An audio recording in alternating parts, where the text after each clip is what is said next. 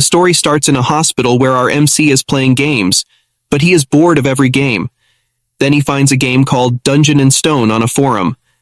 It's a 2D pixelated game, which he doesn't usually play, but since it's free and he's bored, he decides to give it a try. It's a rogue-type game where if you die, you have to start over from the beginning. Without noticing, he plays it for hours and becomes addicted. He plays it everywhere he goes for 9 years. Finally, after 9 years, he reaches the final boss room. After opening it, he receives a notification that the tutorial is complete. Suddenly, a light emanates from the screen, and he is sucked into the game world. He opens his eyes and finds himself as a barbarian, standing in the coming-of-age ceremony where barbarians choose their first weapon before entering the dungeon. He is shocked and wonders what is happening. Suddenly, a barbarian near him shouts, "It's the game! It's Dungeon and Stone!" After hearing that, the barbarian chief arrives and asks who shouted. The MC points towards the player in fear. The chief approaches the player and chopped his head off and announces that he was possessed by an evil spirit. Realizing that if he stands out, he will die, the MC faces a problem. He doesn't know his name. If he doesn't go when called, he will die. He starts to think of an idea and comes up with a plan. If someone else doesn't respond within 2 seconds, he will act. After some time, a name is called and no one responds.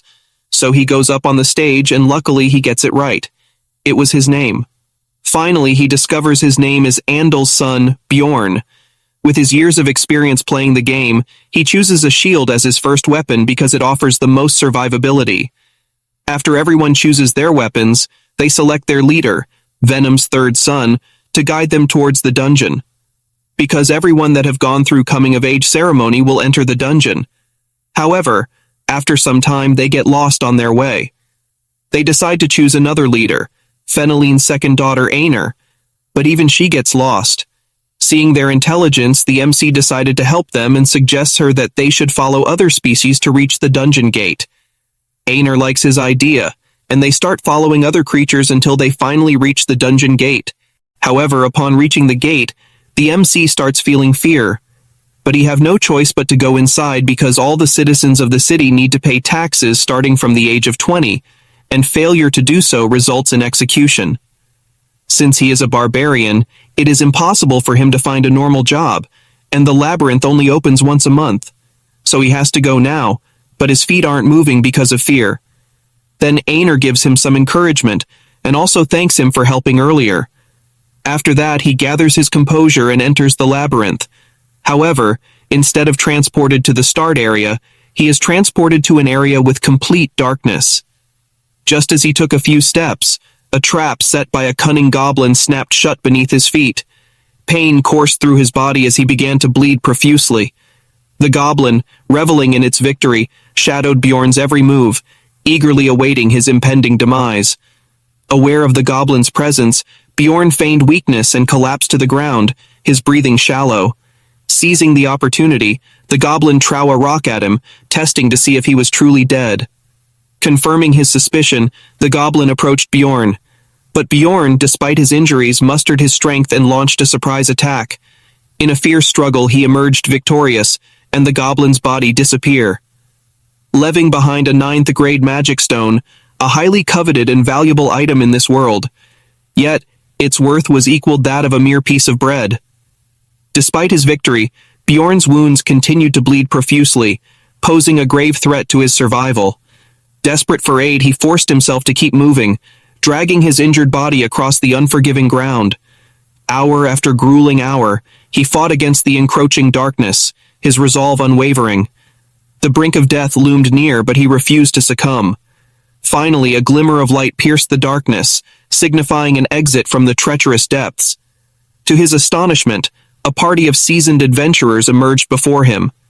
Seeing his dire condition, they stopped, their captain demanding the assistance of their healer. However, much to their dismay, the healer refused, unwilling to use her limited holy power on a stranger. Undeterred, the captain turned to another party member, asking him to give a healing potion. Reluctant due to its cost, the party member initially refused, but the captain, demonstrating his leadership, promised to repay the debt in due time.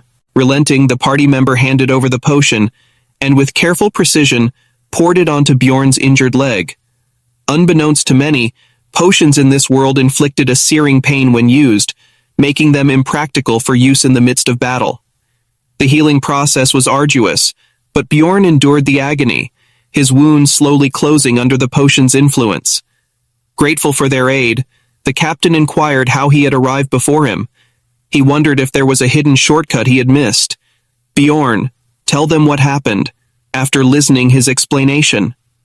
The captain explained that such occurrences were exceptionally rare, happening only once or twice every 100 years. Bjorn couldn't help but reflect on his ill-fated luck. With their paths diverging, the party bid him farewell, and Bjorn resumed his exploration of the illuminated area. With a renewed sense of purpose, Bjorn ventured forth, his eyes scanning the surroundings for any signs of danger or opportunity. He knew that the light before him marked the beginning of a new chapter, brimming with challenges and untold treasures. Armed with his resilience, honed skills, Bjorn prepared to face whatever awaited him in this enigmatic realm.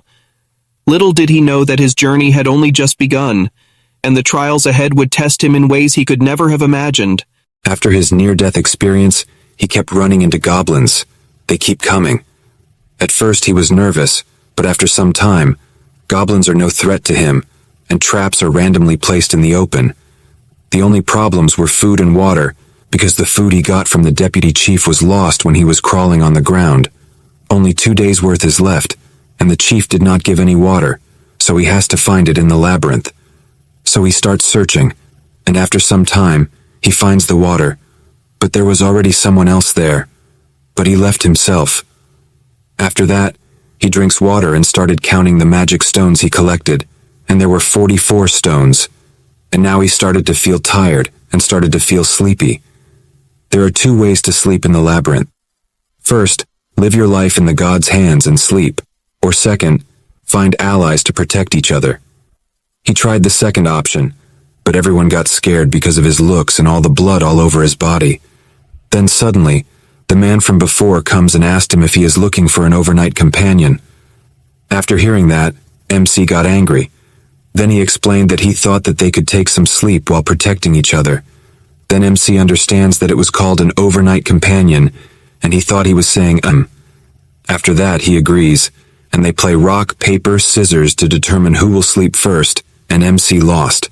So the man gives MC a watch and asks him to wake him up after 2 hours. After 2 hours, MC wakes him up, and now it's his turn to sleep, but he can't believe in a stranger. So he pretends to sleep to see if that man does something, but he doesn't do anything. After 2 hours, they change turns again, but MC is frustrated because he didn't get a single minute of sleep, and he was so sleepy that his eyes closed, and MC falls asleep. Then suddenly, that man wakes him up. MC apologizes to him and offers him more time to sleep, but that man refuses. So MC takes his turn and starts sleeping. After some time, that man comes and attacks him with his hammer, but MC blocks it and says he knew that there is no one that kind in this world who forgives and does not take the offer to sleep. They fight, and MC defeats him, asking him why he didn't attack the first time he slept. That man answers that because he also needs sleep. Then MC asks why he attacked him, and the man answers that it's because of his stone, but MC doesn't believe him and attacks him again, asking once more. That man explains that it's because of his heart, and tells him that a barbarian's heart is used for new magical research and sold for a good price. After saying all of that, he starts begging to be let go. Everyone in this world thinks barbarians are stupid and naive. Most of it is true, but our MC is a human inside a barbarian, so he kills him and takes his items. He have many items, like potions. MC starts to think that after only a few hours since he came to this world, he killed someone, and only after killing a man, he is now living like a man. After that, he started to hunt again, and goblins started to come in pairs because it's the second day, but it's not a big problem for our MC. He hunts for 14 hours, but now he started to feel very tired and needs sleep.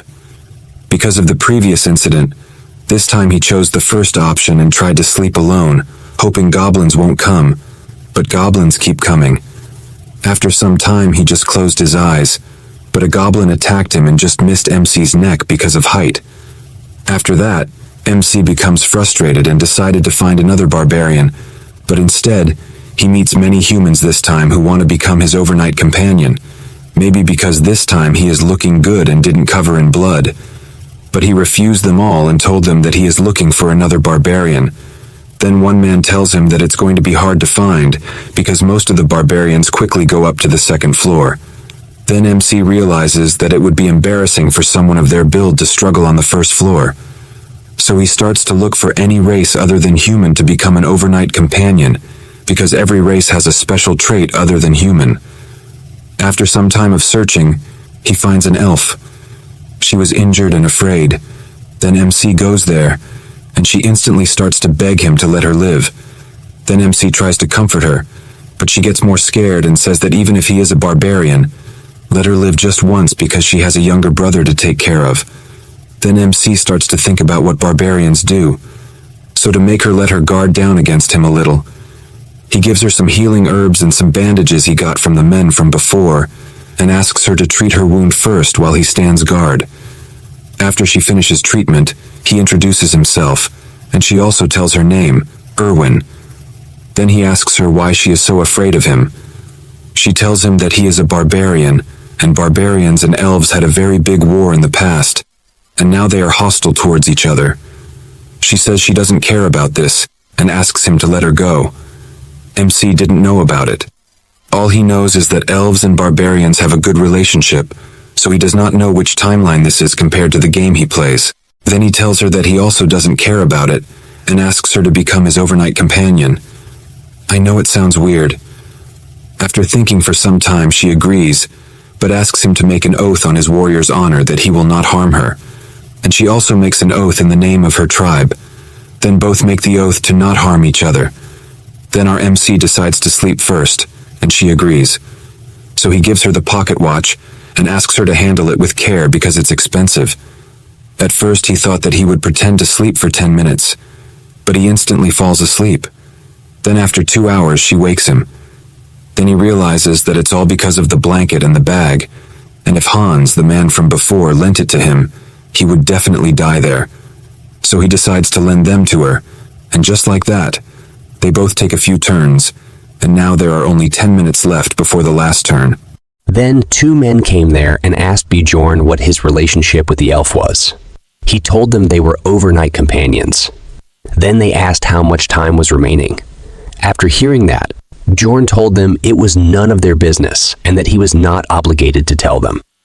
He scared them away, and they left. After that, Bjorn tried to wake up Erwin, but she pretended to sleep. Bjorn forcefully woke her and asked why she was pretending to sleep. She answered that if she got up, he would leave her because their partnership would end as soon as she woke up, and he would leave her alone. Then Bjorn asked her what happened with those 2. She answered that she didn't know them, but they were probably from the same group called the Crystal Union as the human who tried to hurt her. After hearing that it was a whole group, he first thought of parting ways, but this beautiful elf was only 20 years old, and that was reason enough for a man of culture to help someone. So he decided to help her and asked for her full story before deciding. She got really happy and told him that she had met them on the first day inside the labyrinth as overnight companions. And when she was sleeping, she felt a gaze behind her. Only later did she find out that he was a manager of a clan doing business on the first floor, and somehow she managed to escape. Since then, they had been chasing her. Then Bjorn asked how they were able to chase her in the labyrinth. She told him that they were probably using message stones, which allow communication when synchronized prior to usage. Their range is up to about 300 meters. It was a device that didn't exist in the game, so he was a little shocked. Then Bjorn asked her why the members of the Union continued to chase her, when it didn't seem like she had done anything wrong. She told him that while escaping, she swung her knife around and accidentally cracked one of the assailant's ears. Bjorn felt bad for that man, and she was laughing while telling him all this. Suddenly, she felt someone following them from behind, about 150 meters away. It was an ability of elves they are born with, so they decided to increase their speed, but the distance between them didn't increase. Bjorn started to think about the risks he was taking and the benefits. Well, I think we all know the benefits of helping beautiful elf. So he asked her what she was good at. She gave a great answer fitting for the situation. She said that she was good at laundry and cleaning but bad at cooking. I just want to ask what is going on in her head at a moment like this. Everyone, what do you think? But just don't go overboard with it. Then he asked what she was good at during battle, that she was good at archery, and could also use spirit magic, specifically flame element. Flame element is actually the rarest element in this world. Then he asked her if she had killed anyone before. She answered that she hadn't, but she could do it. Then Bjorn asked seriously if she would like to become his comrade until they got out of the labyrinth. He would take 90s, and she would get 10. He didn't even finish his speech, but she instantly agreed without any hesitation. So Bjorn decided to get rid of the pursuer because the distance between them was getting shorter and shorter. He decided to enter a dark area where they waited for the pursuer. After he arrived and started searching for them. Bjorn ordered her to shoot the arrow. She was a little nervous, but she shot the arrow and got a headshot. MC sure was smart. He didn't kill the man himself.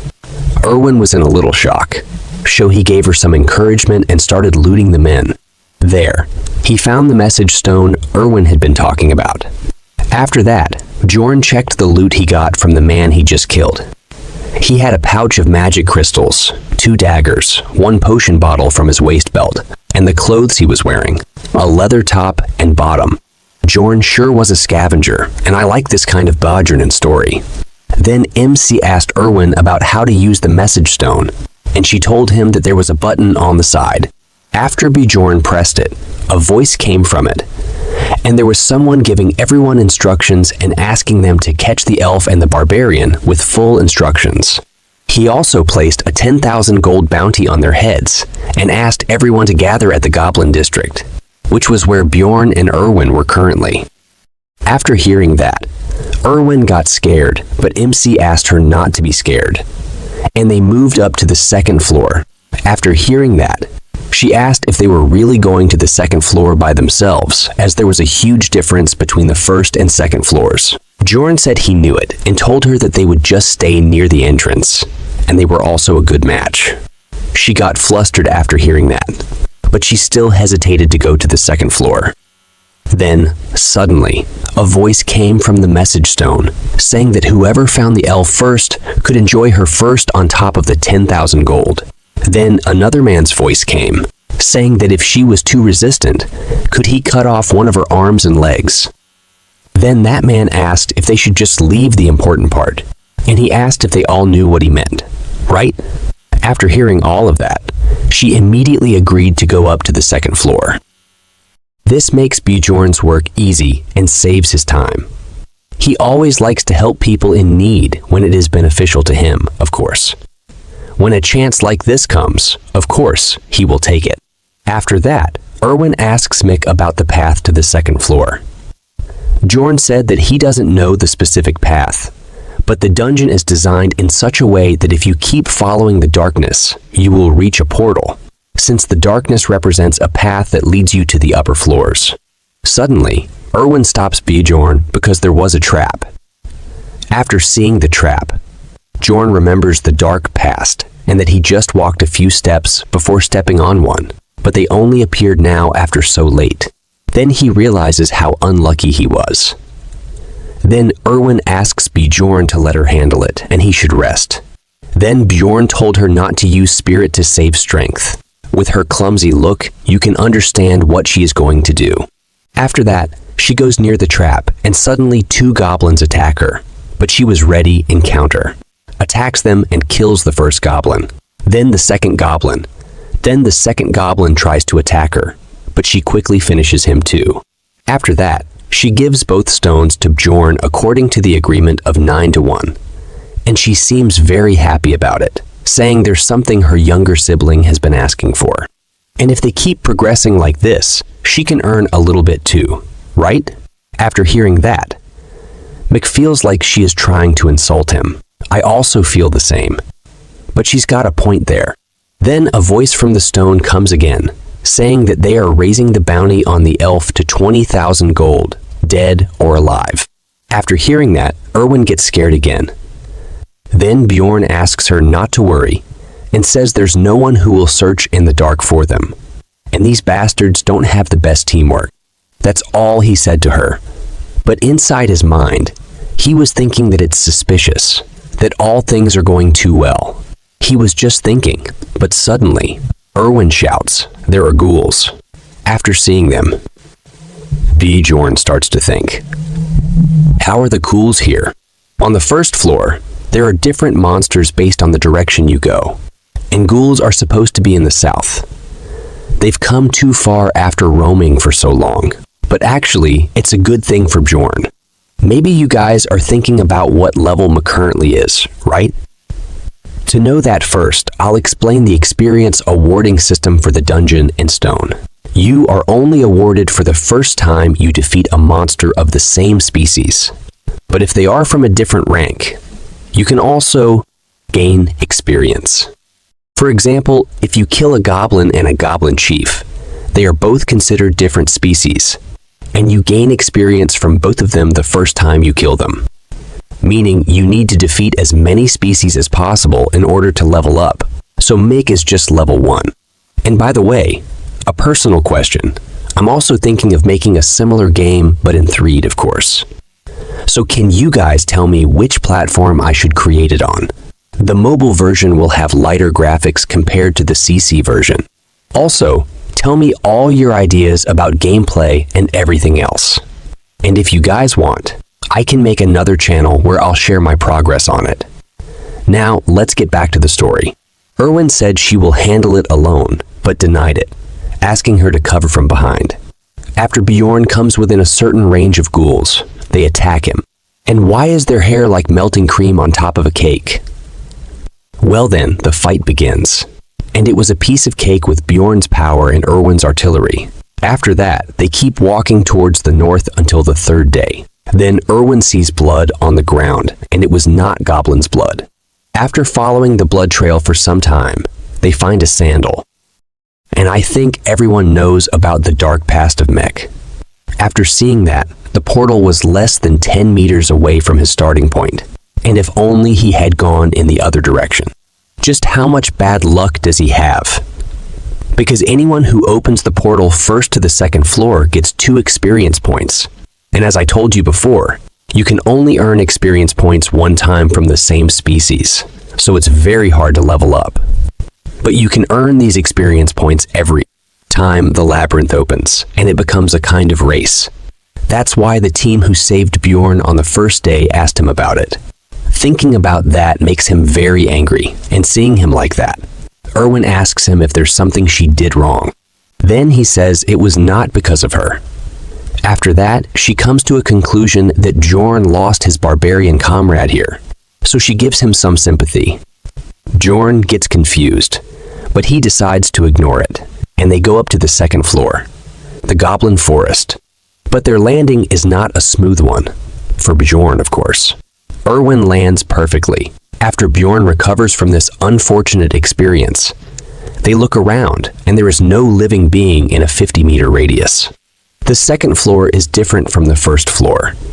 While the 1st floor is like an underground maze, the 2nd floor is an open forest, and there are 4 gates in 4 different directions on the 1st floor, and each gate leads to a different place. But you can go to the 3rd floor from any of them. Just tell me, what's with the ghouls? Others look good, but ghouls look like ice cream is melting on their heads. After that, Erwin asks Bjorn what to do now. He tells her that once the time is up, which is 168 hours for the 1st floor and 240 hours for the 2nd floor, the labyrinth spits the explorers back out into the city. So they will stay on the 2nd floor before the 168 hours are up, and then they go back to the 1st floor. But they can't just stay here by the portal all day, so they start to explore the nearby area a bit. Soon after some time, Erwin finds a trap, but Bjorn didn't see it. Then Erwin throws a rock at it to deactivate it, and then she asks for praise from Bjorn. But Bjorn just says that she is good at throwing rocks, and it was always her duty to find the traps. McSure is a Sigma.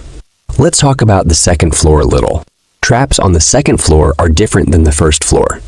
They are well hidden and are all over the floor. But there is no goblin watching over them.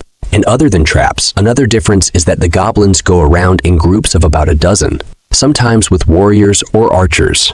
And there are more high-ranking monsters the farther you go towards the exterior of the forest. Continue the story.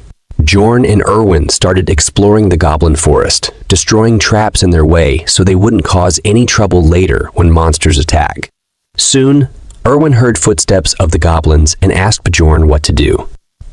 Bjorn asked her about the number of goblins, and she answered that she doesn't know the exact number, but it's more than 10 for sure. After hearing that, he decided that they will attack them and asked Erwin how close they can get without being noticed. She answered that on her own, she can get to about 30 meters away from them. Then, Bjorn said that they will go with her plan. First, Erwin goes near them and shoots the first arrow. Then Bjorn will attack them. However, the second floor is different. There are 3 times the amount of goblins from the first floor. And there's a goblin warrior too. Yes, this guy with the knife-like sword is a goblin warrior. And it should be scary face so many goblins to gather. But instead of being scared, Bjorn's warrior's heart was twitching. He was feeling excited. It reminds me of the Overlord manga where Ainz's emotions automatically get suppressed. With this sense of excitement, he started to crush them one by one, but dealing with the goblin warrior isn't easy. He almost chopped Bjorn's head off and surrounded him with other goblins. The situation became quite threatening, and he might also get injured, but that's if he was alone, of course. But with a trusted partner like Erwin, his back is covered, and he quickly finished them all. He gained 1 experience point for defeating the goblin warrior for the first time, and 11 magic crystals. But the warrior's weapon and armor disappeared with the goblin. The warrior stone has more value than a normal goblin of the same rank. So he decided to give Erwin 2 normal stones. She looked very happy. And after that, they started moving again. Once they went farther out than a 3-kilometer radius, they began to come across goblin groups every 5 minutes. This time, there's an archer among the goblins, and as soon as he saw them, he disappeared using stealth magic. It became difficult because of the goblin archers. But it wasn't enough to defeat Bjorn. He just had to focus a little more to dodge the arrows coming towards him, and he easily defeated the goblin archer. After 15 hours of fights, they decided to take rest. And Bjorn gave Erwin the first chance to sleep, and she instantly fell asleep. Then Bjorn started thinking that explorers are scarier than the goblins, especially now that he has a reason to be worried, and it's a problem that she's so pretty. He said it out loud, and Erwin woke up instantly and asked him if she is really pretty. But Bjorn asked her to sleep. Well, it shows that she was not stupid and is always on her guard. And just like that, the 4th, 5th, and 6th day passed, and it became the 7th day, the last day, and it's finally time to leave the labyrinth. Bjorn told Erwin that it was finally time to leave the labyrinth. There were only 2 hours and 47 minutes until the first floor would spit the explorers back out. Erwin told Bjorn that she's so tired that she will immediately fall asleep as soon as they're out. Bjorn told her that they should go back now because they should get to the portal earlier rather than late. Of course, things would get a bit tricky now, because the goblin groups had respawned and put down new traps all over the place. Erwin also sensed a goblin group 70 meters away from them with 8 regular goblins, 2 archers, and 2 warriors. Bjorn decided that they will fight. Goblins were just chatting and laughing. And just like before, Erwin shot from afar and popped one of them in the skull, leaving the other goblins stunned. Then Bjorn charged in with his fierce look, scaring the goblins, and he started his attack. He knew that Erwin would take care of the archers, so he focused on killing the warriors first. Bjorn had become a master at fighting goblins, swinging his hammer around and hitting them all to their death in each shot. Erwin also got used to it. She knew exactly when and who to shoot, and because of that, the time it took to kill all the goblins had shortened. He praised her and told her that she did a good job, and she loved having Bjorn's approval.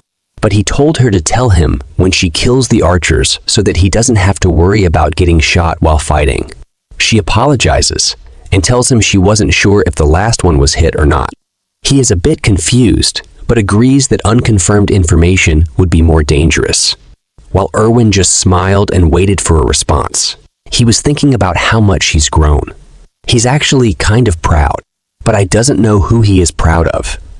To me, it looks more like self-appreciation.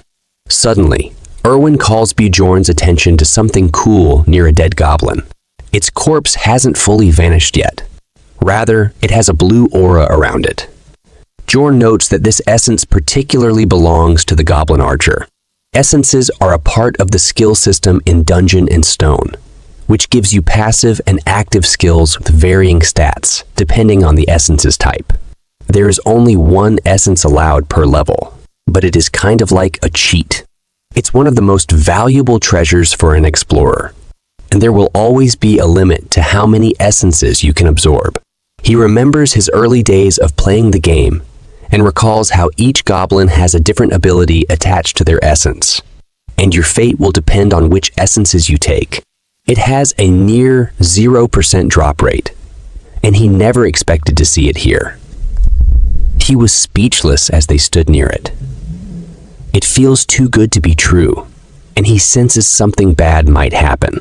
Then our weird but cute Erwin asks him if she would become a goblin if she ate it. Bjorn tells her that she wouldn't, but she would earn a part of the goblin archer's abilities. He tells her how the guy who was chasing them on the first floor had taken a razor mane wolf's essence, which gave him the ability to track their smell. He asks her if she wants the essence, and she says she doesn't really care much, but she will take it if Bjorn doesn't want to take it. Bjorn doesn't care about the goblin archer's essence. He's a barbarian, and he already knows what essence he wants, and this essence would be useless to him. So he tells Erwin that she can have it, but she must promise him something. This is something he was originally going to tell her once they got to the first floor. But right as he was about to speak, they were interrupted by a man calling out to them. It's a group of explorers. He tells our protagonist not to move a muscle. Erwin asks him what he means and mentions that they were just hunting, but Bjorn knew the true purpose of these people arriving.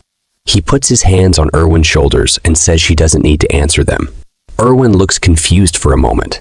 Right then, Bjorn throws her into the goblin archer's essence, and she lands directly on top of the essence, and a bright light emerges from the essence, covering her.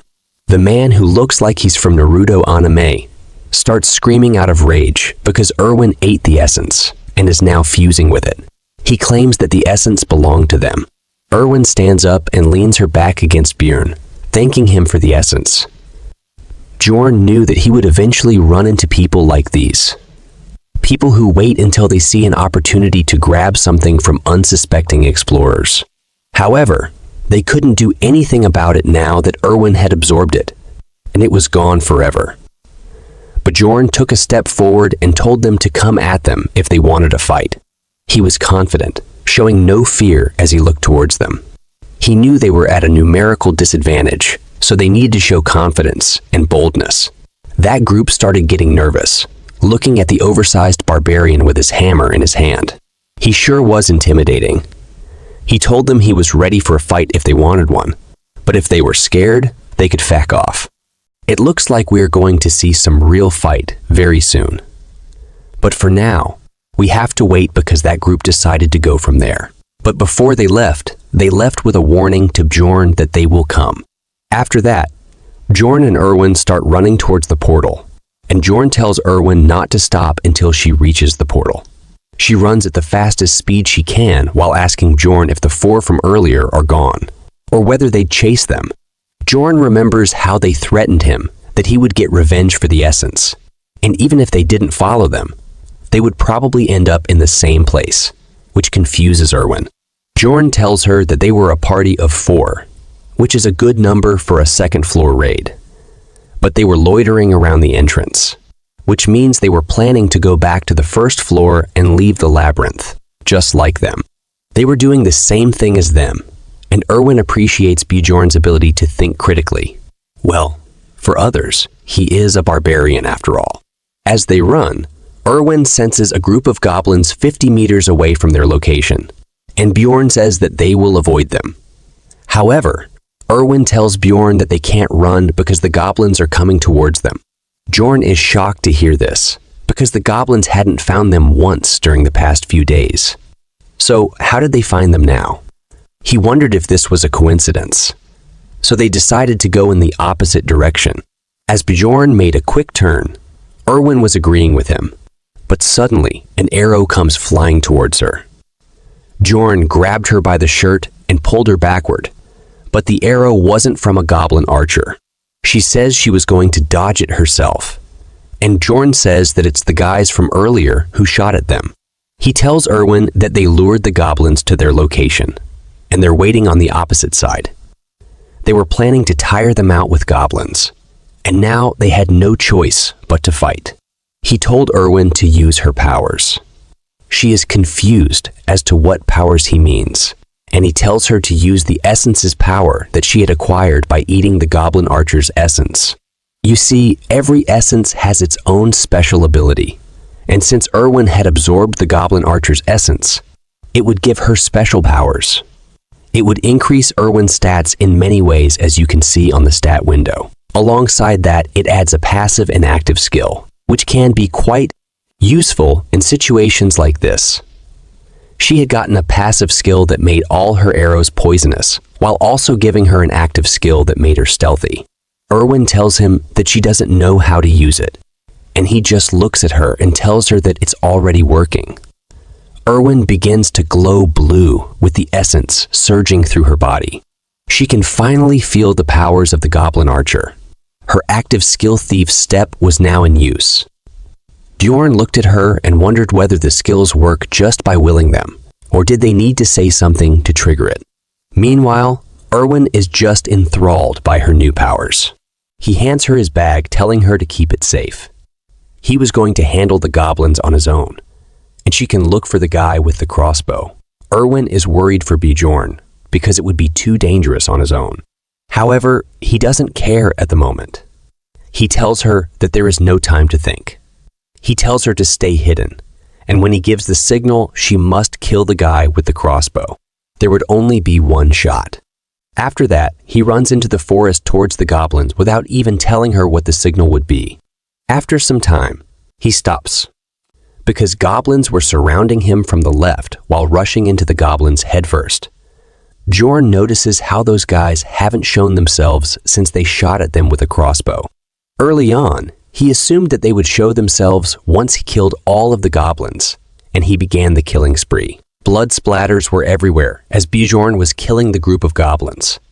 There were a dozen of them. 2 of the goblins were swordsmen or warriors, but there were no arrows flying towards him. There were probably no archers, or so he thought. But an arrow comes flying his way, so he blocked it with his shield, and he now knows there were archers too. Then he felt something pierce his back. It was a goblin with a dagger who stabbed him from behind. He threw the goblin off and bashed its head in with his shield. He was fighting the goblins to the best of his abilities. But he also remembered the crossbow guy was there too, and he didn't have Erwin to help him this time. The injuries were piling up as they were cutting Bjorn up. It was looking like the attack on Titans. But he didn't let up though, as he slammed his hammer onto the goblins and killed them all. They turned into smoke, and he realized that things were getting a bit too dangerous for him. Suddenly, 2 arrows shot in his direction at once. He had to dodge them, but he realized that they were both different markings. One belonged to a goblin archer, and the other arrow was from the crossbow guy. It was impossible to block both arrows, and now he had to pick and choose which arrow would be more dangerous to get hit with. So he decided to block the crossbow bolt, and as he blocked it, the goblin arrow had pierced through his elbow because he simply couldn't have blocked shots from both sides. His arm was wounded and bleeding, not to mention the goblin arrows seemed to have been poisoned. His arm was turning purple, and he couldn't feel any movement within it. He only had his right arm, and he needed to choose between his weapons now. So he let go of the hammer, knowing it wouldn't be much help. He pulled the arrow out of his elbow and chose the shield. It was his original weapon. He knew that the real enemy was that group of scums. If it weren't for them, the goblins wouldn't have been much of a threat to him. He could easily kill goblins with the hammer, but the shield was necessary to protect himself from those crossbow bolts. Bjorn kept slamming into them with his shield. He was flinging them around like they were nothing, sending them flying far away with each hit. But it was not enough. Eventually, he had enough, and he got angry. As he gave the goblins an angry look, the remaining goblins began to run away. As they ran away, Bjorn had one slight moment of rest. He managed to hold on long enough, and he knew he didn't have to chase them down. The group started to emerge from the bushes. They were hiding in there for too long. Their leader smiled and looked smug. He respected Bjorn for getting rid of all of those goblins on his own. He found it impressive and quite unexpected as he walked out with his two other companions. The crossbow guy didn't come with them, but he noticed and asked him the whereabouts of Erwin. With anger, he just tells them to come and fight him. Then their leader says that it is truly impressive that he still has energy despite fighting all of those goblins. However, he was sure that Bjorn was severely injured by this point and gives him the option to tell him where Erwin is, and they would let him go. Bjorn smiles. He wondered if they thought he was stupid, but Bjorn, laughing, annoyed them, and they decided that they should fight him first and torture him later for the answers. He tells his crew not to let their guard down, even if Bjorn is injured. They were going to take this fight the same way as they would while hunting a giant monster. They decided to rush and attack Bjorn as he held his shield up, ready for their attack. But his situation was dire. His left arm wasn't moving, and he was going up against 3 explorers. He wondered whether Erwin found the crossbow archer yet, but he needed to send the signal now. But he knew that the signal had to be something unique, something that this world's people would recognize. He knew what he had to do. He smiled as he raised his poisoned arm up and showed them his middle finger. As he put his arm up, he looked very pleased with the signal. Well, it's a good one. What do you think will happen if Erwin got confused with it? As all of you know how clumsy she is. I also have a story, a dark fantasy one. So I just want to know how much darker I keep it. It is going to be similar to Remonster. But if I make it too much darker, I have to create another channel for it, or I release a novel with a darker version and video with a lighter version. Please tell me. Okay, let's get back to the story, guys. As Bjorn's middle finger was raised up high, his mind was racing and worried as he wondered if Erwin had recognized the signal yet, because she's far away. Of course, the red-hair man and his crew didn't know what this meant, and this confused them. While they were confused, Bjorn had no choice but to trust her. So he charged at his enemies with his shield. He rushed towards them, but their leader stopped him by slamming his sword against his shield. Feeling Bjorn's strength, he began to be undermined, so he called his samurai friend for help. While Bjorn was focused on him, the samurai came in swinging his sword, slashing at Bjorn's shield and pushed it out of the way. Bjorn could feel the power of the samurai warrior, but he knew that he couldn't back off. So he decided to be aggressive towards the samurai, but the samurai easily dodged his attacks. However, hitting them is not his original goal. He wants to distract them to make an opening for Erwin. In the midst of the fight, he couldn't help but worry about Erwin.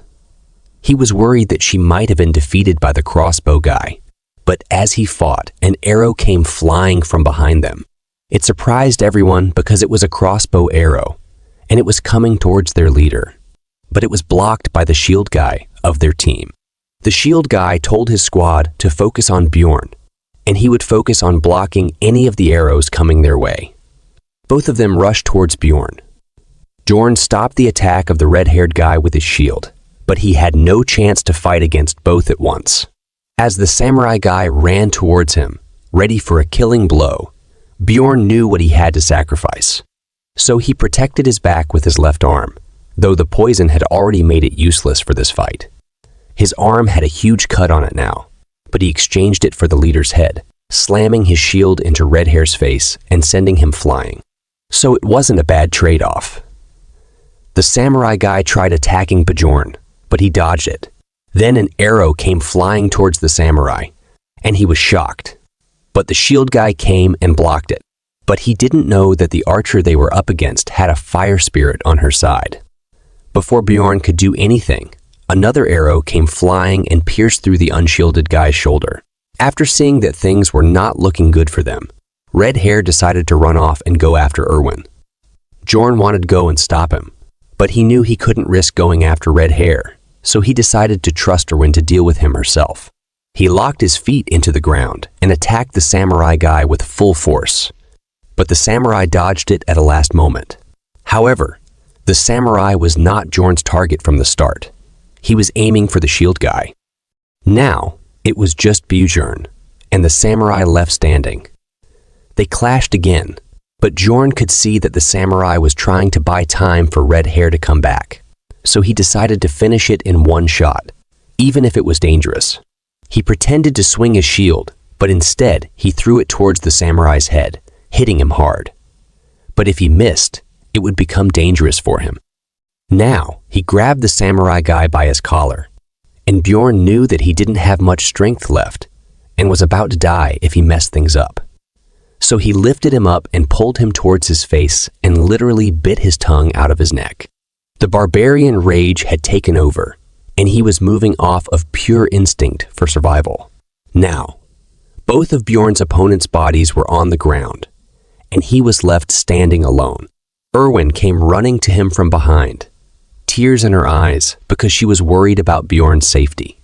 She also killed both of her opponents, and now they had both survived the game of survival one more time. This time, it got a bit too close for comfort though. As Erwin saw how wounded Bjorn was, she handed him a potion, telling him to drink it immediately. Bjorn was confused because he didn't know that people can drink it.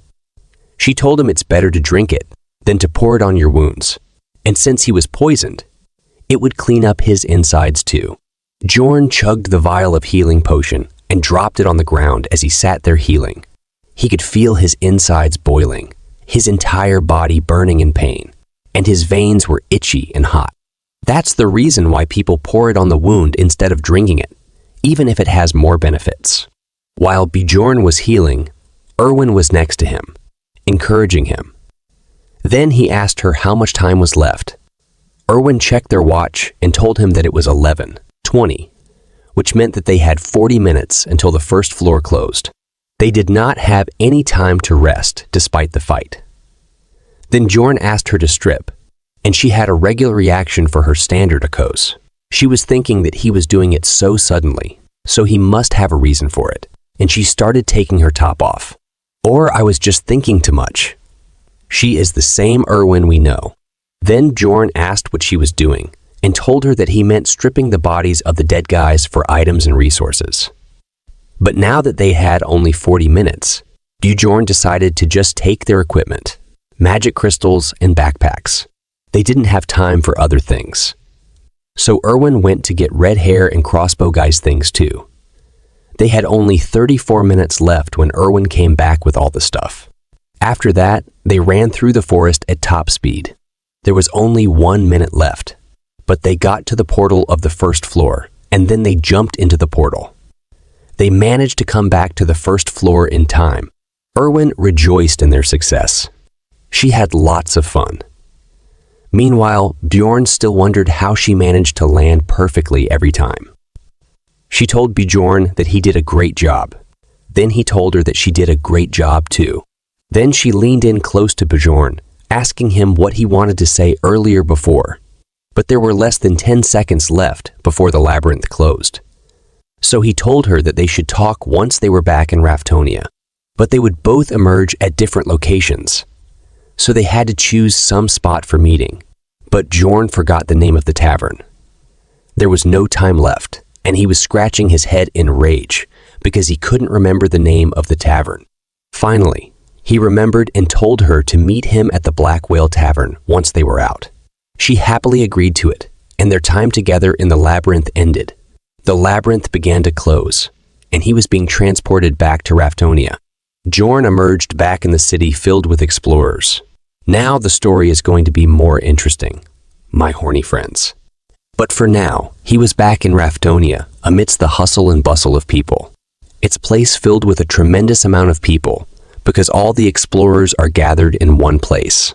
But for now, he began to reset his clock, because time in the labyrinth flows differently than in the city.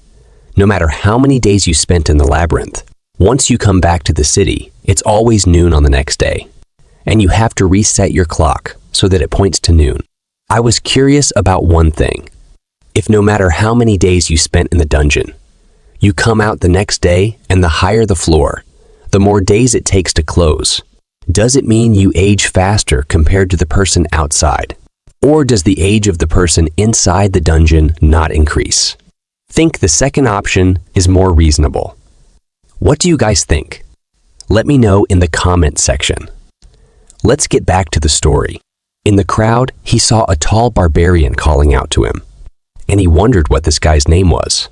As the two men shook hands, Bjorn remembered his name as Vanon's second son, Karak, but he was actually the third son. Well, Bjorn always does that. Then another one came, and he was glad to see both safe. This guy's name was Harem, and the name reminded me of something. What about? After that, within a moment, a crowd of barbarians gathered around, surrounding Vanon's second son, Karak, talking about their experience in the labyrinth. He sure was a popular guy, but Bjorn didn't seem to be happy about it. They were having a whole reunion, but I didn't see Aner anywhere. Maybe we'll see her in the future.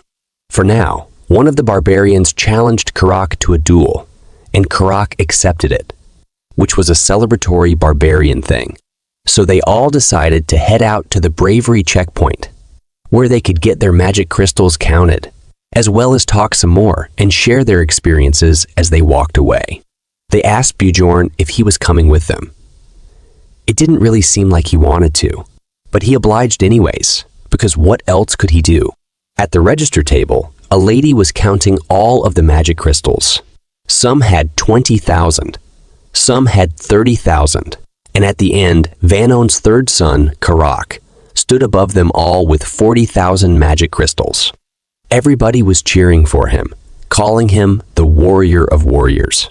Then Bjorn walked up to the register and dropped a bunch of bags on the counter. The cashier lady began to calculate. She was so fast that Bjorn was left shocked.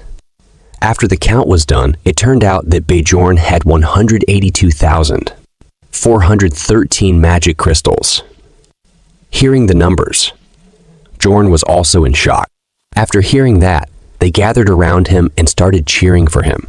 They also noticed his equipment and bag and started saying that they were jealous of him and that he was a true warrior.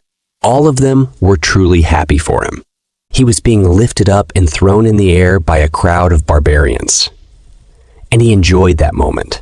But people started to complain about it. So the squad decided to hang outside of the checkpoint while some of them stayed inside the building to get their magic crystals counted. As they sat on the steps, Bjorn decided that he should follow all the other barbarians because there might be something left to do that he doesn't know about, and he doesn't want to take the risk of getting exposed. So he would wait for them to return and stick with them. In the distance, he saw a group of elves hanging out. In that group, he saw Erwin. She was talking to her friends about how she learned to control spirits, and they applauded her.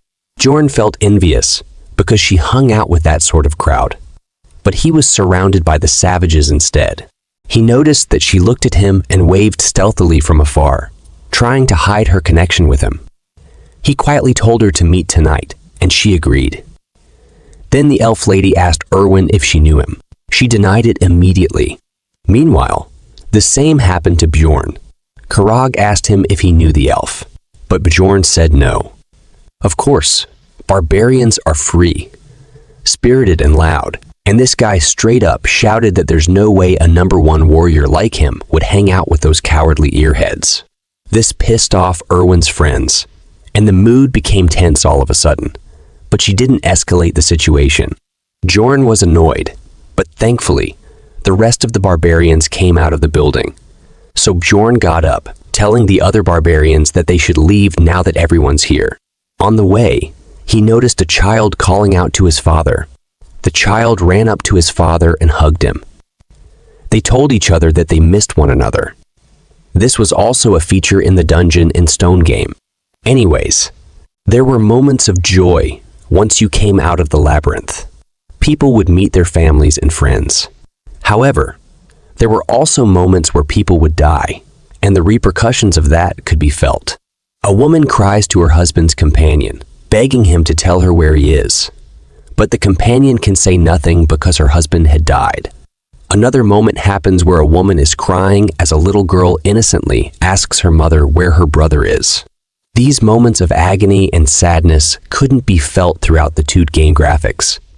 But now, seeing it in real life, his feelings were in chaos. After some time, the barbarians raised their mugs to drink the night away, pouring liquor down their throats like true barbarians. Bjorn thought these guys were going to do something important, and he was worried he might miss a necessary step of sorts. But they were just trying to get drunk. He was angry looking at them, wasting his time. So he slammed his hand on the table and told them that he had somewhere else to be.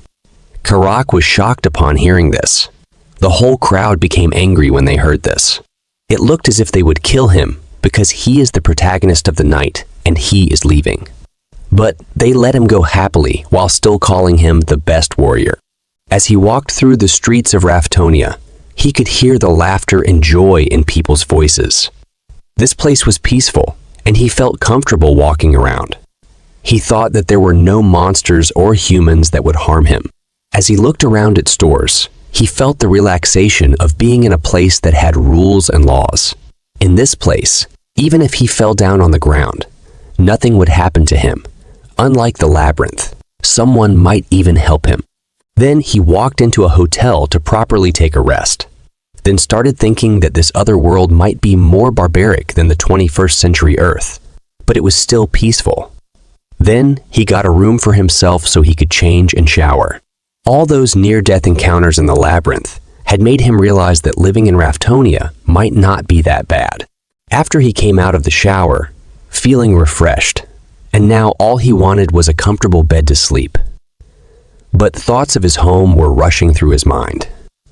He still wanted to go home, even if there is no one to greet him at home. As nighttime approached, Bjorn woke at 9 at night, feeling fully refreshed and relaxed.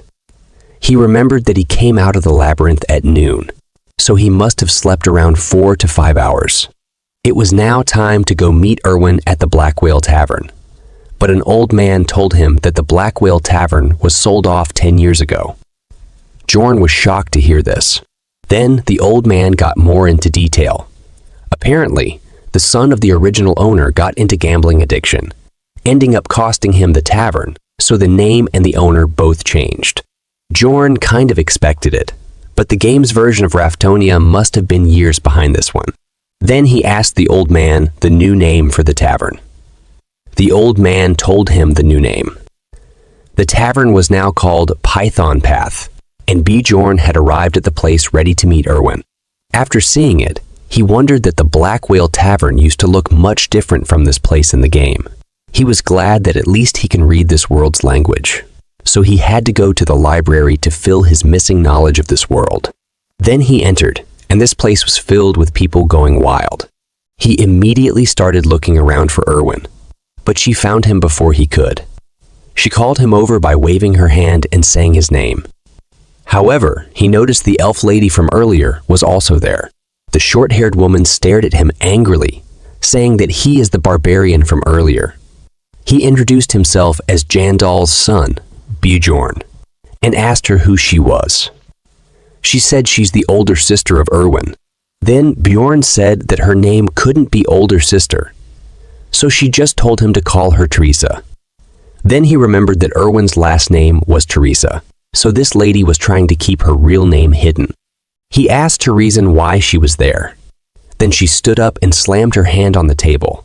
She asked Bjorn why he called Erwin to such an inappropriate tavern like this last night, and then stood her up, making her stay the night out. And now he is asking what her purpose here is. She insults him, calling him a thick-skinned barbarian. Then Bjorn asks her what she means by it. Then she replied and said, "Are you trying to play dumb?" After hearing that, he got confused and asked Erwin how much time it has been since they got out from the labyrinth. She answers him that it had been 30 hours. Bjorn was feeling like an idiot right now. First, he thought it had been 4 to 5 hours. But nope, it had been a whole 30 hours. He realized the reason why he felt so refreshed after waking up. It was because he slept over a day. Seeing Erwin, he was feeling sorry, so he apologized and told them that he overslept. After hearing that, both of them were shocked, especially Erwin's sister, to see a barbarian apologizing. After that, in shock and embarrassment, she asks Bjorn why he would call Erwin. Bjorn could have given many long reasons, but he said he had no obligation to answer her. She can ask Erwin if she wants and piss her off again. She says he is just a beginner, and then Bjorn replies that she should throw away that kind of attitude unless she intends on taking care of Erwin all her life. Then she calls him a savage and slams a huge bag of 350,000 magic stones on the table.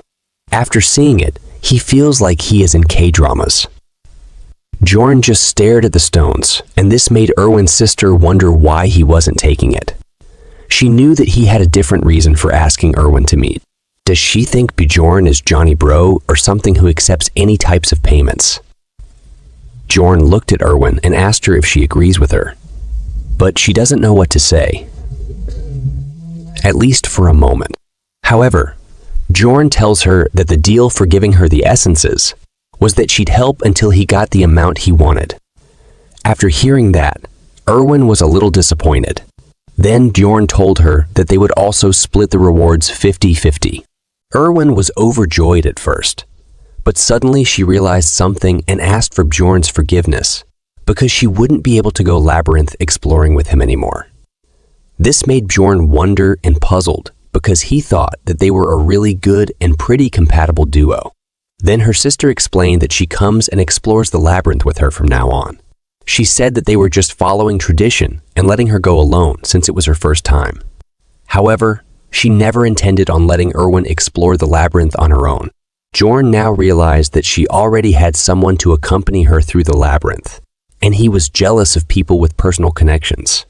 Then she pushed the bag further towards him and said that if he understood, he should just take this pouch. But Bjorn stopped her and said that it was a result of splitting the essences in half. She responded that this was indeed because it's the loot they got together. But according to Bjorn, the bag was still lacking 280,000 stones because the promised share was 9-1. She smirked and slammed another bag with the remaining 280,000 stones on the table. He realized that this woman just tried to con him, and he kind of gets why the barbarians hated elves now. He immediately told her to get out if she is done here, so that he and Erwin can get on with the remaining private matters they needed to talk about. Of course, she wasn't going to move. But Erwin poked her on the elbow and told her that while she appreciated her coming here with her, she should go now. She wanted to thank Bjorn and say her goodbyes. This was one of those weird moments when you realize your younger sibling isn't a child anymore. However, she retaliated, pointing her finger at Bjorn and asking him to swear that he won't sleep with Erwin. If he agrees to swear, she will leave immediately.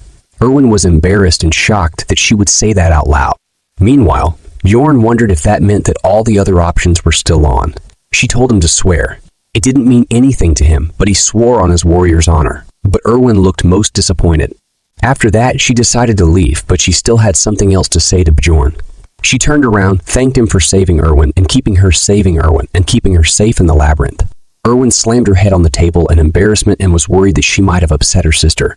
She had never spoken up for herself like this before, and if she was mad at her now.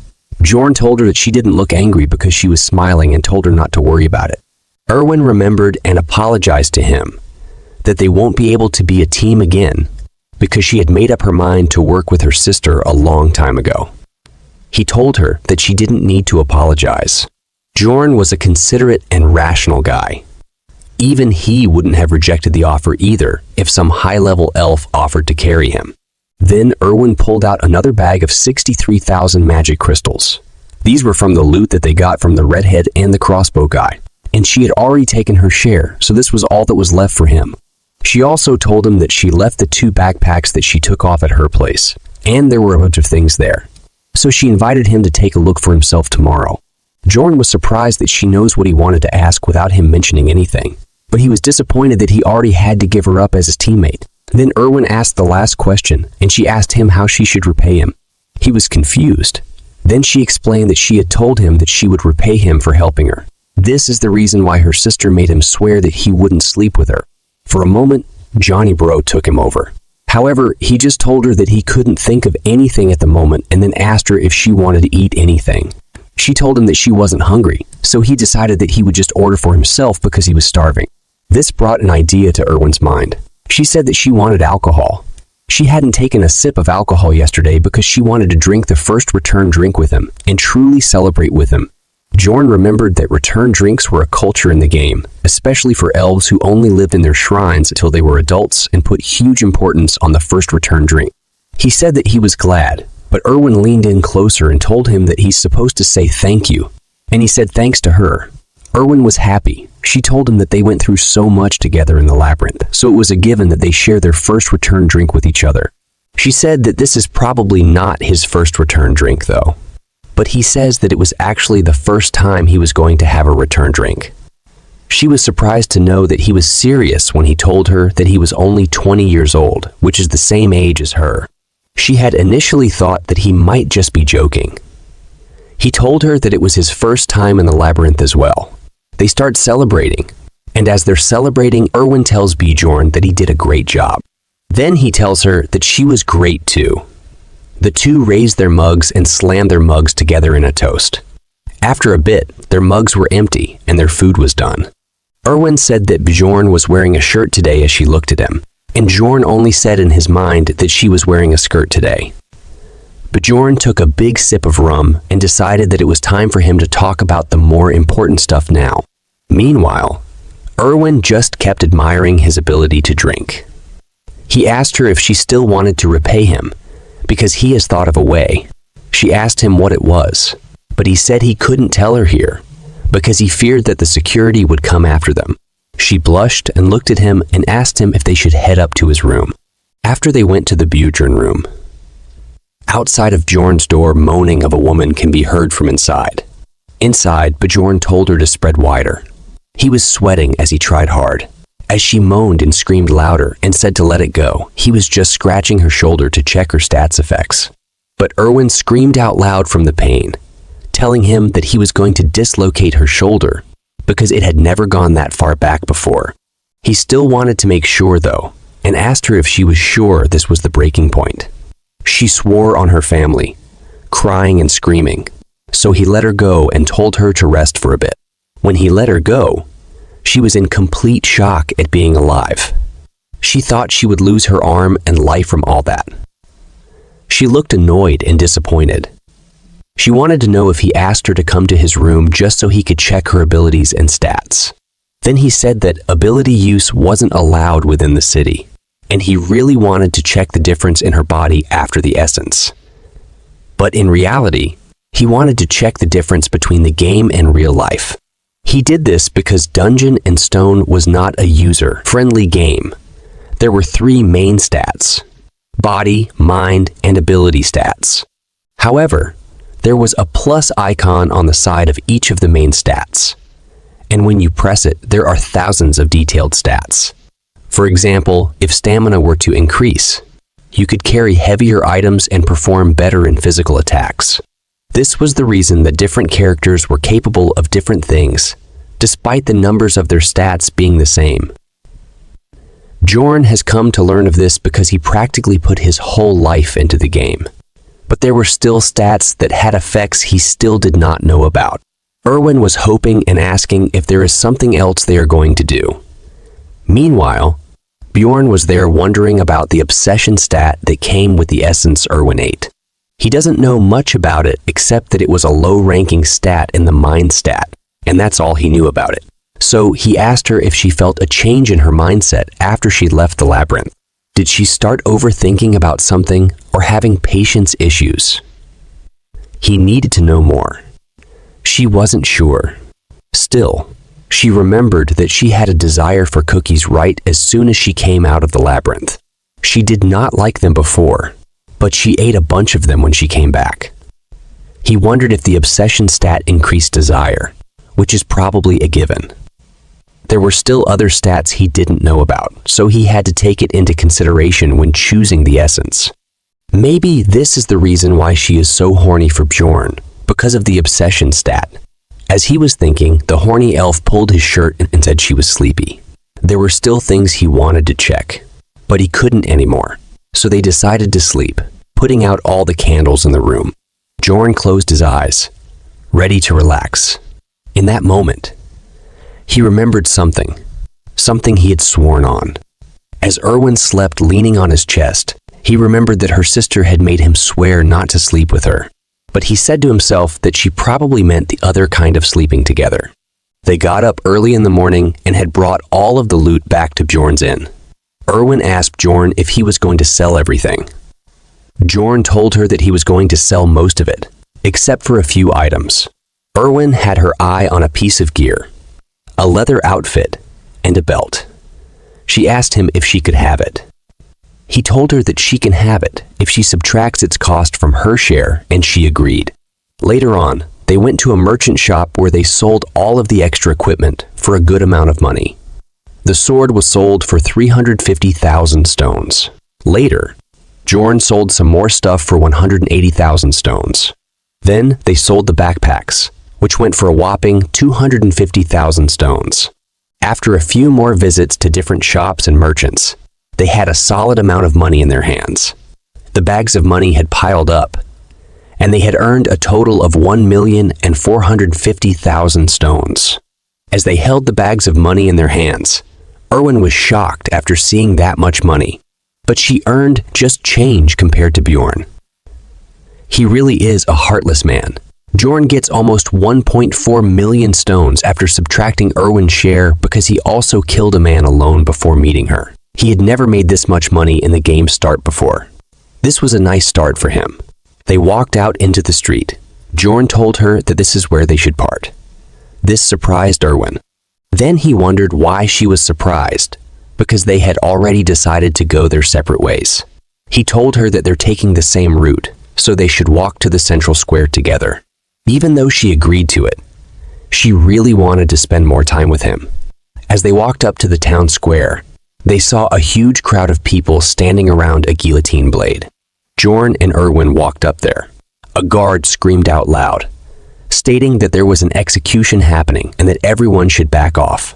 A man was forced into the guillotine, his head and hands poking out as his face sealed up with bandages. These people hadn't committed any serious crimes. Their only crime was that they hadn't been able to pay the taxes. The execution began, and the guard pulled at the rope. Rafdonia was the final remaining city of the other world that ended at the hands of a witch's curse. The only place to get resources in this limited space was the labyrinth.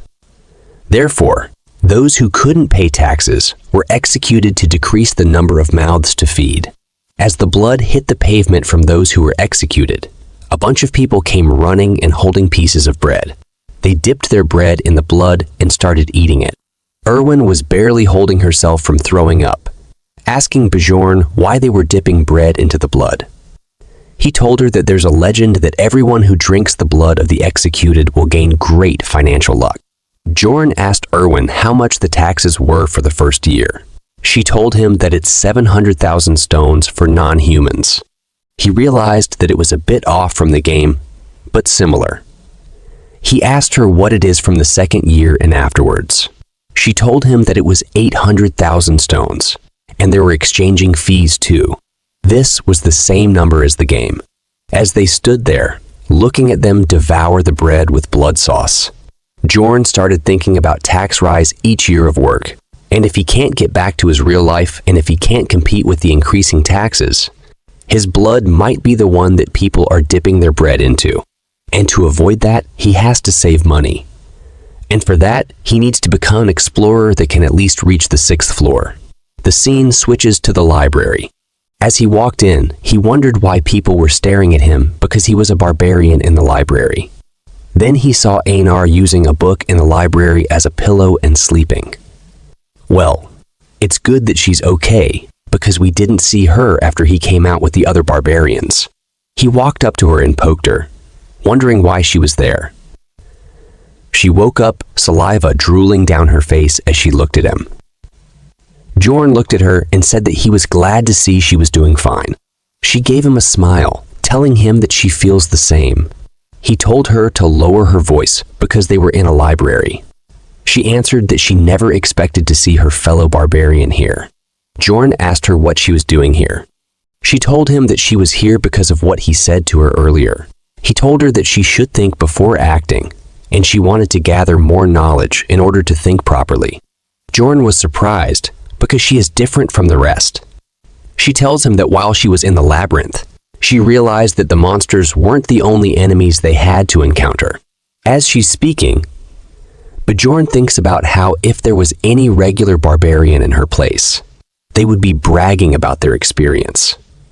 Instead, she said that this is why she decided to study, but she found reading to be very, very difficult for her.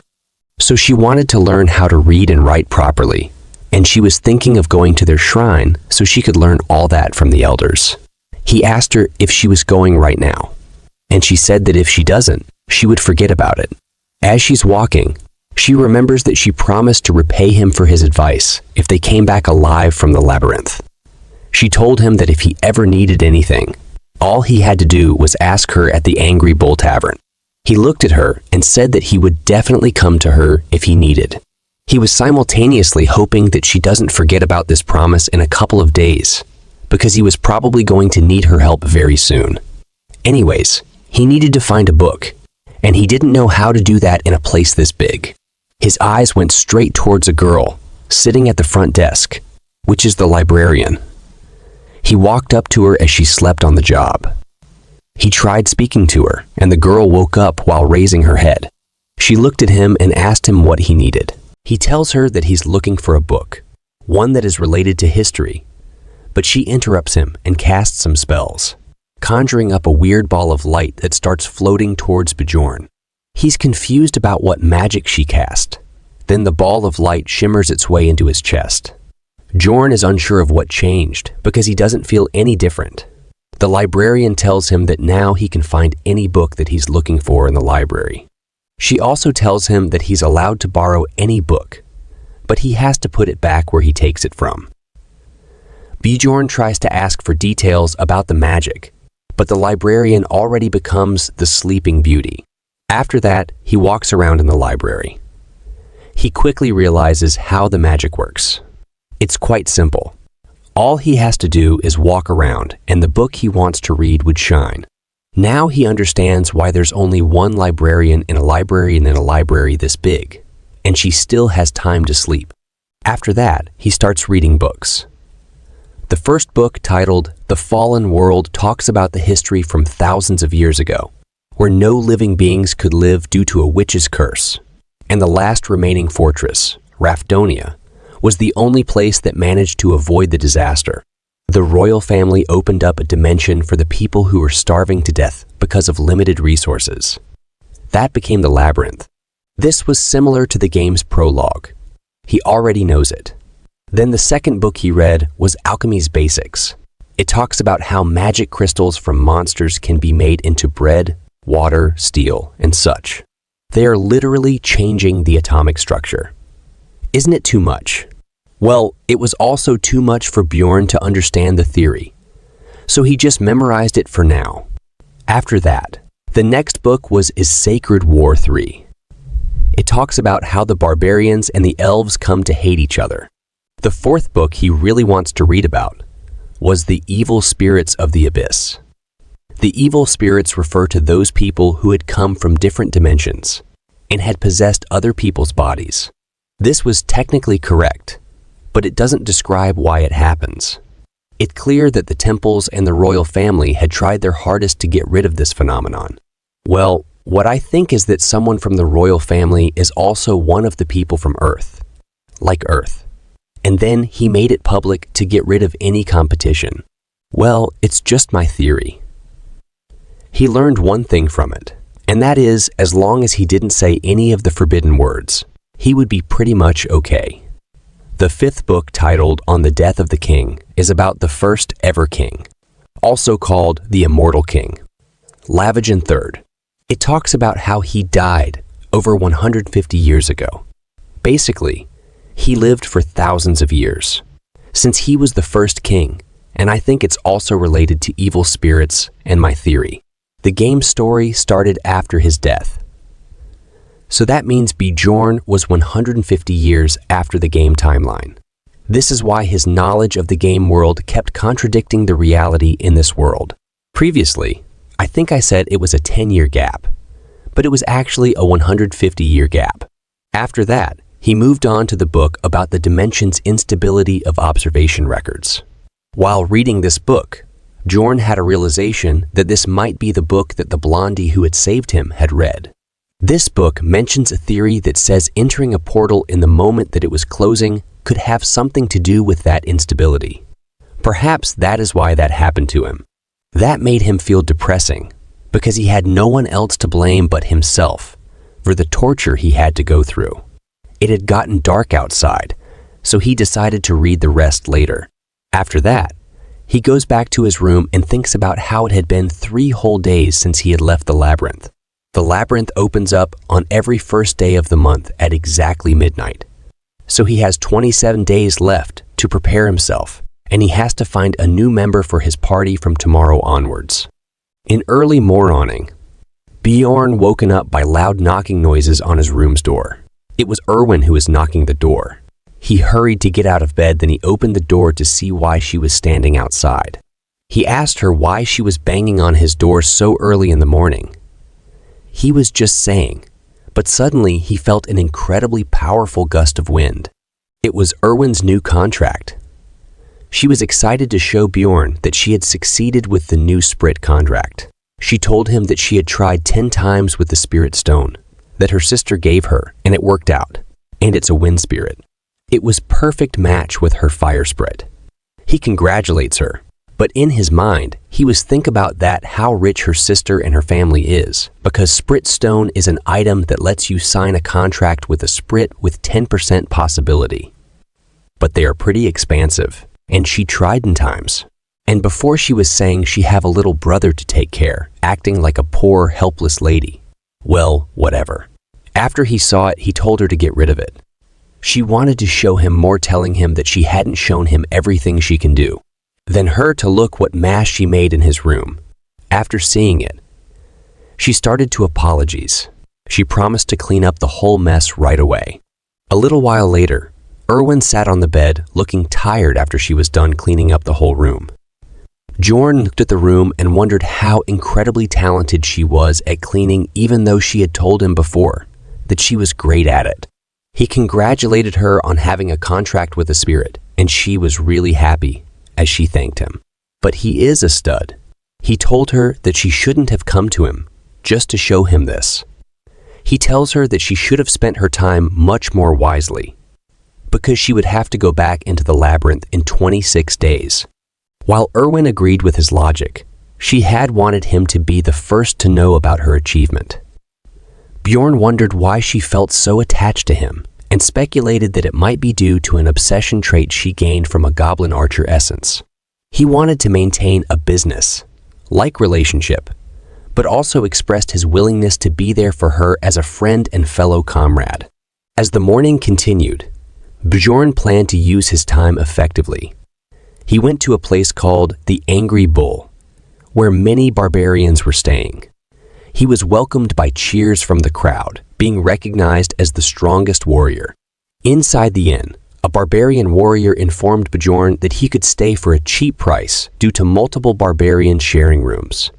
Bjorn revealed that he was there to see Feneline's third daughter. He was still forgetting the names.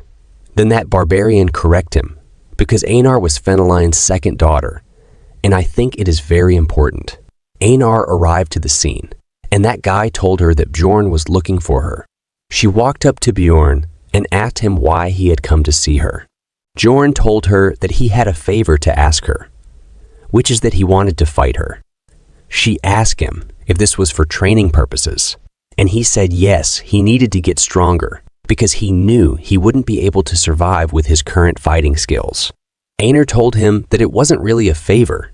If you wanted that, all he had to do was come out to the field where there were already dozens of sparring.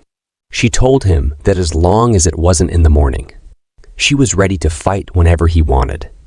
He told her that they should begin right away. The crowd was ready to see some combat as Bjorn dashed towards her. He knew that he came to learn, but he wasn't intending to lose either. The fight began, and Bjorn rushed toward Einar with his full power. Einar was also ready. She swung her sword, and Bjorn's body hit the ground with his face bruised and nose bleeding. Crowd starting to shout that Einar is the best warrior now. She walked up to him and asked him if he was okay. He answered that he was fine and asked her for one more fight. And just like that, they keep fighting for entire day. They both are huffing like a dog. But Einar asked Bjorn that it's fine if he wanted to keep going, but she would like to rest for a bit. I don't know why, but to me it's looked like she is also from another world. It's just my thoughts. He told her that was enough for today, and asked her if she was going to go to the labyrinth alone next time around as well. And she nodded. She told him that she was too broke to form a party, so this was her only option. Bjorn immediately asked if she'd like to be his teammate, and he would keep 80 of the profits, but that he would pay for the party fees and everything. But in reply, she told him to shut up, as she had already heard enough. Bjorn stated to feel nervous. He was worried she wouldn't agree to be his teammate, so he brought up other ideas for her to stick around. But Einar just grabbed his hand and told him that she wouldn't understand even if he tried to explain it to her. However, she trusted him to join the party. He told her that he was looking forward to working with her. Next day, Bjorn headed to the barbarian shrine, a place of great importance to the barbarians. Here they saw the chief of the tribe. I like this old man's smile. He welcomed both Einar and Bjorn. Old man asked him if he had come to learn how to read and write, like Einar had. But Bjorn denied it. He was not here for that. He was come here something more. That thing called the spirit seal, or more specifically, he wanted a spirit seal called the undead seal. In this world, every species have specific trait to them. Elves enter contracts with spirits in order to borrow their powers, and dwarves receive the blessing of armor, which increases the effects of all their items, and the beast people enter into contracts with ancient beasts, called spirit beasts. As for the barbarians, they had the spirit seal. The chief got way too close to Bjorn's face, aggressively asking him how he even found out about that. The chief knew that usually that wouldn't be common knowledge to a young barbarian. So how did he find it? This had made the chief suspicious. But it doesn't matter though, since Bjorn had gone to the library to find out more information about the seal. So he told him that he read about it in a book, and that he had heard that spirit seals were greatly helpful in the war against the elves. The chief's attitude immediately turned. He told Bjorn that he was proud of him and Einar for reading books. He said that he had no reason to deny the spirit seal. Bjorn immediately wanted it, but before he could even finish his sentence, the old man told him the spirit seal would cost him 800,000 stones, as the chief looked almost giddy, knowing that Bjorn could never afford that. He looked at him like an accomplished person, almost as if he had won this scenario. Bjorn told him that he would pay for it, surprising Einar on how he could even afford that, because she was not there when Bjorn's stones counted. This was a careful plan by Bjorn, you see. Spirit seal was difficult to obtain at the start of the games because of its prices, especially because the higher your rank would get, the rarer the ingredients he would need on top of the already large sum of money. But now he have money.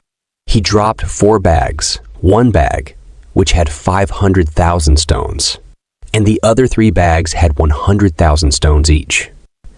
The chief was shocked this time, and he asked Bjorn about where Bjorn got that much money. But Bjorn had already thought of a reason to tell him. If the old man didn't ask, Bjorn would have been disappointed. So he began to tell him a story that he would love. About an injured elf that he found on the first floor. He told the chief that he used the elf as his slave, and used her to acquire as many stones as he could. Then he fed her essence and got even more money from her sister as payment. Those elves were completely helpless against the might of Bjorns. Well, it's actually true if you look at it from other perspective. Old man liked it as he laughed out loud, claiming that he hadn't laughed this hard in years. What's more, a whole group of barbarians came around to appreciate his act, and Bjorn liked the attention. Nonetheless, the old man had a reward for him. He liked Bjorn's story so much that he gave him 2 coins, each one worth 100,000 stones. So he made 200 stones by just telling a story. Bjorn raised his fist in celebration, letting the barbarians hear what they wanted. He loved the attention. He felt good inside when they gave him compliments.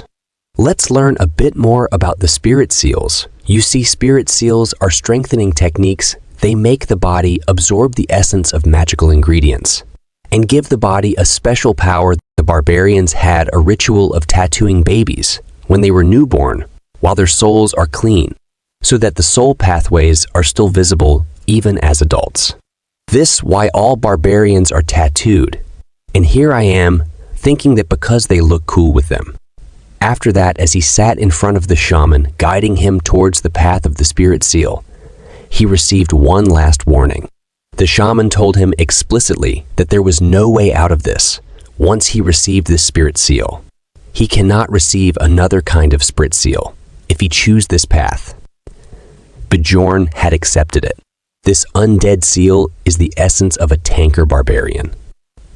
So the shaman began the process by raising his needle at Bjorn's back. He knew that this was the right choice. He had played the game too long to not know this. Red rays of light began to pour out, entering the tattoos on Bjorn's back. He was starting to feel it. He felt it on his back, and then he felt it through his entire body. The pain was overwhelming. It hurt so bad that he wanted to scream. But he had to endure this every time he wanted to upgrade his spirit seal. After long pain, he activated the first level of the seal, and his natural regenerative skill had increased greatly. He thanked the shaman for the seal, but got shaman shocked after hearing that, and start laughing, because this was the first time a warrior thanked a witch doctor. Bjorn was confused about why is he laughing, or did he did something wrong? Bjorn quickly started walking out before the shaman started getting suspicious. The morning was here, and Bjorn headed out to the commercial district to buy necessary equipment. After training with Einar for quite a long time, he had learned that he definitely wasn't fit to be a swordsman. His plan was to only use shield techniques after a point. So building proficiency in swordsmanship would be pointless. This is why he was looking for a one-handed blunt weapon. The shopkeeper showed him a large collection of blunt weapons that barbarians prefer. These were good-looking weapons that Bjorn knew would fit a barbarian's taste, but he asked for a more normal-looking one. The shopkeeper handed him a simple bronze mace, which immediately caught his eye. It was a small mace that cost 220,000 stones. After that, he did some more shopping, buying himself a custom fit helmet and a half armor plate that fit him perfectly as well, which cost him 530,000 stones. Now he was left with only 50,000 stones. A lot of time had passed since he had left the labyrinth, and his daily routine eventually set itself. He also met Erwin every day. He would wake up at 7 in the morning and get some breakfast with Erwin. Then he headed to the library and read until afternoon. After that, he always ate lunch at new locations, just so he could gather information that wasn't readily available in the books of the library, listening to adventurers speak. At around 5, he would make his way to the end where the barbarians were living, and he would train there. By the 7th day of training, he started to go up against different barbarians, testing out his strength against the lot. There were no techniques or systematic combat skills involved in these duels. It was just a fight with your instincts, and that was good practice for the labyrinth. After regular training, he had become strong enough that he could even win against Einar sometimes in duels. During the duel, she would compliment him on his skills improving. Although when he beat her, he would tell her that she had a pattern of fighting, but since it was habitual, Einar had a hard time changing her patterns. At night, he would get home and wash up, after which it was time for Erwin to come see him again. He walked out of the shower and saw her there. He asked her how she could make the 1-hour walk journey every single day, but she was usually just happy to see him and wanted to eat dinner with him. They would be together till 11 p.m., after which she bid him goodnight as it was time for her to leave. After that, she stood there for a second, looking back at him and telling him good luck for the labyrinth, because the day was almost there. They were going back in tomorrow. As he wished Erwin the same for her time in the labyrinth, Bjorn realized how quickly the time had passed. There were only 24 hours left before the labyrinth gates opened. I clear it to you if you are confused. Bjorn can't see these pop-up windows. The next day at 8:10, they went to the Explorer Guild to receive the Unity magic. They arrived inside the building and walked up to the counter. He asked to receive the Unity magic. The cashier lady looked at them and wanted to make sure that it was just the two of them. Bjorn acknowledged it, telling her that she was correct, and in return, she told them to place their hands on the crystal. As they put their hands on the crystal, the lady proclaimed that 2 rank 9 explorers would have to pay 15,000 stones. It was an expensive fee considering that this was just a one-time use thing. However, it was a necessary thing to get. The Unity magic had only one purpose. It existed so that you would spawn at the same spot in the labyrinth as your teammate. Bjorn asked the woman at the counter about what determined the rank of explorers. She told him that they judge it by the amount of essence in one's soul, which made Bjorn curious if the price would also increase with his rank. The lady told him that he was right and that it was only valid for 24 hours from now. Anyway, after they got their Unity magic, it was time to go and eat. Einar looked like she was in love at the look of the food, wondering what the hell this was. Well, Bjorn had ordered the most expensive meal at the tavern as a last feast before entering the labyrinth. He told her that this meal cost 800 stones, as she drooled at the sight. He told her to try it, and just as she took one bite, it was all well worth it. It was almost as if she found herself to be in heaven. It felt like a dream to her. The food was way too good. This meal had motivated her. She wanted to work harder from this moment onward so that she could earn a lot of money and get this meal every day. This makes Bjorn think about what she is eating until now. After that, at midnight, there were only 10 minutes before the labyrinth would open. The guards were stopping people from entering before it began. As Bjorn was noticing the size of the humongous portal, he heard a loud commotion in the background. It was a group of freshly turned warriors. They were cheering Parthun as a great warrior. Bjorn wondered how they even managed to find their way every time. I think there is another worlder like Bjorn every time in the new group. Again, it's just my thinking. Einar, on the other hand, got sentimental looking at them. It reminded her of the good old days, which was literally just a month ago. The announcer told everyone that they could now enter. Einar got excited and told Bjorn that they should go now, but he told her to wait. Instead, he was trying to explain how an unstable portal could help them spawn closer to the second floor's gate. But she just told him to shut up about it and tell her what to do, once it's time. After all, she had blind faith, and she knew that she was too dumb to understand his explanation. There was only 1 minute remaining until the gate closed, and she got a bit nervous that they weren't going to make it in time. Bjorn noticed how much smaller it had gotten than how it initially started. It was about the same size when he first went into it. As well, he was just waiting for the guard to say that it was about to close, which would be his cue. That's when he heard the guard scream out that the gate would close soon, and Bjorn was ready. He told Einar to go, and the two began to dash towards the gate.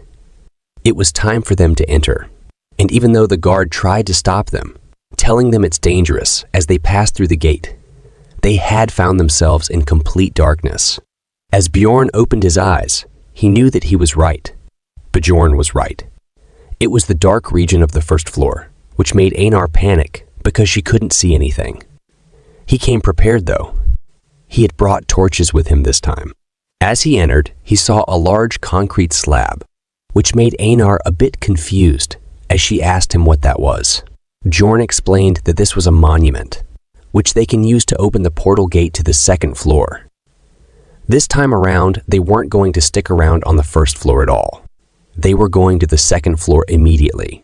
You see, beyond the barbarian, Bjorn was an expert gamer, and every pro needs to know how to utilize and exploit bugs. Bjorn opened the portal to the second floor, and after seeing this, Einar was in shock. As I explained before, Bjorn gained 2 experience points because he opened the portal first.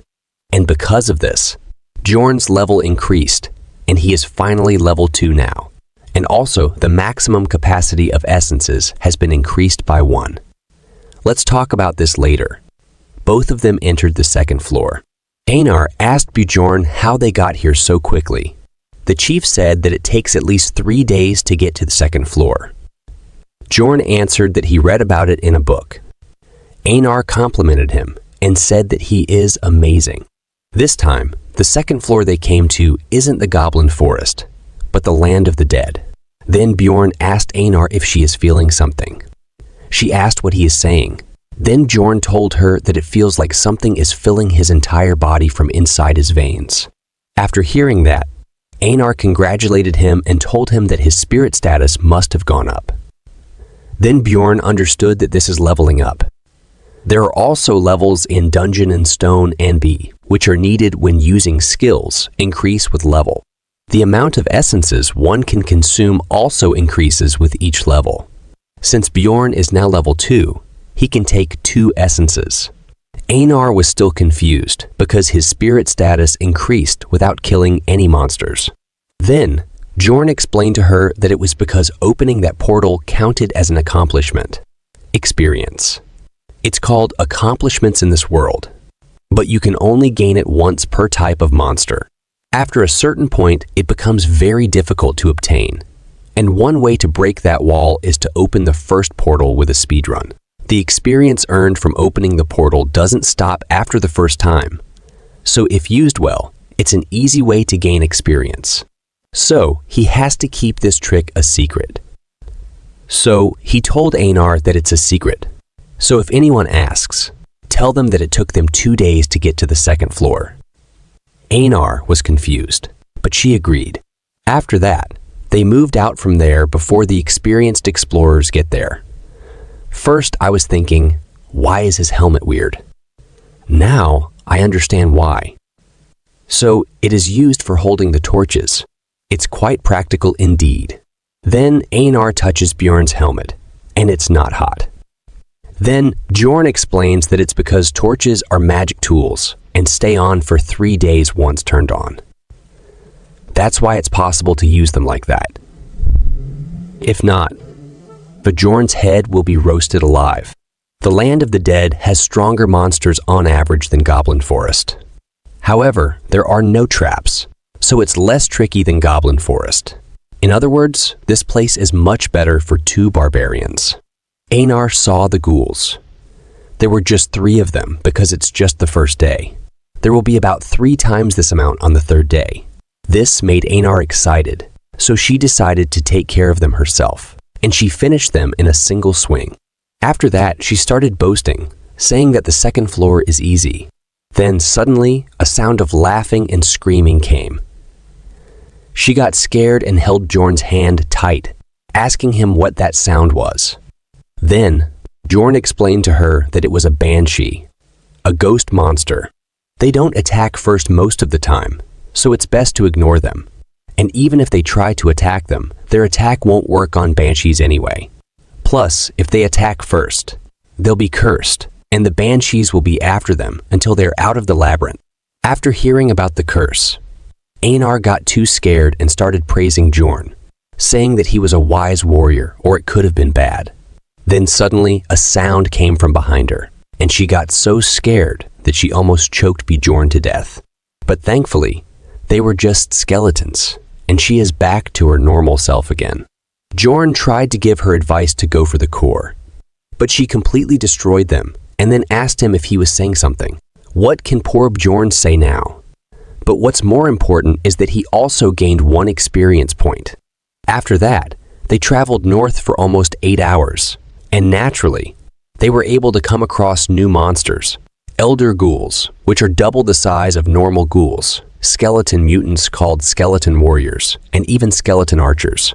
But there was not much difficulty. There were only a few of them in numbers, because it's just the first day, and Bjorn's battle ability had grown quite a bit. First of all, mace. His weapon now was the perfect size and weight for him, so he was able to crush their skulls much more easily than the hammer. Next, the armor, which reduced the surface area he had to protect using the shield, letting him fight much more aggressively. The steel helmet might not protect him too well from a crossbow, but it easily stopped arrows from half-broken bows. He might be good at destroying the enemies, but there is one more who's just as good or better. Bjorn feeling refreshed compared to the fights he participated in with Erwin. Bjorn's arm was injured, but it healed soon. Then Einar asked Bjorn the reason for it, or is this the spirit seal thing? He answered that yes, it was. The undead seal's level 1 effect is better natural regeneration. It takes only about 1 minute to heal 0.5 centimeters deep. Plus, his stamina itself recovers quickly too, increasing his endurance, meaning making him a perfect punching bag. Now, the ground is no longer wet. The terrain is different, and they are ready for the new adventure and new enemies with their heroic pose. I think I've seen this pose somewhere, but I can't quite pinpoint where. They were just giving a pose when suddenly a sound came from behind. This time, it's an 8th rank monster, Death Fiend. It's a scary monster that eats light, and you won't notice it until it comes near you. Bjorn ordered Einar to attack its head. Einar was a little scared, but she said that she trusts him, and they started attacking the monster. But Death Fiend is not an easy opponent to beat.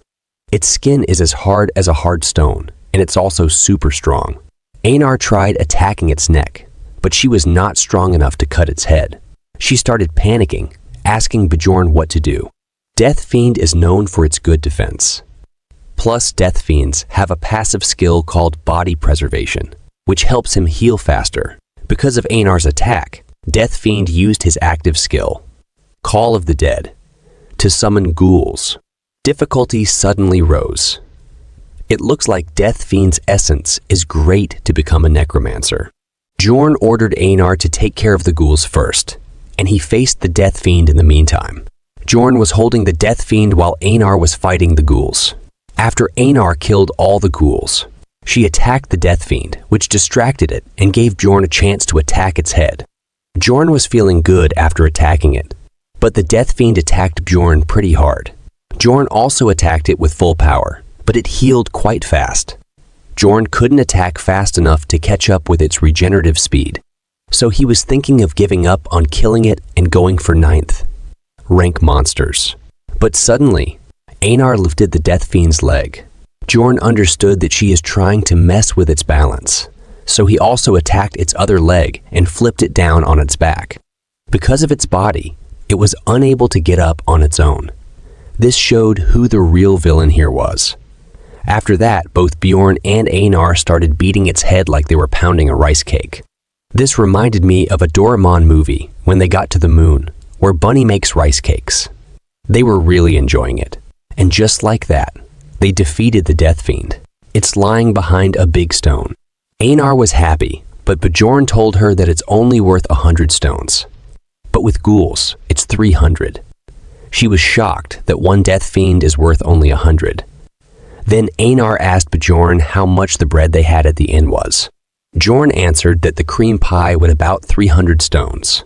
She was happy, and said that she can enjoy one of those each time she kills a Death Fiend. This motivated Einar, but I think she forgot that they are splitting 8. Bjorn gets 80, and Einar only 20. Well, whatever. Bjorn was also happy because she was so active, while Erwin was a bit passive. After that, they went around the area hunting Death Fiends. As soon as they came across one, they attacked its 2 legs to bring it down and started pounding its head until it died. They hunted about 70 Death Fiends like that all day.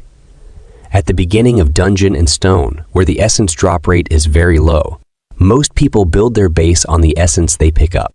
That's why he aimed for a Death Fiend's essence, which would synergize with his undead seal and has a nice passive skill. But they haven't gotten any. On the second day, the Death Fiends now appear in pairs, but they had learned how to deal with them already, so it wasn't as difficult as he expected. They knocked one down and worked together to knock down the other one. Of course, if they can't kill the Death Fiends quickly, they might be surrounded by ghouls, putting them in danger. Death Fiends don't chase enemies out of their territory, so they just need to run like hell. Starting in the afternoon, the Death Fiends started appearing in groups of 3. So when the second day was coming to an end, they stopped hunting Death Fiends. They decided to take rest. So they found a cozy place to rest, but another team showed up. Bjorn tried to scare them off, but before he could do anything, Einar scared them and quickly ran from there. Then she ordered Bjorn to move somewhere else because they now know their location. They needed to find a different place to camp. It looks like they don't like humans at all. Maybe something similar to what happened to Erwin happened to her in the last labyrinth exploration. They were just searching for a good place to camp when suddenly the screams of people asking for help came. They were shocked because these were not the sounds someone makes when attacked by a monster. Instead, it sounded like a person killing another. They tried to run away from there, but a voice stopped them. There are 4 fresh corpses there, and no fighting signs, and one woman standing there. This means she is a plunderer. Plunderers. They are people who professionally hunt explorers. Instead of collecting monster magic crystals, they loot explorers' equipment for profit.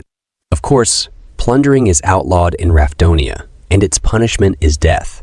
But just like how Bjorn wasn't investigated for killing 6 explorers, although it was in self-defense, as long as no one mentions it, there is no way for people outside the labyrinth to know.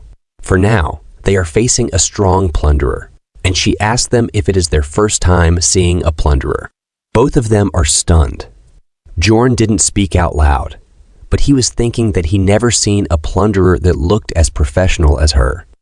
She is over 170 tall and thin, with red hair that comes down to the shoulders and an injured right ear. This ear didn't look like that of a human. I think she is not human, or at least not a complete human, maybe half-elf or something else. Again, it's just my thoughts.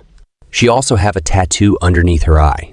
These kinds of traits make her very recognizable, but considering he never heard about her, she must be very good at her job. In other words, she leaves no witnesses. Then Einar tells Bjorn that she thinks that she is very strong. Bjorn starts analyzing her strength by seeing the corpses. There are a total of 4 corpses there. The equipment seems pretty high rank, and there's a mage too. They must be explorers active, on at least the 5th floor. 3 of them don't have any external injuries and only threw up. The 3 must have been poisoned, and the last one must have had a tolerance. Then he asks her if she was teammates with them. She says that who knows. Maybe they thought so. After that, she started looting them. She put the looted items in a pocket plane bag, which are quite expensive. This makes Bjorn sure that he can't imagine how much stronger she is than them. She called them out, and both of them were stunned, thinking about what to do. Then Einar asks Bjorn if they're going to fight, but Bjorn told her to run as fast as she can. Then both of them start running while the plunderer watches them. They run with their full power without looking back. Bjorn looked for the signs to get to the 1st floor portal. While they are running, they meet a group of 4 human explorers. Einar was angry, but they have no choice. So Bjorn tried to get help from them by telling them about the plunderer. Then their leader asked Bjorn what is the guarantee that they are not the plunderers. So Bjorn swore on his warrior honor to verify it. They agreed, but on one condition, that they take all the rewards. Then their leader called them near, so they can use his gnome ability. It assimilates the user and others within a 3-meter range, with the environment. It's a very powerful ranged stealth ability. Its con is that you can't move. But this, you can entirely avoid fighting. Bjorn was just thinking that they got lucky. But that man started laughing, saying how lucky they are that two barbarians just walked into their trap on their own. That man used the stone golem's active seal suppression on them, so they can't move now. To get free from it, they need to take damage. Even just 1 point will be enough to be free from this. They started looting Bjorn and embarrassing Einar. Bjorn was angry after looting Bjorn. They decided to finish Bjorn in a single hit, but Bjorn didn't want to die like that. So he focused all his mind, and as soon as the blade hit his neck and he took damage, he bent backward. After that, he killed that man and threw that blade towards Einar. It stabbed Einar and freed her from suppression. After that, Bjorn fell on the ground, unable to do anything, but Einar alone was enough to slice them up. She also looked very pissed to me. Their leader ran away from there. Einar wanted to chase him, but Bjorn was dying there. He was bleeding like hell. Bjorn was trying to say potion to her, but she started crying, saying that she will avenge him. But thanks to that, his mentality increased, which helped him keep his cool during the fight. After that, he drank a potion. It healed him, but it still left a scar. Thanks to his undead seal, he is alive. But Einar was congratulating him, saying that he is probably the only barbarian with a throat scar. After they got the equipment, they started chasing the guy who escaped and caught him. Einar was very angry, but Bjorn stopped and said that they need his ability to escape from that woman. But suddenly, a poison dart came and killed him. It was that woman who killed him. She said that the fight earlier was pretty impressive. That means she was watching them all this time. Bjorn was afraid, but now that they can't run anymore, so he told Einar that they will face her head on. So the fight with the tick girl began. Are there still my horny friends there? Looks like many of your dreams are breaking, or there's still some hope left. Let's wait and see. So the fight begins. Einar swings her sword to attack her, but the plunderer dodged it. Then Bjorn attacked her after Einar, but she easily blocked his attack. Bjorn started thinking how much essences she has. So Bjorn decided to drop his weapon and grab her and ask Einar to attack. But suddenly he fell to his knees. His entire body was void of strength, because the plunderer pierced through his armor and stabbed his spine with the dagger. Bjorn was confused about if she is an aura user, and if she is, then they have no chance of winning. Einar tried to attack her, but she was also injured by her. Then she asked them to give up, because poison is already spreading throughout their system, but she can let them live if they swear to not tell anyone what they saw. Bjorn was confused why she is doing it. She tells them that it was her idea from the start. She really doesn't want to kill barbarians because she was indebted to them. That's why she was just watching when they were attacked earlier. She wouldn't have had to kill them by herself if that group earlier had killed them. Einar on the ground told Bjorn not to trust her, saying that she is messing with them. Then Bjorn asked the plunderer, what if he refuses? Then she said that she will kill them. That's the promise. Then Bjorn asked her who she has promised with. Then she got angry and told him that it's none of his business. Then Bjorn swore on his honor, which he sells like vegetables. After hearing that, she came close to Bjorn, saying that he was unique. Then poured the potion on Bjorn's wound. Then she asked Einar about what she'd do, and she refused, which shocked Bjorn, and the plunderer accepted it and was ready to kill her. But Bjorn asked Einar to swear. Einar was not ready, but Bjorn asked her to trust him and reminded her that she said that she would do whatever he says. She was unsatisfied with it, but she agreed to swear. Then Bjorn asked her what floor she was at. She looked back and told them that it's the 8th floor. Then she disappeared from there, but Bjorn promised to himself that it will be different next time they meet. After all that, it means they go back to the 1st floor to relax a bit. Bjorn now has experience to go through the portal, so he landed all right, but Einar was not good at it. Bjorn asked her if she is all right. She said that it hurts, but as a non-warrior, she doesn't even deserve to talk about her pain now. Her mind is completely broken from the shame of begging for her life. Bjorn tried to encourage her that the warrior that survives is the strongest, but she didn't buy it, saying that she won't understand if he talks too much. But still, she gets what he means, enduring this shame and desire. That means she is a strong warrior like Bjorn. But Bjorn doesn't feel any of those things because he is not a real barbarian. They have been awake for 20 hours now, and all the things they've gone through have made them mentally exhausted. But they can't sleep.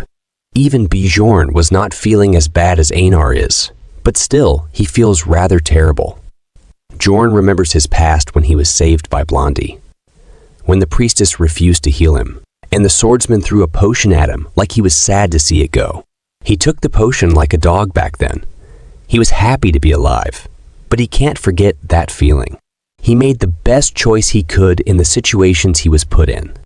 In other words, he was only focused on the present. But what else can he do? As soon as he opened his eyes, he saw someone be beheaded, and things far from reality continued to happen. So he had no choice but to act out of prioritization for his safety. But he can't survive like this. So he decided to change his plans. Then he asked Einar if there is a way to become stronger but comes with great danger. Einar told him that she will do it. They all die if they don't get strong anyway. Then Bjorn told Einar that they are going to enter Rupture. Then they go to a region where all 4 types of monsters come all at once. And this place has darkness, so this place is unpopular. And there's no reason to come here unless you're cutting through to save time. But that just means it's a great place to hide things. There was a memorial to the person who first discovered this labyrinth, the last wise man, Dyfwian Grandel Gabrielius. Bjorn told Einar that he is going to open a rupture, but everything that happens from this point onwards is a secret. Then Einar swore on her honor as a warrior and asked what a rupture is. Bjorn explained that it's a labyrinth inside a labyrinth. In the game, it's called an instance dungeon. It's a dungeon cleared by chosen members. The first floor rupture requires you to place the magic crystals of 4 types of monsters on the memorial stone, and with a magic crystal from an 8th rank monster from the 2nd floor. Then the rupture will open. The Death Fiend's magic crystals open an instance dungeon that's capacity is for 5 people. The difficulty of the instance depends on the party members. Now, who else will join them? Rupture. A labyrinth inside a labyrinth. It's a new realm that opens randomly on each floor. A cooldown time exists for ruptures. In order for the first floor rupture to naturally open back up, it needs at least 3 months in city time. But waiting around for rupture to open is very inefficient. So people began finding ways to force the rupture open. There are 4 ruptures on the first floor. The one they entered was the blood-tinted castle. Einar was shocked after seeing the size of the castle. Bjorn knew that it'd be the blood-tinted castle since he used a Death Fiend's magic crystal. But it's still overwhelming to see in real life. The good thing is that ruptures on the first floor are all doable, regardless of difficulty. Now, the important thing is who is going to appear. The members that will raid this place with them will be automatically chosen. From the space crack behind them, the first member appeared. Both Einar and Bjorn were waiting for this. For now, the scene shifts to Erwin. She was also on the first floor with her sister. She was complaining to her sister that it's hard for her to fight with just a dagger. Her sister told her that she needs to be able to defend herself without the bow or spirit. Erwin told her that Bjorn said that specializing in what she can do best is what she should do, and that an explorer's duty is to trust the team and fulfill their own role the best they can. Her sister told her that he is right, but the world is not that nice, and a teammate is just a teammate. Don't put such a high value on them. Erwin said all right to her, but in her mind, she still thought that Bjorn isn't a bad person.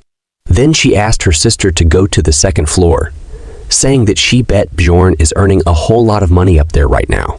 Her sister told her that you can't go up floors just by hunting a bit on the 2nd floor, so they're going to enter a rupture.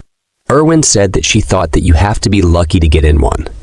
Her sister agreed and mentioned that there are quite a few experienced explorers who were unlucky enough to never have been inside one. But the last time it opened was 8 months ago, and a rupture cycle is 8 months at most. So the first floor's rupture should open soon. Erwin said that she understands, but Bjorn didn't tell her anything about that. Her sister didn't say it aloud to not hurt her feelings, but she was thinking that it's to be expected. That barbarian's a beginner too, after all, and that he's probably going up the floors in the most inefficient way possible. She was smirking while thinking all of this. What will be her reaction if she knew that Bjorn is already inside it? This reminded what happened at the end of the rupture. It's just giving me goosebumps. I'm trying my best to make the release faster. But for now, I can't do anything because it costs $10 per hour of video, plus my time. And until now, I am not get a single penny from this. But I promise I'll start uploading faster as soon as I start earning something. Maybe from next month, if you guys can support me in any way.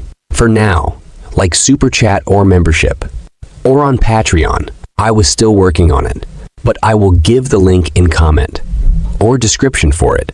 It would be great if you guys can. Let's get back to the story. Her sister asked Erwin to trust her, and she will make her unbelievably stronger than Bjorn in just a year.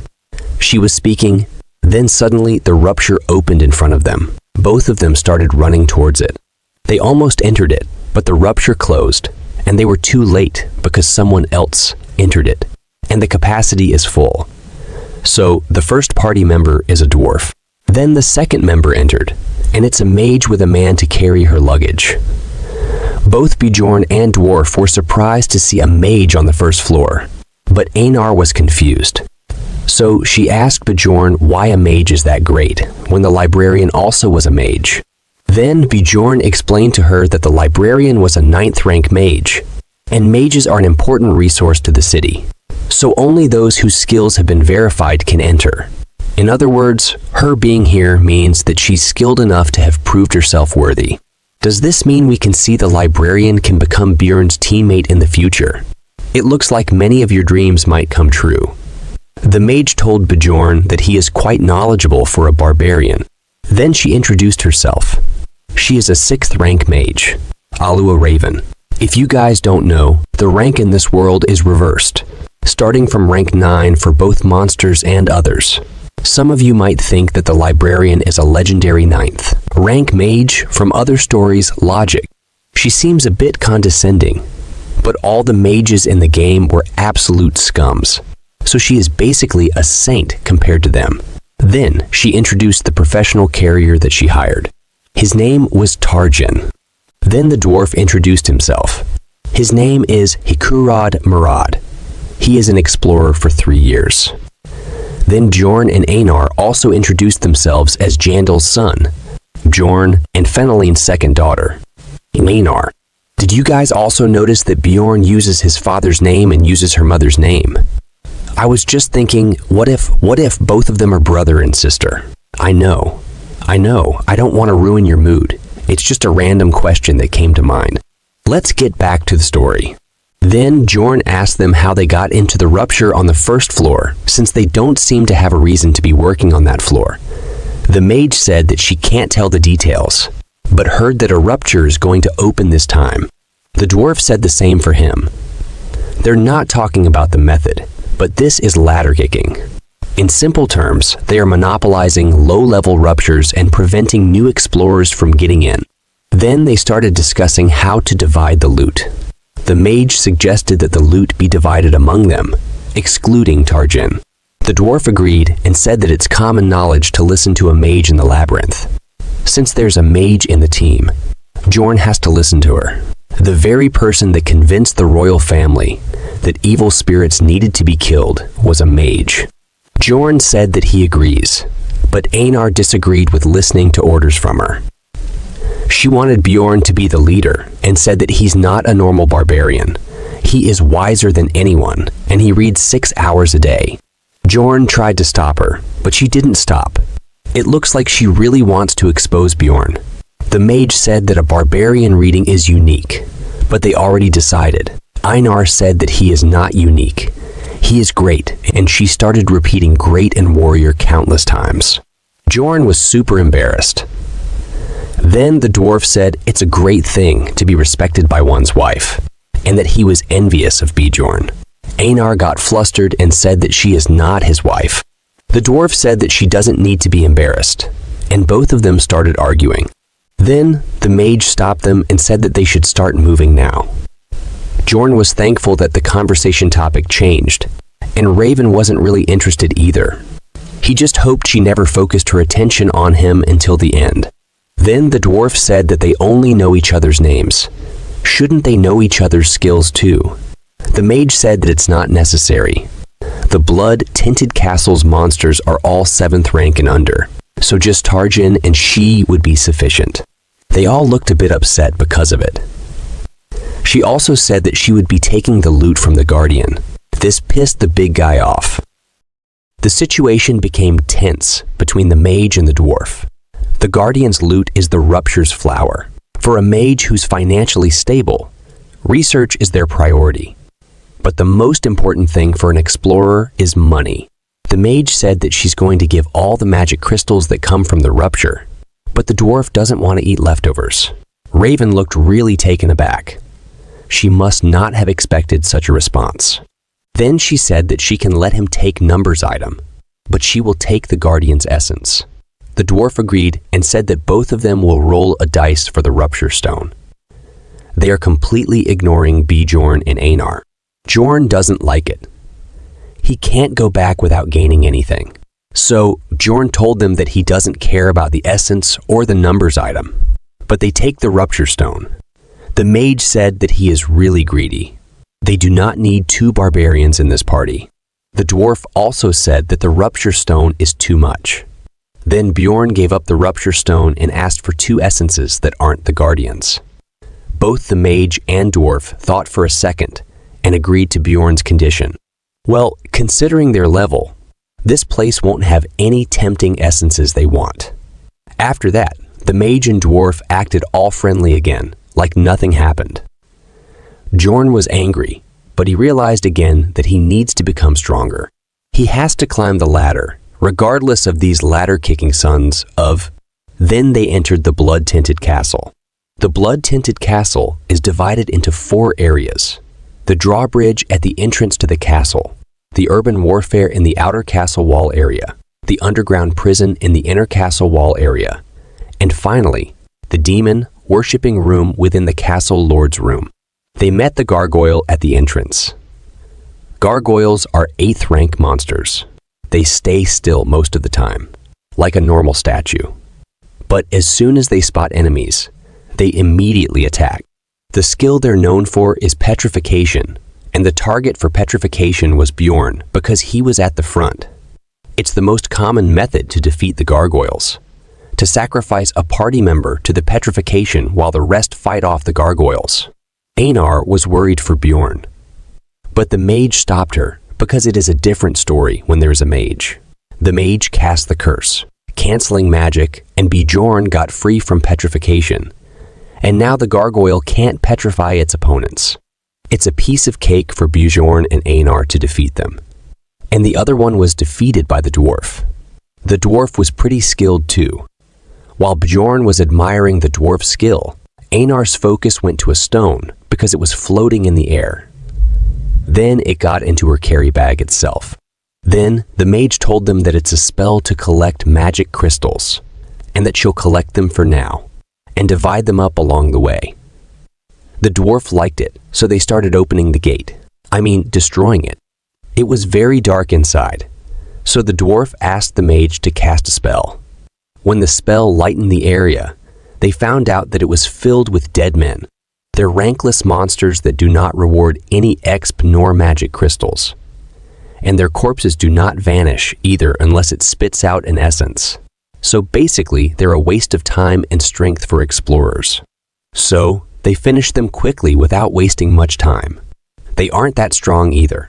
They just look big. After they all defeated them, they dropped the Dead Man Commander's blowhorn. Einar was little shocked to see blowhorn size. So, she asked how it was used. Dwarf says that she will find out soon and start laughing.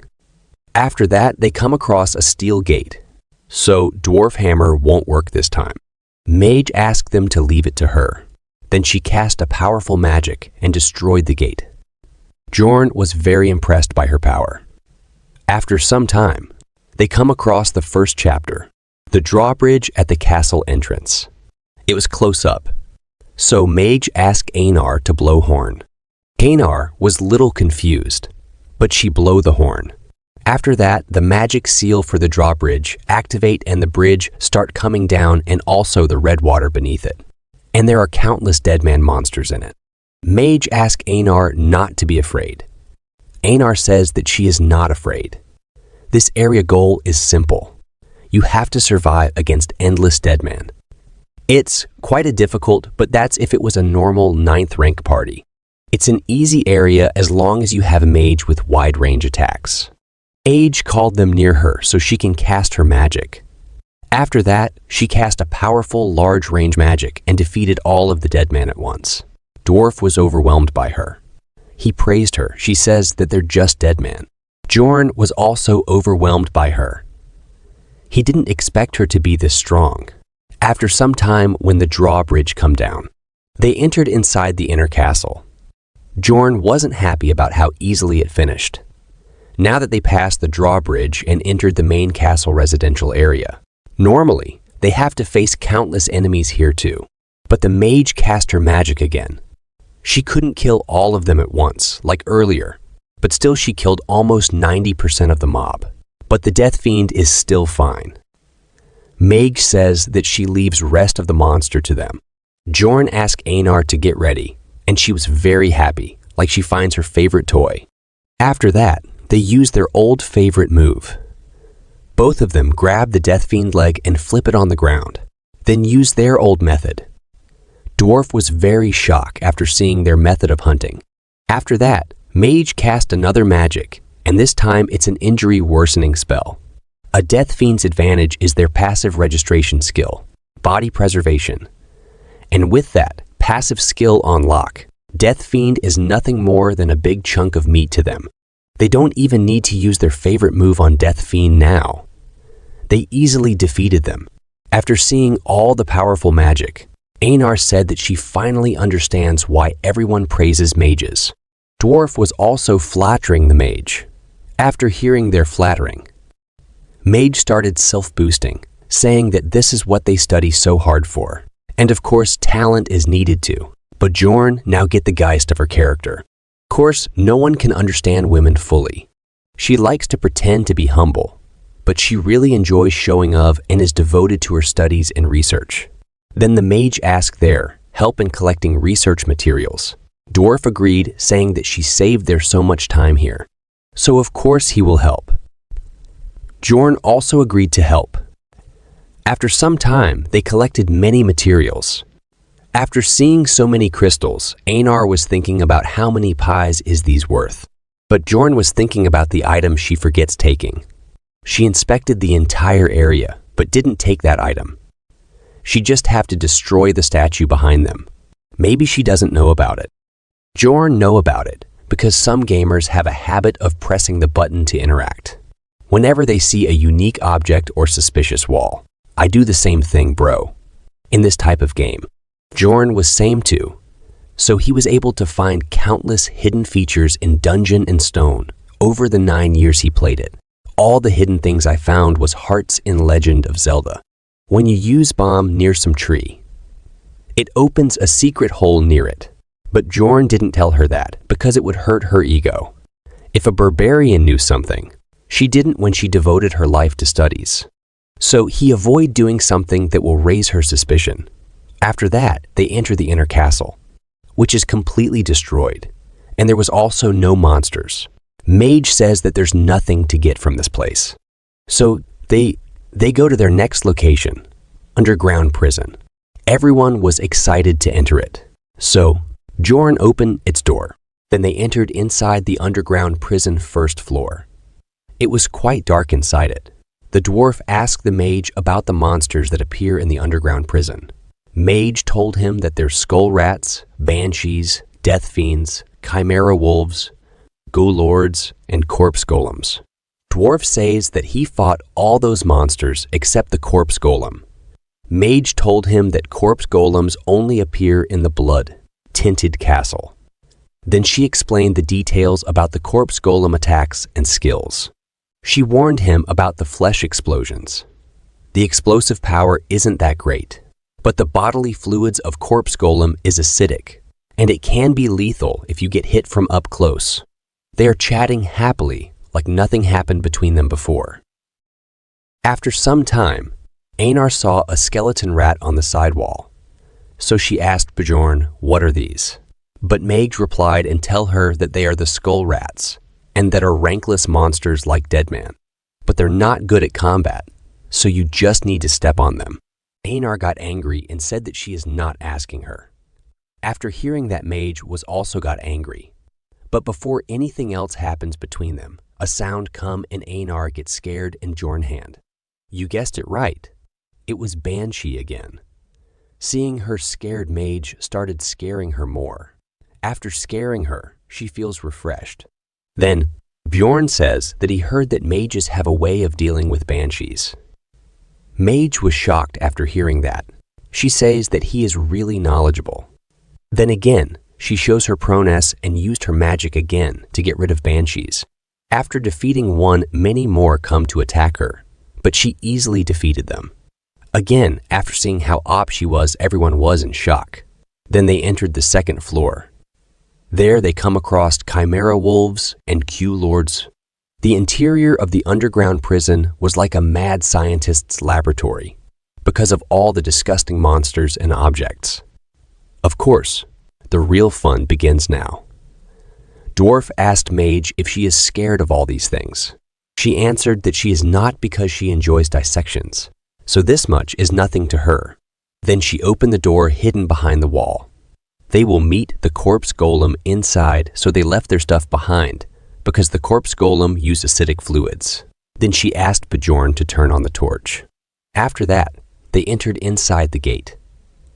Inside it, there is an incredible stench that stabs at the nostrils. Bjorn would have fainted right if it was in the past, but this has no effect on the strong body of a barbarian. The first one to react was the weight carrier. No, not you, Tarjin. You have all the quilty of a hidden protagonist. Well, whatever, let's meet in another story. The second was the mage. She was used to seeing things like this from experience in dissections, but she was weak to smell. Here goes the prowess of her. Worf says that he is glad to see that at least they are fine. After some time, they show a mountain of corpses that is talking. There are countless voices asking help. Then they show it was actually a corpse golem monster. But because of the countless screams, Bjorn was also shocked because these things are silent in the game. Bjorn asked everyone to get ready, but the dwarf was frozen because of all the screams and fear. Mage was also down already. Looks like it's finally the chance for Bjorn to shine. Dungeon and Stone is the pinnacle of a niche game, but it also has features that cater to a wider range of people. One of them is the lively and vivid illustration that looks like photography. These illustrations were used often as memes. Because of that, many people recognize the memes even if they did not know the game. But no matter how realistic the drawing is, it was nothing compared to seeing it in real life. The same applied to Bjorn too. He was also feeling scared and disgusted after seeing the corpse golem in real life, and mage that was supposed to be skilled in dissections. The dwarf that must have come across countless kinds of monsters over his 3 years as an explorer. The carrier who looked pretty strong despite his role. They treated Bjorn and Einar like trash because they're beginners, but the only ones in their right minds here are Bjorn and Einar. Then, Corpse Golem threw a corpse towards Einar and Dwarf. Bjorn tried to block it, but Golem used his skill, Flash Explosion, and scattered the acidic blood. Einar tried to save the dwarf and pulled him back, but some of the blood got into the dwarf's eyes. The dwarf was rendered powerless in the blink of an eye, and the mage who presented herself as someone so dependable. She was still barfing it up. Bjorn asked Einar to take the dwarf to the back and protect the mage. I didn't expect Einar to actually agree to protect the mage, but she quickly followed the order and took the dwarf back. Corpse golems' attack pattern is simple. They throw corpse bombs at those far away. As for the closer enemies, they pull them in for consumption. So you should not get too close to a corpse golem. If you get too close, the corpse golem will focus on the mage instead of you. And why am I telling you things like this in detail? It was because maybe one of you guys transferred to this world for some reason. So you guys won't curse me for not telling you important details. I'm just saying don't take it to heart and start preparing for it. Okay, let's back to the story. Since the mage is still not in her right mind, that would be the worst case scenario if she got attacked right now. So, Bjorn has to keep his distance until the mage gets better and lure the golem the other way to stall time. After some time, the mage recovered a little bit. So, she cast a magic spell and attacked the corpse golem. The first phase of the corpse golem, which would have normally taken a long time with many torches, was finished off with just one spell. The corpse golem's outer body was burned to ashes with just one spell. The second phase, skeleton golem mode, starts. Einar and Bjorn were ready to fight him. Bjorn told Einar to attack its chest. After that, both Einar and Bjorn attacked its chest and defeated it. After its body disappeared, it left behind the essence. Einar was excited to see the essence. A rupture is basically a treasure chest. Elite monsters that do not appear in the normal fields are like long-awaited rain to explorers since they have limited ways of earning experience. And the loot from the Guardians is something that all explorers desire. But a rupture's main temptation is the fact that the rate of essence drops increases exponentially. So considering the possibility, it's weird that it took this long for them to come across an essence. Einar asked Bjorn what they were going to do now with the essence. Bjorn said that they are the ones with a claim to it, and that they are the ones who did the most work, and that was what they had promised when deciding the loot. Bjorn actually wanted 2 essences. Death Fiend Essence for its regenerative power and a Chimera Wolf's for its strength. He didn't expect to earn the essence of a rank 7 elite monster, Corpse Golem, that only appears once in the blood-tinted castle. Plus, the stats it would raise are perfect for a tanker. His body will be dulled because of the decrease in perception, but the other stats increase makeup for it. Bone density has a great effect on defense, and it's raised by 55. Weight, which is great for knocking back an enemy or blunt weapon damage, will be increased by 21. Pain tolerance is very useful too. Strength and poison tolerance are also helpful stats. But the problem is the skills. The active skill is Flesh Explosion, which causes great damage, but it costs the character's own hap. Plus, because of acidic bodily fluids, if a character is damaged, the acidic blood gets on the equipment and greatly reduces its durability.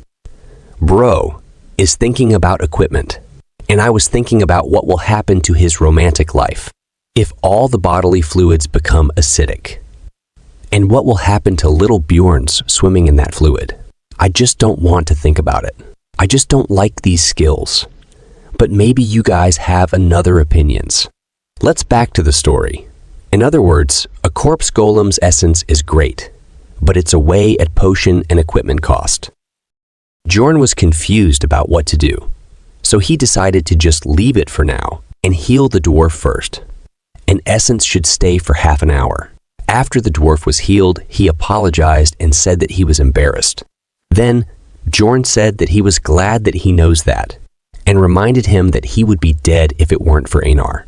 The dwarf said that he knows and he was embarrassed, but as soon as he saw that thing, his entire body was frozen up. They almost wiped out by a middle boss because of mentality issues, despite having enough force to defeat the boss. Then the mage apologized too. But what the heck is Tarjin doing?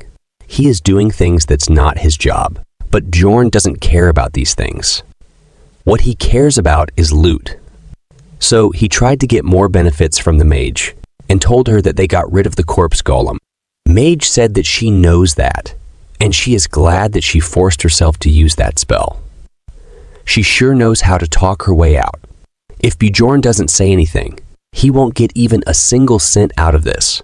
Then Bjorn said that they saved their lives, and that's more than one person's responsibility. The mage agreed with his statement and asked about what he wants. Bjorn said that they will take the rupture stone. For a moment, everyone became silent. Then the dwarf broke the awkward silence and said that he agrees. He would be dead if not for Einar. Mage said that she is against it, but if they come across the rupture stone, she will give him a fair chance. Bjorn was not very happy about it, but that's all he can get with his current strength. Then Bjorn threw his MasterCard and told everyone about the essence. After hearing that, everyone was shocked. Mage was the one who was shocked the most. She said that corpse golem essence is more rare than guardian essence. There are very few of them she heard about, and even the Explorers Guild doesn't know its exact effects. Its rarity makes Mage excited. She wants to research its properties. Bjorn knew she would react like this. That's why he saved it for the real negotiation. Then Bjorn said that he has an offer. If she wants, he can give her the essence. But if they come across a guardian essence, he will take it. This made Mage think about the offer. Then Mage said that there's no guarantee that the guardian drops its essence. Bjorn said that he will take the risk. Then Mage agreed happily. She said that she is more interested in it than the guardian essence. Bjorn was also very happy. Then Dwarf asked Mage if she is going to feed the essence to Tarjan because mages can't absorb essences. It looks like mages also have weaknesses. She answered that she will not feed it to him. Just the essence itself is worth researching, and she took out a test tube. That's a very expensive item. Unless you get an essence above 6th rank, it's not even worth the cost. Dwarf said that he is very impressed that she owns something so expensive. Meg said that she only has one. She used her only test tube to store a 7th rank monster essence. She thinks that it's worth a lot. After she takes the essence, she asked everyone to move out from that horrible place. Dwarf said that he was waiting for her to say that. After they come out from there and moved further down, they saw 2 statues. Dwarf asked Mage, "What are these?" She said that she can't feel the mana from them, and they're probably just normal statues. She also said that Lord Residence is right above, and they go there if it was not already.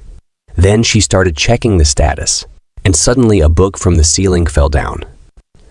Dwarf asked Mage if she knew about this. She said that a book is a treasure that hands down knowledge, for boosting in front of the dwarf instead of just saying that she read about it in a book. And the book that falls from the ceiling is called Necronomicon. It's a magic text of dark magic that's sold at a very high price. Bjorn was thinking of coming back later to pick it up, but she knows more than he expected. Mage said that she finds it on her own, so she be taking it. Dwarf agrees and says that they can't spellbend, so they can't carry it out anyways. Look at her awkward laugh. Because she knows that Necronomicon is treated as an item, so anyone can bring it outside without spellbending. Then she awkwardly hurried up everyone. Then they went around the devil, worshipping room hunting monsters. There are gargoyle statues, chimera wolves, and the second mini-boss, the Bone Knight. Mage was happy saying that they get lucky to meet the desire. Type Bone Knight. But Bjorn was not feeling good because she was right, and they got too lucky. 7th rank monster, Bone Knight. They have one of 3 attributes: hatred, sadness, and desire. The sadness type uses a fog that induces psychosis, so they are annoying to deal with.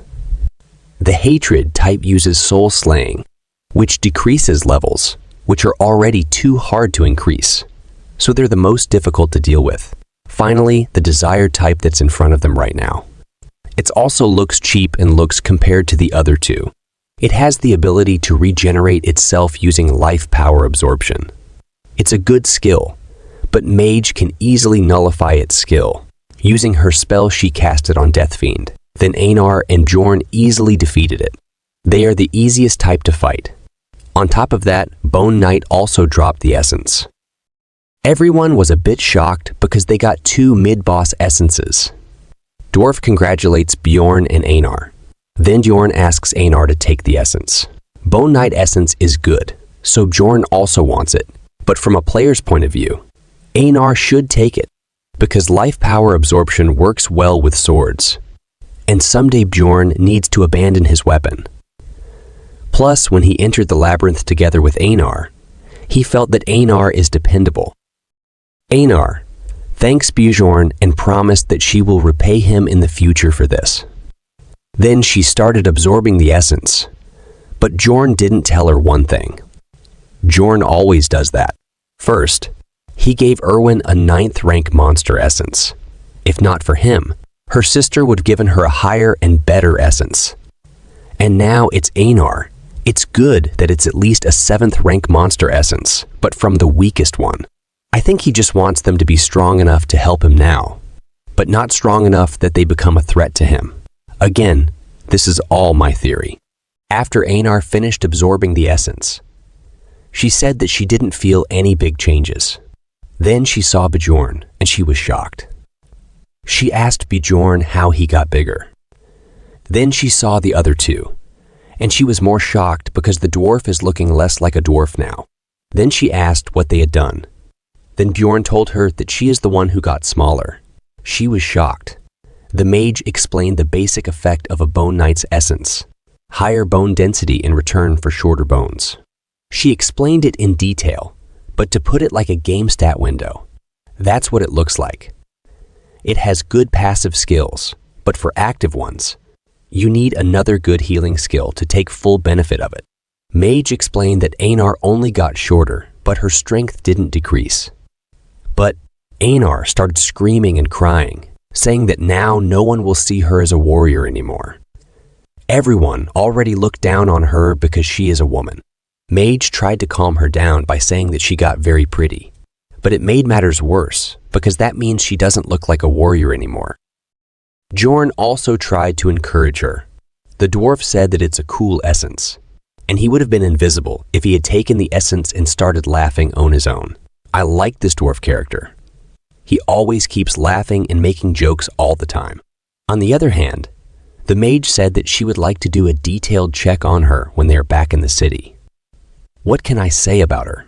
Only Bjorn was truly trying to encourage her. Others are just saying whatever they want without thinking about her. Then Bjorn told Einar to test out her essence on the Death Fiend. Einar was not very excited about it, but she still has to do her duty, even if she doesn't look like a warrior anymore. That's what she said, not me. But to be honest, she looked good before than now. Then she goes near the Death Fiend and casually swings her sword. But this casual swing cuts down the Death Fiend in half. This surprises even the mage. Einar was shocked after seeing that. She started crying, saying that she is still a warrior. Bjorn says that she is not just a warrior. Bjorn says that she is a stronger warrior. After that, both of them start cheering, but others didn't stop for them. They start walking. After some time, they come to the Guardian Room, the final boss of this rupture. The dwarf says that it was fun with all of them, but it's almost time for them to say goodbye. The mage also says that she was a bit sad and gets why people work as explorers. I think she didn't understand a single thing. People don't work as explorers because they have fun doing that, but because they have to earn money. Both of them are chatting, but Bjorn starts thinking that they got lucky. Einar got an essence. They also get the bigger share of loot because of the golem. But he was not feeling good about it because things never worked out this smoothly in his life. He was always sick and didn't have any luck in his love life, just like me. Then he was transferred to this world. He started thinking about the worst case scenario that can happen to them in their current situation. He was just thinking, but the dwarf started opening the door. Then Bjorn's focus goes to the door handle. Bjorn tries to stop the dwarf from opening the door after seeing the handle, but it was too late because the dwarf already opened the door. and the owner of the blood-tinted castle is awake. The mage was very shocked, because normally the final boss of the rupture is a death knight, but now there is a vampire sitting on the chair. After seeing them, the vampire said that he didn't see a living being in a while. Yes, this vampire can speak, and he is not a normal monster. Vampires only comes out in levels higher than the 6th floor, and even then, very rarely. It's not even a normal vampire mutant. It had intelligence and also has a name. Vampire Duke Cambermere. Let's talk a little about monsters' power or ranking systems. First, mutant variety, just a fancy term used for a monster with the same base stats, but with a different class like the goblin archer and swordsman. Then there is advanced variety, monsters whose ranks are higher than the floor's average. An example would be the Death Fiend. Bjorn saw it in the Land of Death, not in the Rupture, because the average rank of the Rupture is high. Then there is rare variety, monsters you can only meet in specific ruptures like this, golem or mimics, which are hard to come across in normal maps. I think Mimic Essence will be great. I'm looking forward to it if Bjorn gets one. Lastly, there is the advanced variety named monsters, with each individual possessing their own memories and name. After seeing the vampire, Bjorn told them to run as fast as they can. They run as fast as they can, but they're facing Vampire Duke Cambermere, a boss monster of the 5th rank that acts on his own. He's skilled in both combat and dark magic. The mage was very confused and said that an advanced mutant variety guardian never appeared before in this rupture. Even Bjorn, who has played the game thousands of hours, has never met the Vampire Duke. He only learned about its existence after watching a stream. Mage asks Bjorn about how he knows about the vampire because he told them to close the door before they even opened it all the way. Does her curiosity not stop even in urgent situations? Bjorn told her to run instead of talking, but she answered that she is not running. This pissed Bjorn, but he simply replied that he just had a feeling. In reality, he noticed that it because of the door handle's color. Bjorn tried hundreds of times to try and get the Vampire Duke by copying the player from the stream, but it never worked. He ended up re-watching the recording dozens of times before he noticed a small change. The only thing different in the recording was the handle color. The dwarf said that they can't get out without defeating the vampire, so why are they running away? Bjorn told him that they need to at least get to a place with sunlight, and he was explaining the reason. But suddenly the vampire appears in front of them, saying that they are very rude guests. Vampire Duke used spiritification magic to appear in front of them. Bjorn asks Mage to use magic. She was in shock, but she used her magic. It's a very powerful light magic, which stopped the spiritification before it completed. Spiritification is one of the dark magic spells used by vampires. It allows them to move very quickly, but their real body cannot move from its spot. But when using realization, another magic, they can move their real body to where the spirit is. It could have been bad for them if Mage didn't use her magic in time. Bjorn was a little relieved, but then Einar told him that the mage is also down.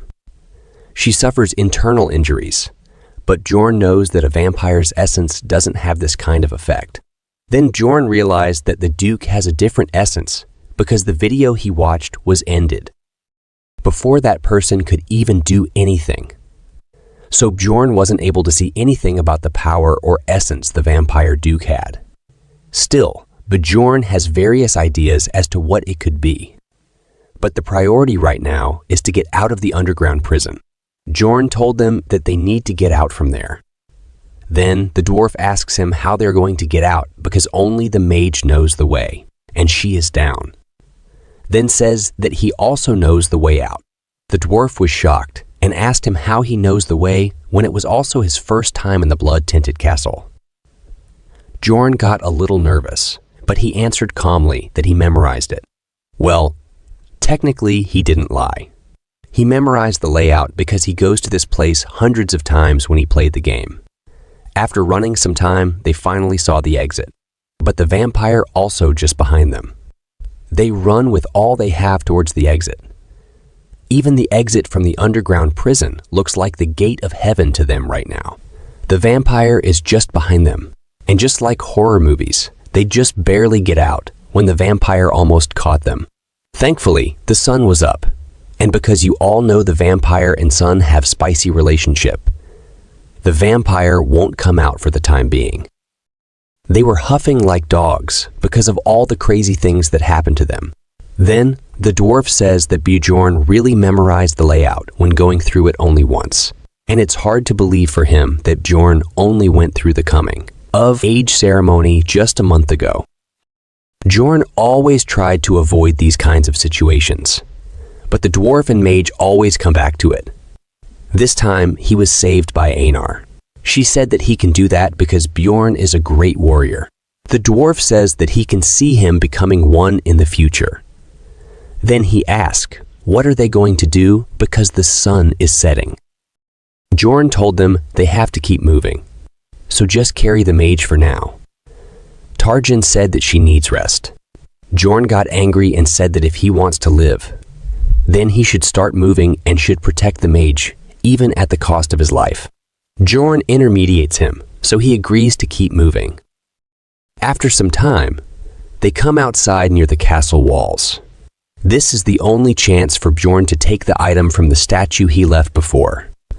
So he told them that he is going to look around a bit until the mage wakes up.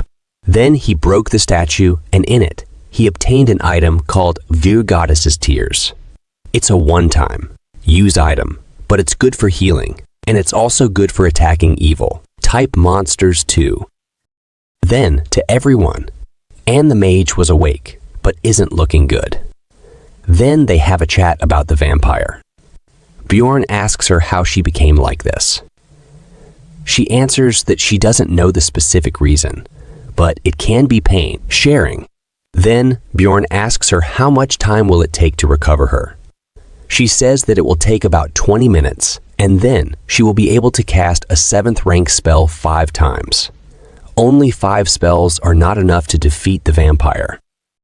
Then Bjorn asks her if she knows any sun magic, and after hearing that, the mage got angry and said that it's very rude to ask a mage about the spell they know. It's the same thing as it's rude to ask a girl about her age. Bjorn already knows, but so what? He is now a barbarian at the peak of rudeness, who doesn't care about manners except when talking to the king. After seeing Bjorn doing these things, she gives up and tells him that she can use Sunspot Sphere. Sunspot Sphere is a 6th rank attack spell similar to a Flame Sphere, but it has sun attributes. Then Bjorn asks her if she can use the attribute reinforcement spell with it. She says that she can with more mana, but it will take 10 minutes more. Bjorn said that he will hold him somehow for 30 minutes so she doesn't have to step in to help them. She agreed, but she was shocked and asked why Bjorn is acting like a leader. Bjorn says who else than if not him, and he doesn't care who the leader is. The mage says that's true, but she was just saying. But the dwarf started laughing and said that he is sorry for that, but he trusts Bjorn, and he has a good wand. It comes to seeing people's character. Bjorn thanks him while looking like a burning candle. After some time, the sun sets and night comes. The vampire is ready to calm his thirst. The vampire says that he can't control his trust after seeing them. Bjorn and team were also ready. They held him down until the mage finishes her magic. Vampire Duke is not going to wait for them. He takes out his claws and spreads his wings ready to attack. Bjorn told Tarjan to take Raven back and protect. Vampire comes flying towards them to attack, but the dwarf at the front stopped the vampire. The dwarf was holding his ground despite the attacks.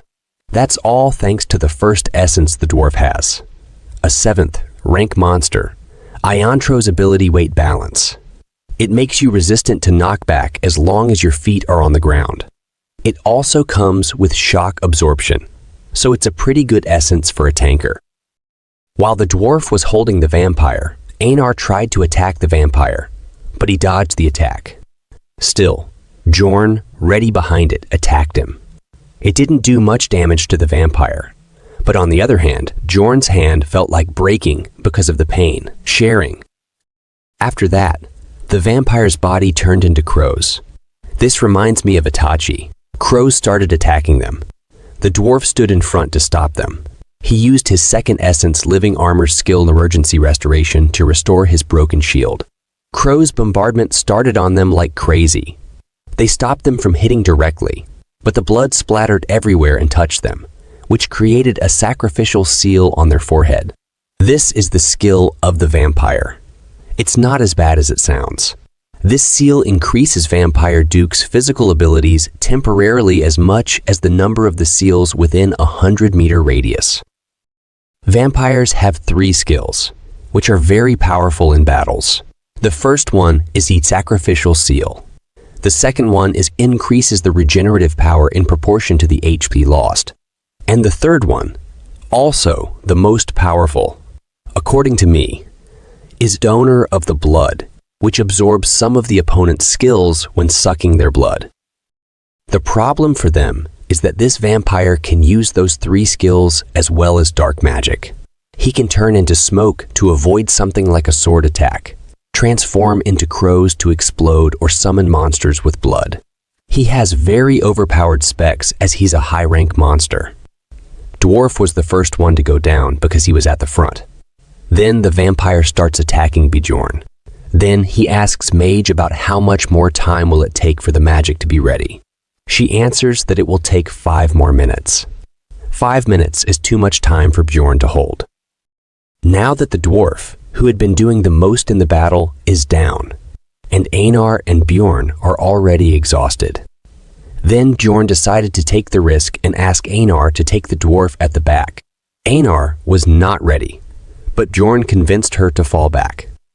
Now what Bjorn is going to do isn't fighting. Instead, he is going to become a living punching bag for the vampire. He throws away his weapon and starts taking the attack's head on. The vampire stabs him, and he drinks the potion. He started using his own body to stop the vampire. This shocks everyone. Bjorn was planning to endure all of it by just using the potion. The pain potion itself is unimaginable, and the pain gets worse the worse your injuries are. Still, if something like the potion exists in the real world, it would be treated as a holy grail. He suffered so many injuries and drank so many potions that the smoke started coming out from his body. Bjorn still blocked an attack at his current state. It's a miracle itself that Bjorn did not pass out, but he still manages to block all the attacks that are aimed at his vital points. Mage says that this reminds her of something she read before, and that is that the real value of a barbarian lies not in their physical capabilities, but in their mentality. And she understands what that means now. Tarjan said that it's getting. They should get out from there. Mage asks him if he is out of his mind and where else they can go in their situation. There is only one way to get out of the rupture. It's to defeat the Guardian. Tarjan sure is hiding something. We never saw him fighting.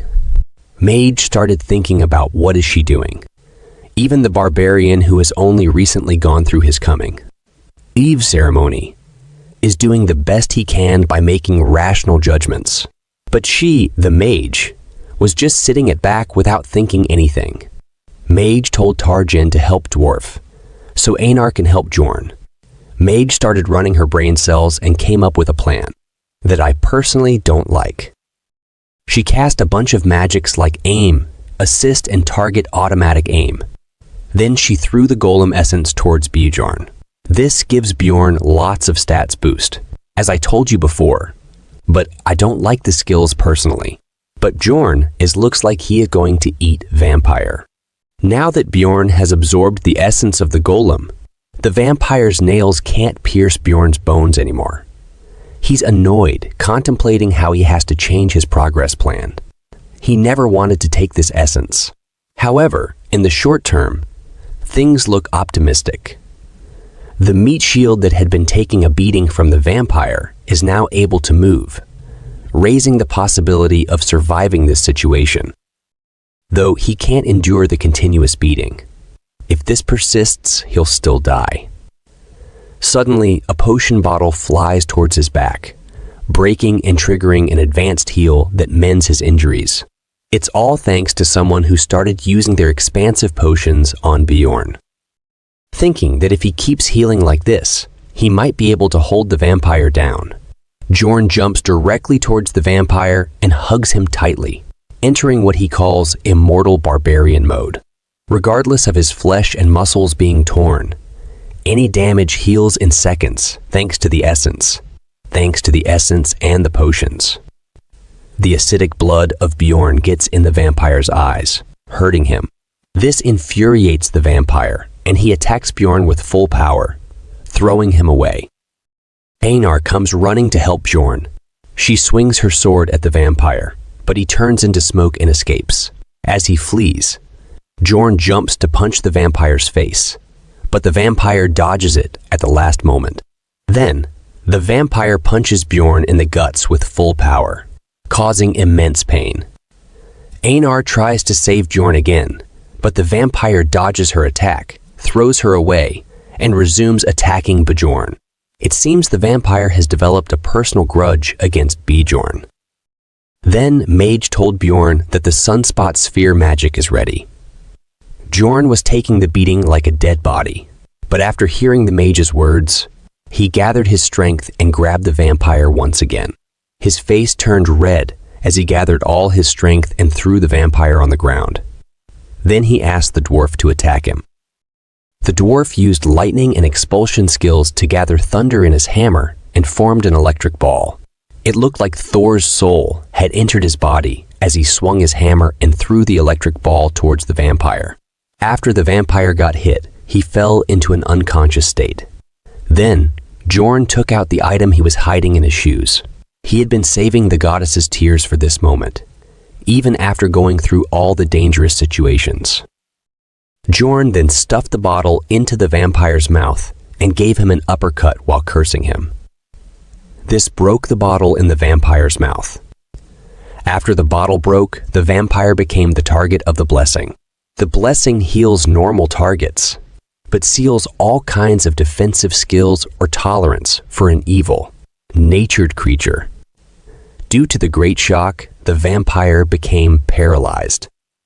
The mage asked Bjorn to get out of the way because she had cast the magic spell. She didn't have the strength left to hold the spell for long, so she threw the magic towards the vampire. It was already too late for Bjorn to move away. The spell landed and caused a huge explosion. Bjorn was also caught in the sunspot sphere's explosion, and he fell into an unconscious state. The vampire used pain, sharing, and because of this, everyone fell into an unconscious state. Sometime later, Bjorn woke up first because he fell into the state first. He was confused because everything was quiet.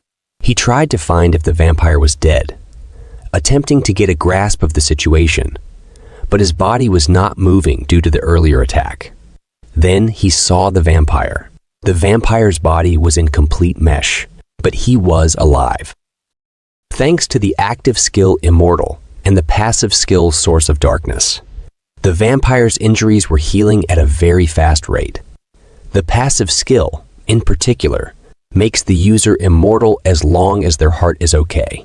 Vampire injuries are all healing at a very fast rate thanks to his active skill. It's just an active skill in name, working like a passive skill. Bjorn doesn't completely understand the situation, but he knows that everyone else was unconscious, and the vampire is recovering at a very fast pace. So there is only one thing for him to do. He has to kill the vampire before he wakes up. Bjorn walks near the vampire. The vampire was still standing up even after that attack. His whole body is tatters, except his heart and his face. I think he protected his heart and face from the sunspot sphere using his arms, like how a boxer does. Looks like he cares more about his face than life. Bjorn knocked him down on the ground and climbed on his chest. Then Bjorn raised both hands up high and started bashing them on the vampire's chest with his full power. This didn't work much. So Bjorn placed both hands on the vampire's chest and used the flesh explosion skill. This hurts Bjorn more than the vampire, but to go out alive from there, he has no choice but to use it. He used it continuously, reaching his limit. Soon, Bjorn's health reached below 1%, but he kept doing it. He was at the doorstep of death, knocking on the door with his full power. So what result do you expect? Bjorn's health reached 0. After Bjorn HP reached 0%, a countdown started, consuming 3 points of mentality. So this is what we call surviving by pure willpower. But Bjorn only has 46 points in mentality, and they are depleting very fast. Bjorn knows that he will end up dead at this rate. But he cannot stop. He ends up dying even if he stopped. Soon after using this brutal skill so many times, Bjorn doesn't have hands anymore, but the vampire is still alive, even if he is looking overcooked. Then, Bjorn lies down on the vampire to use his body. Hey, don't overthink. Bjorn is using his body for flesh explosion. As Bjorn blows up with his entire body, a big explosion happens, and the vampire is finally defeated. The vampire gives 5 experience points because he is a rank 5 monster. And don't forget, the ranks are in reverse order. He also got 4 bonus experience points. 1 point bonus because the vampire is a high-ranking mutant variety, and 3 are for guardian defeat bonus. Bjorn leveled up after absorbing all of this experience. But in this game, it isn't that nice. Your health isn't healed back to full just because you level up. Bjorn's spirit power was also increased by 10. But the thing Bjorn was aiming for from the start was the Rupture Guardian's essence, which has a 33% drop rate. I was also waiting for this. The essence of the vampire was absorbed by Bjorn, and thanks to the overpowered skills, Source of Darkness, and immortal effects Bjorn got from the essence, Bjorn's health increased above 1%, and the countdown stopped. Thanks to this near-death experience, he achieved a new accomplishment, which increased Bjorn's mentality stat by 10 permanently. The mentality stat is now over 100, and other stats also increased significantly. Bjorn wakes up after a long sleep in the laps of Einar. Bjorn asks Einar about others. She told Bjorn that they all left 3 days ago. She asks Bjorn if he is okay, because he was passed out for 3 days. Bjorn was very shocked after hearing that, because this is the 7th and the last day of the labyrinth now. He checks his body, and everything is fine. There is no external injury. Then his focus goes down to important stuff. He screams and asks Einar about his pants, because he was butt naked. Einar tells that they were already in shreds, and they were bothering her, so she just tore them up. She was talking about Bjorn's clothes, not something else. But I just was wondering why they are bothering her. Bjorn was very embarrassed because of it. Then she told Bjorn not to be embarrassed because she saw what a great warrior he is. It looks like little Bjorn was also a warrior. Bjorn was very embarrassed, so he changed the topic and asked about things that happened when he was passed out. She tells him that the numbers item was taken away by the dwarf, and the mage took the rupture stone. Bjorn was alive because he absorbed the guardian essence, and the other 2 took the remaining 2 items the guardian dropped. Einar said that they agreed to roll the dice for the rupture stone, but the mage was being so stubborn and refused to roll the dice. She said that she already in the loss. The dwarf said that she didn't care, but Einar couldn't accept it. Then the mage said that Bjorn took the best loot he could have gotten, so he won't be able to argue against her taking the rupture stone. Sounds like she's the only one who knows that he absorbed the vampire's essence. Plus, she gave him the golem's essence as well as all the potions she had with her, meaning she did lose things in this rupture. So he was not mad at all about the distribution of the loot. Einar was angry. She said that the mage also took all the items going around on her own, and then she left without even waiting for Bjorn to wake up. She was a disloyal and greedy mage.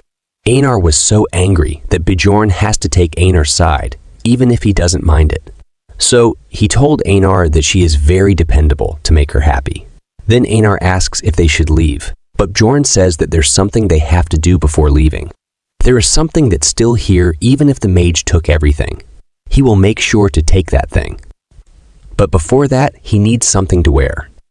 After they take that thing, they return to the first floor and then back to Raftonia. We don't know what that thing is yet. After that, Bjorn goes to the Explorer Guild branch for the stones counting. This time, there are only 230, 1,520 stones. It feels like a pretty small amount compared to the hardship he had to endure. But it's fine because he absorbed 2 essences. Then he moves his hand forward to take the stones. But the receptionist lady takes them back. She said that it's too much for a 9th rank explorer and asked what is in the backpack of Bjorn. Bjorn was confused about why she asked this question because they never asked this kind of question before.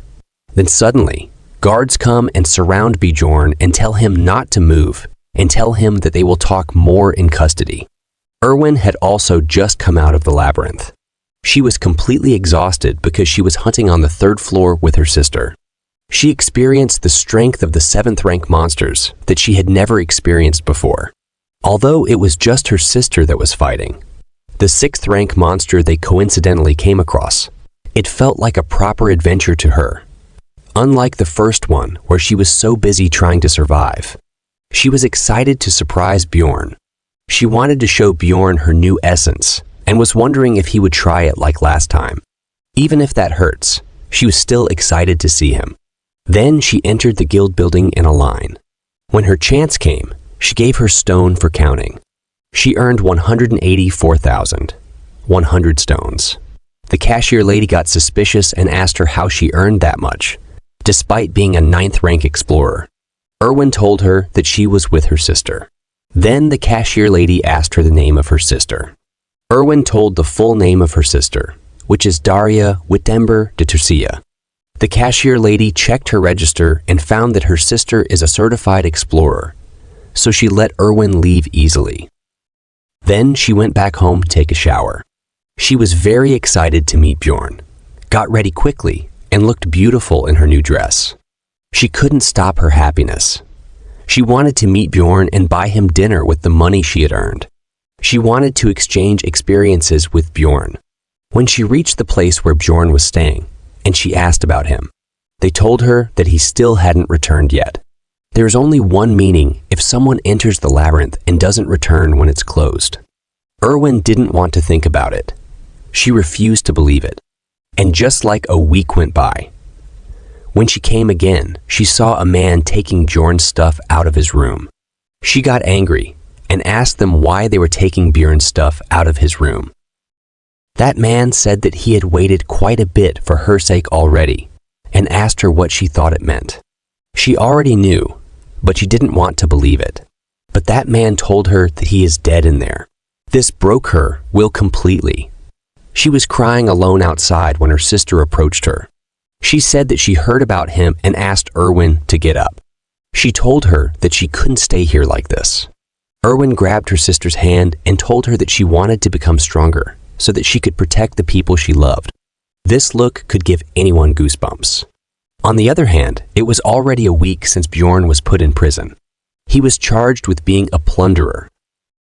On the first day of interrogation, the investigating officer asked him about the bow. Bjorn told him that he got it from the guys who were trying to kill him. So it's not a problem to loot people who attacked you first. That man said that they would figure out who attacked first. He was going to imprison Bjorn just for this. Bjorn felt that something was off. It was an unwritten rule that they wouldn't question anyone without evidence, no matter what the explorers brought back. The man told him that the rules of the guild changed a few days ago. They decided to thoroughly investigate, starting with 9th rank explorers, in order to minimize plundering. Life is hard wherever you go if you're a lower rank. They brought in guys with no connections, but who had a lot of loot like Bjorn. That man asked again where he got the crossbow from. Bjorn told him again about the incident where he was ambushed by a group of plunderers. Of course, he left the woman out of the story. People might think he was possessed if he broke the promise. Then that man asked if he was stabbed in the neck and survived, then saw the mark. Bjorn said that it's right here, but the mark is gone because of the vampire essence. After that, he ended up talking about the rupture, despite not wanting to. But instead of believing him, he started laughing, saying that he was bad at lying, maybe because he was a barbarian. He says, why would a vampire be in the first floor rupture? Bjorn got angry and asked him to call a mage so he could verify his statements using memory magic. That man said that they couldn't call a mage for a mere 9th rank explorer. Only 7th rank and up can request verification. Then, Bjorn said that he would pay for it. He said that they would take all the money anyways when he dies. So why would they waste the money on something so pointless? And he would think about it if he finds a guild-affiliated mage. This is how his first day went. Then, 2 days later, a 9th rank guild-affiliated mage came and tried mental magic, but due to Bjorn's high mentality stat, the mentality magic failed. After failing, the mage said that they would have to call a mage from the magic tower. But that man refused, saying that he couldn't call such important people for such a trivial matter. Bjorn even mentioned Raven and the dwarf, but he refused to listen to Bjorn. If you've forgotten, Raven is the mage he met in the rupture. He asked Bjorn to give up and confess. He kept pushing Bjorn to confess until the 7th day of interrogation. On the 7th day of interrogation, he came very happily and said that he finally got solid evidence while showing the communication stone Bjorn got from the Crystal Union guy when he met with Erwin. He said that it looked like this was not the first time Bjorn was plundering people. He looked up the number on the message stone and found out it belonged to a dead explorer. He also got statements from the Crystal Union about what he had done. Then he told Bjorn that he would be executed in 3 hours. Bjorn was already past the point where it can be resolved by words alone. But even if he were to break out of this place, he would just be marked as an escapee plunderer. Then there's only one way to get out of here alive. He has to prove that he is innocent, but he can't do that with words alone. So, he decided to get out of the prison first. He grabbed the prison bars and used flesh explosion. The power of the explosion was terrifying. It melted the bars like nothing.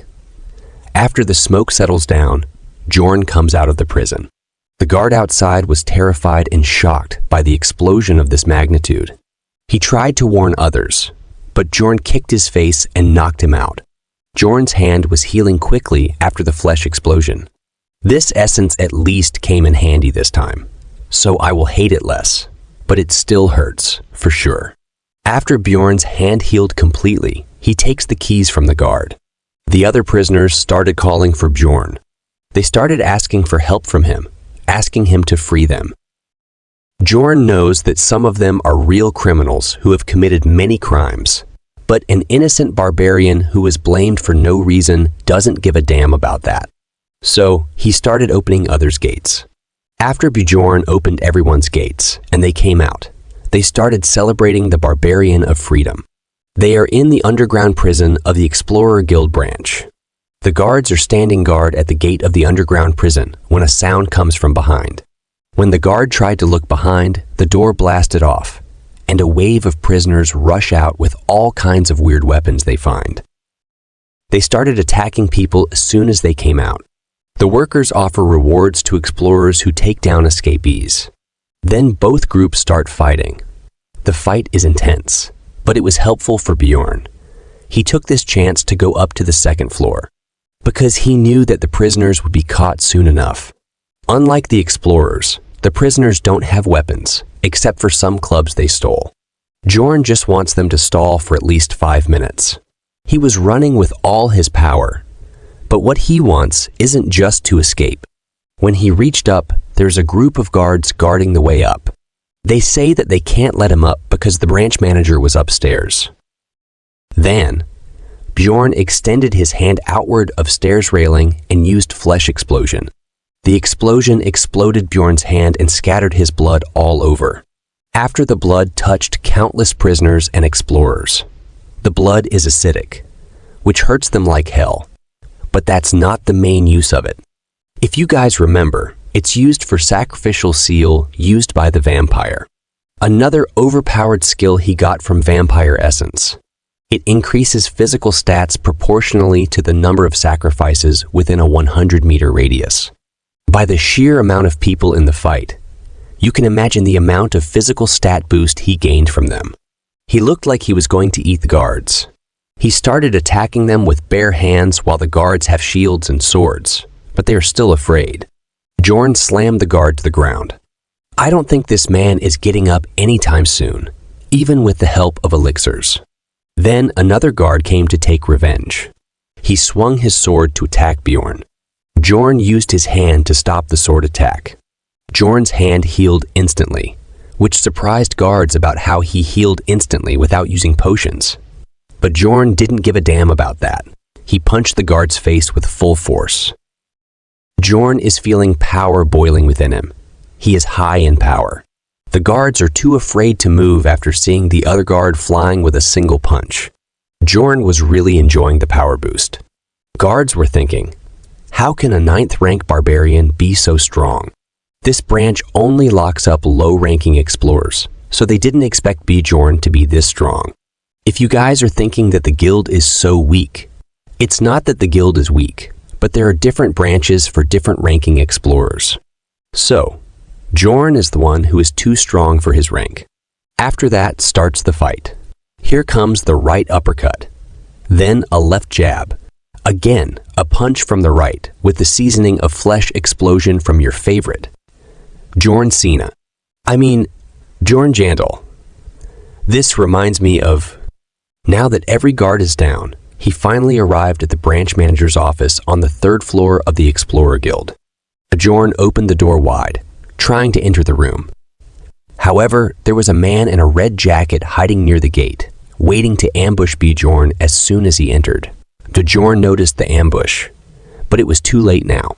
The man swung his sword and cut Bjorn, causing him to fall to the ground. The man in red smirked and said that he had finally got the barbarian, but his attitude didn't last long. As soon as Bjorn's acidic blood got on his face, he started screaming in pain. He was too weak, yet he was acting like that. This whole acidic blood thing reminds me of a manga called Dungeon Seeker, but I advise you to read this manga only if you have a strong mind, because it's quite dark. The good thing is that it's completed. Back to the story. Bjorn looked very proud about this. Then a scream came. It was the scream of a girl hiding behind the table. She regretted screaming instantly, covering her mouth with her own hands. But it was too late, as Bjorn had already noticed her. Again, this girl reminds me of another story. I know many of you guys don't like my opinion in the middle of the story, but it's a habit of mine. She reminds me of the Duke's daughter in the manhwa called I Became a City Lord in Another World, or something like that. If you guys like Kingdom, building stories with a big harem, you can try this one. Let's get back to the story. The man in red, who is also the branch manager, told them not to touch this girl because she is the daughter of the district manager. And if he did anything to her, he wouldn't be able to live. But Bjorn was thinking the opposite. He thought he hit the jackpot. Then he hit the head of the branch manager and knocked him out. Bjorn changed his original plan. He wasn't planning to do this. But now the district manager's daughter is here. Things will either end up really easy for him, or they'll end up going terribly. Then the daughter of the district manager started talking, saying that Bjorn already knew she would be here, and he planned all of this a long time ago. Then Bjorn grabbed her and shut her mouth up with his hand. Bjorn told the guards to bring the inspector in charge of him, the Crystal Union's leader, and also a mage from the Magic Tower. He warned them that if they failed, he would kill the daughter of the district manager. The guards were confused about what to do, but in the end, they decided to leave the branch manager behind and go to do the things Bjorn told them to do. Poor branch manager. Bjorn was holding the lady very tightly. Then he took a long breath and shouted with all his power. His head looked like it was about to burst from his own scream. He started telling them about himself and the things the guild had done to him. He told them that the guild was framing him, and even swore that he was innocent. He was doing all of this to make a big scene like this, so they wouldn't be able to just cover it up. Bjorn's demand reached the Magic Tower. An old man claiming to be from the branch manager informed them that a psycho was causing havoc. The person he was talking to was Raven. She looked even more beautiful without her hat. The old man then told her the story of what that maniac had done with the other prisoners, and that he had taken the daughter of the district manager as a hostage to request a mage. Raven said that he must be really stupid to do such a thing. Then she instantly got ready with just a snap of her fingers. That's how women should be, ready instantly. Raven stated that she would go because there was someone she needed to look for anyway, and she was also curious to see what this person looks like, how she will react after seeing the stupid face of Bjorn. Thanks for watching. If you haven't liked or subscribe, what are you waiting for? Raven was shocked after seeing Bjorn there, but I am more surprised to see that she can fly. She looks like Supergirl, the cousin of Superman. Then she asks about what he is thinking or if he has multiple lives or something. Bjorn told her that she will know that later and asked her to use memory magic on him. He told her to hurry because there isn't much time. Raven says that she will do it, but he has to promise to do a favor for her in the future. Bjorn says that he will do it if it's something he can do. Then she landed inside and used her magic on Bjorn. Is he not afraid that his secret will be revealed if she sees the memory of his life on Earth? But thankfully, the magic didn't work on him. Then the mage asks Bjorn if he has some kind of equipment or artifact that can block psychological spells. Bjorn asks her if it looks like he can have anything on him.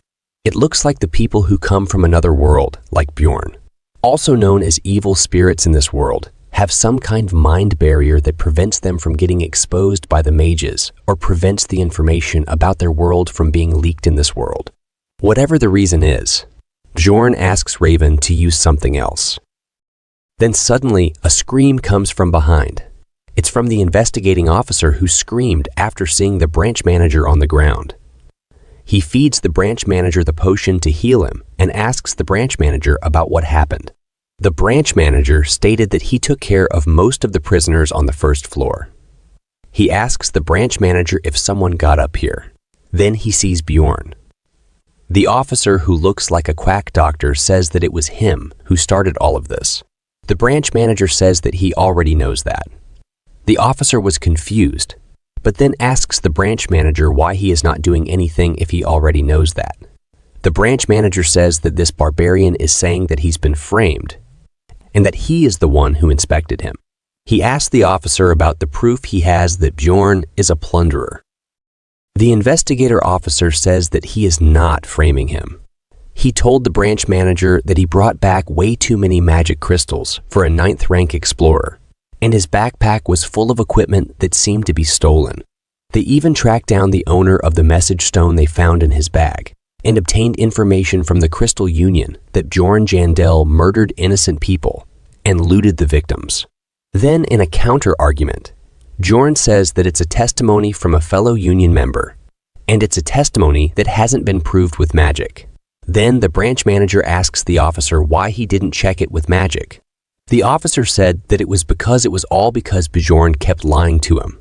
He says that Bjorn told him that he got stabbed in the neck, but survived. And then he says that he doesn't have any scars because he absorbed a vampire's essence in a rupture. The branch manager was also shocked after hearing about the vampire. The officer says that he was certain that he lied because he knew that magic wouldn't work on him. So how could he trust him and bring a precious mage from the magic tower? He was very happy after giving this long speech and was certain that it was the end of Bjorn. But his luck is bad because Raven was here. She came out from behind Bjorn and told him that it was true that Bjorn consumed the vampire's essence in the first floor rupture. Both of them were very surprised after hearing that. The officer asks Raven about what she means. Raven said that she was there herself. But what can they do? They can't use magic on her. Maybe it's some kind of immunity provided to mages. The officer again asks what she means by he absorbed the vampire essence. And even if she knows him, she shouldn't defend him with lies. Raven got angry after hearing that and asked the officer if he is trying to say that she is lying. The officer quickly said that it was not what he means. Then Raven asks what he means then. Was his little power causing him to start looking down on mages too?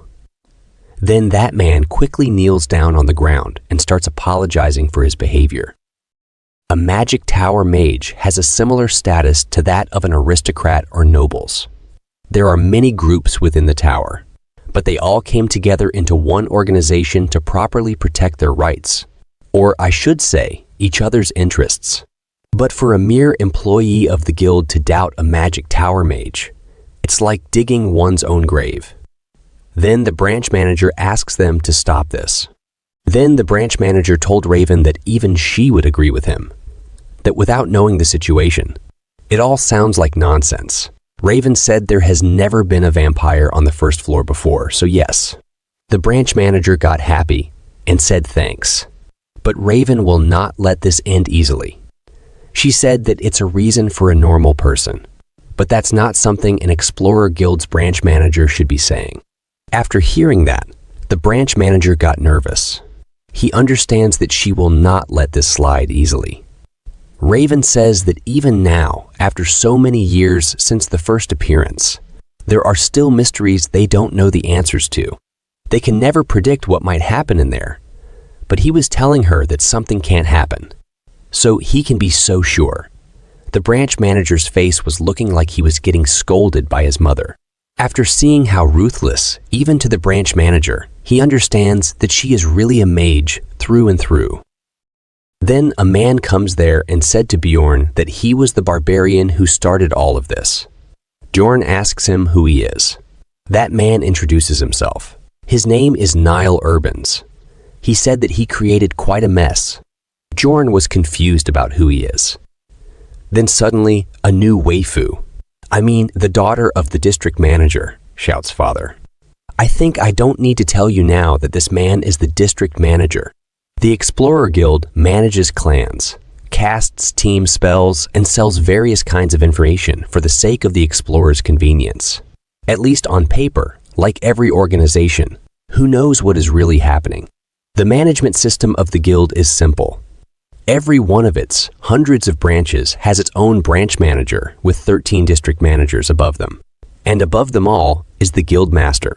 So, the 13 district managers are basically second in command. But there are things even they do not dare to do. They throw the Crystal Union guy on the ground.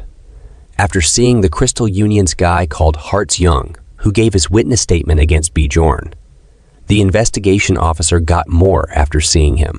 Then, Bjorn takes him under his remand and asks him questions about his false witness statement about the message stone against him. He tried to refuse that.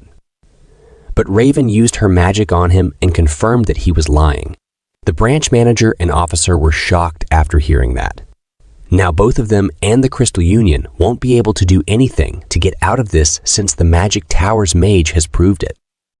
Then the district manager told Bjorn that he was innocent. Then Bjorn releases his daughter and asks him about what is going to happen with the Crystal Union guy. The district manager says that this was all caused by this person's false statement, so they will investigate this further and then decide what to do with him. Then Bjorn says that he prefers it if they look into the clan he's in too. The district manager said that Crystal has been quite the troublemakers anyway, so he will do that. He also told the inspector that he is fired.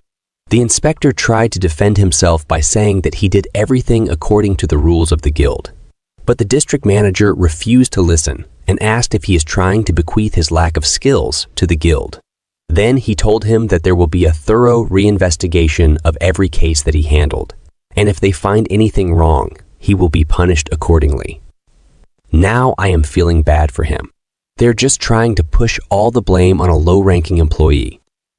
He also understands that and didn't say anything after that. Then the guards take both of them out of there. Then the district manager says that they will compensate Bjorn for any inconvenience he goes through. He said that he'll make Bjorn a 7th rank explorer first, and they will replace all of his current equipment with new gear. He thinks he can fool Bjorn with just that. But Bjorn got angry and said that he can become a 7th rank explorer with a 5th rank essence anyway. So they are not doing any charity here. I don't know about Bjorn, but they almost fooled me. For a second, I think that it's amazing that they are even giving any compensation. The district manager said that he only has 2 months of experience. Then Bjorn almost got on his face and told him to bring any 7th rank explorer, and he will show who is stronger. Bjorn goes into full barbarian rage mode and told him to come at him. The district manager was shocked, confused and scared at the same time. He tried to calm down Bjorn and told him that it never happened before. Then Raven comes forward in support of Bjorn, blinking at Bjorn to let him know that she is with him. Then she said that she is sure that there has never been an explorer who has fought off a 5th rank vampire and come back alive, having eaten the Rupture Guardian vampire's essence. And it's funny that he was doing something he should have done anyway, and counting it as compensation. The branch manager doesn't like this, but he doesn't have a choice now. So he asked Bjorn about what compensation he wants. Bjorn smirked. Then Bjorn told him that he wants money. A lot of money.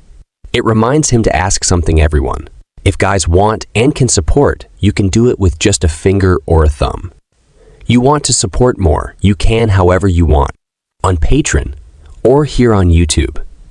You guys should at least subscribe and like the video if you can't do financially. Not me, but Bjorn is asking. Bjorn asked for 5 million stones. He was saying all of this with full confidence, but he knows that it might be too much. But he doesn't care because he is a stupid barbarian anyway, so he gives it a try. The branch manager said that it's too much, but the district manager agreed. Bjorn was surprised that he accepted it that easily, then said that the 1 million stones for her work here is separate. The district manager did not look happy, but he accepted it. He asked Raven to tell the master that he is always grateful for his work. It looks like the magic tower has more power than I expected. It's only because of Raven that Bjorn's demand was accepted. After they were done with her work in the guild, Raven took Bjorn to her personal lab in the magic tower. Bjorn was looking around her lab while she's busy doing something suspicious. If someone makes a face like this in the chemistry lab, I will definitely run for my life from there. Then she gives a lab flask to Bjorn and told him to drink. Bjorn was confused about what is in it, so he asked her to clarify if the liquid in it is water. Raven says that it is water in it because they don't have any cups in the lab, but if he would like to have some of the basilisk concentrate in it. Bjorn says that he is fine with water. He was thinking about what kind of weird liquids and monster organs were in this thing, until now. So he changed the topic and asked the reason why she brought him to her lab. He swiftly put the water on the side. Then Raven asked him if he remembers the promise that he will do her a favor. It's a promise he agreed to before in a hurry to save his life. But it's not bad for him to be friends with a mage. Then Bjorn reminds Raven that he will only do something if it's something he can do. Raven says that it's fine. What she wanted to do is study the essence Bjorn consumed. She told Bjorn that it was also beneficial for him because there might be some features they didn't know about, since no one's taken it before. Her eyes change. They're full of a passion for knowledge. She is so excited to study the essence of the vampire that never appeared as a guardian in the Rupture before. Mages like the graduate students. Bjorn asks her if it's the reason behind the thing she said when signing the agreement papers. They signed a contract in the guild, and she asked the district manager not to record that Bjorn took the vampire's essence in exchange to agree on a condition. Bjorn was grateful that she was being so considerate, but she was just securing her test subject. She was embarrassed now that Bjorn found out. She tried to change the topic and told Bjorn to come to the lab once a week and help her for about 3 hours. About half a year. Bjorn told her that half a year is too much and told her to make it 6 months. And she also has to share research results with him. Raven told Bjorn that he survived thanks to her and also got 5 million stones, so he should be more grateful towards her. Bjorn is grateful, but that's a separate issue, and in order for this relationship to work out long term, he needs to show her what kind of person he is. He stands up and told her that she should be the one giving money to him. Raven was confused about why she should be the one giving money, just like you all. Bjorn told her that she has to pay because she fed him the essence of a golem that he doesn't want. Raven pushed Bjorn away, or at least she tried to push him, then asked Bjorn about how that is an issue. She said that she gave him an essence for free. Bjorn told her that she forcefully fed him that essence so that she could live. So how is that not a problem? She says that it also saved his life. Bjorn says that he doesn't care, and he doesn't want it, and asks her to pay 10 million stones, because he heard that's how much you need to erase an essence at the temple. So you can actually erase an essence. That's great news. So basically, all rich and powerful people like the royal family should have the best essence. But if it's me, I should add a merging or devouring system in the game, where if you get a similar essence of higher rank, the higher rank essence should devour the lower rank. Like if you get the essence of Death Fiend and Vampire, the Death Fiend's healing ability will become useless because of the great healing ability of Vampire. In that case, the Vampire essence should devour the Death Fiend's essence. You guys can give your suggestions if you want something similar in my story. I'm going to start writing my story. If any of you know any good platforms, please comment down the name. Let's get back to the story. Raven asks him why would he get rid of such a precious thing. She called him a psychotic barbarian. Bjorn says that it's because he doesn't want it, and she has seriously harmed him. She said she heard that it's super rare and precious for explorers. So she should be the one getting paid instead. Bjorn said that it's a biased opinion of a mage since you guys can't take essences, so she should be asking other explorers. She said that he was saying all that because he thinks she doesn't know any explorers. He should just wait and see. She walks towards a magic ball and taps it. She calls someone called Patsaran. She introduces herself and says that he met her mentor last time. It looks like Mr. Patsaran is a high-ranking explorer. She asks him about what he would do if someone forcefully feeds him an essence that he doesn't want. That man said that he will get very mad. Raven is surprised. Then she asks, what if it was really, really rare? A really rare 7th rank essence that you could only earn in the rupture. That man said that he would still be mad. An essence that he wasn't planning to take would only harm him. Raven was shocked and nervous, while Bjorn was sitting on the chair like a mastermind who closed all the doors of its enemy. That man is explaining to Raven that mages don't understand. But you can't make it to the upper floors by just taking whatever essence you come across. Bjorn was looking very proud, while Raven was embarrassed because of it. Then she asks about how should she compensate someone for it. If something like this happens, that man says that he will ask for money. He told her that a minimum of 15 million stones would be good. Raven was very shocked after hearing the amount. That man said that erasing an essence takes a lot of money. The fee only gets higher the more you erase too. To him, it looks like they worship money, not God. Then she asks everyone's favorite question. She asks, what if money is not an option? Wait, this is not FUB, and Bjorn is joining, bro. That man said that he is not sure. But if something like this happened to him, and the person responsible was in front of him, he would snap their neck in half. Bjorn was thinking that this man lacks imagination. I think Bjorn's imagination is running wild, because he was also sitting at a good place with a great look. Raven was in shock and fear. She was thinking about what she should do. She doesn't have that much money. This guy must be a pretty skilled explorer if he's acquainted with a magic tower mage. Someone like that would definitely know the importance of balance between essences. If she had asked a 9th rank explorer who barely made a living, they would have said that they would take whatever essence they get. That's why she loses now. Will she admit her mistakes? Then suddenly, an old man comes there laughing, saying that it's really amazing to see a barbarian win against a mage in a verbal argument. Then he introduces himself. His name is Dayan Tivhilian. He is the mentor of Raven. That must mean that he's Altimion School's master. the very one that used up 5 whole floors of the magic tower. If you're confused about what this school is, magic has many schools of thought.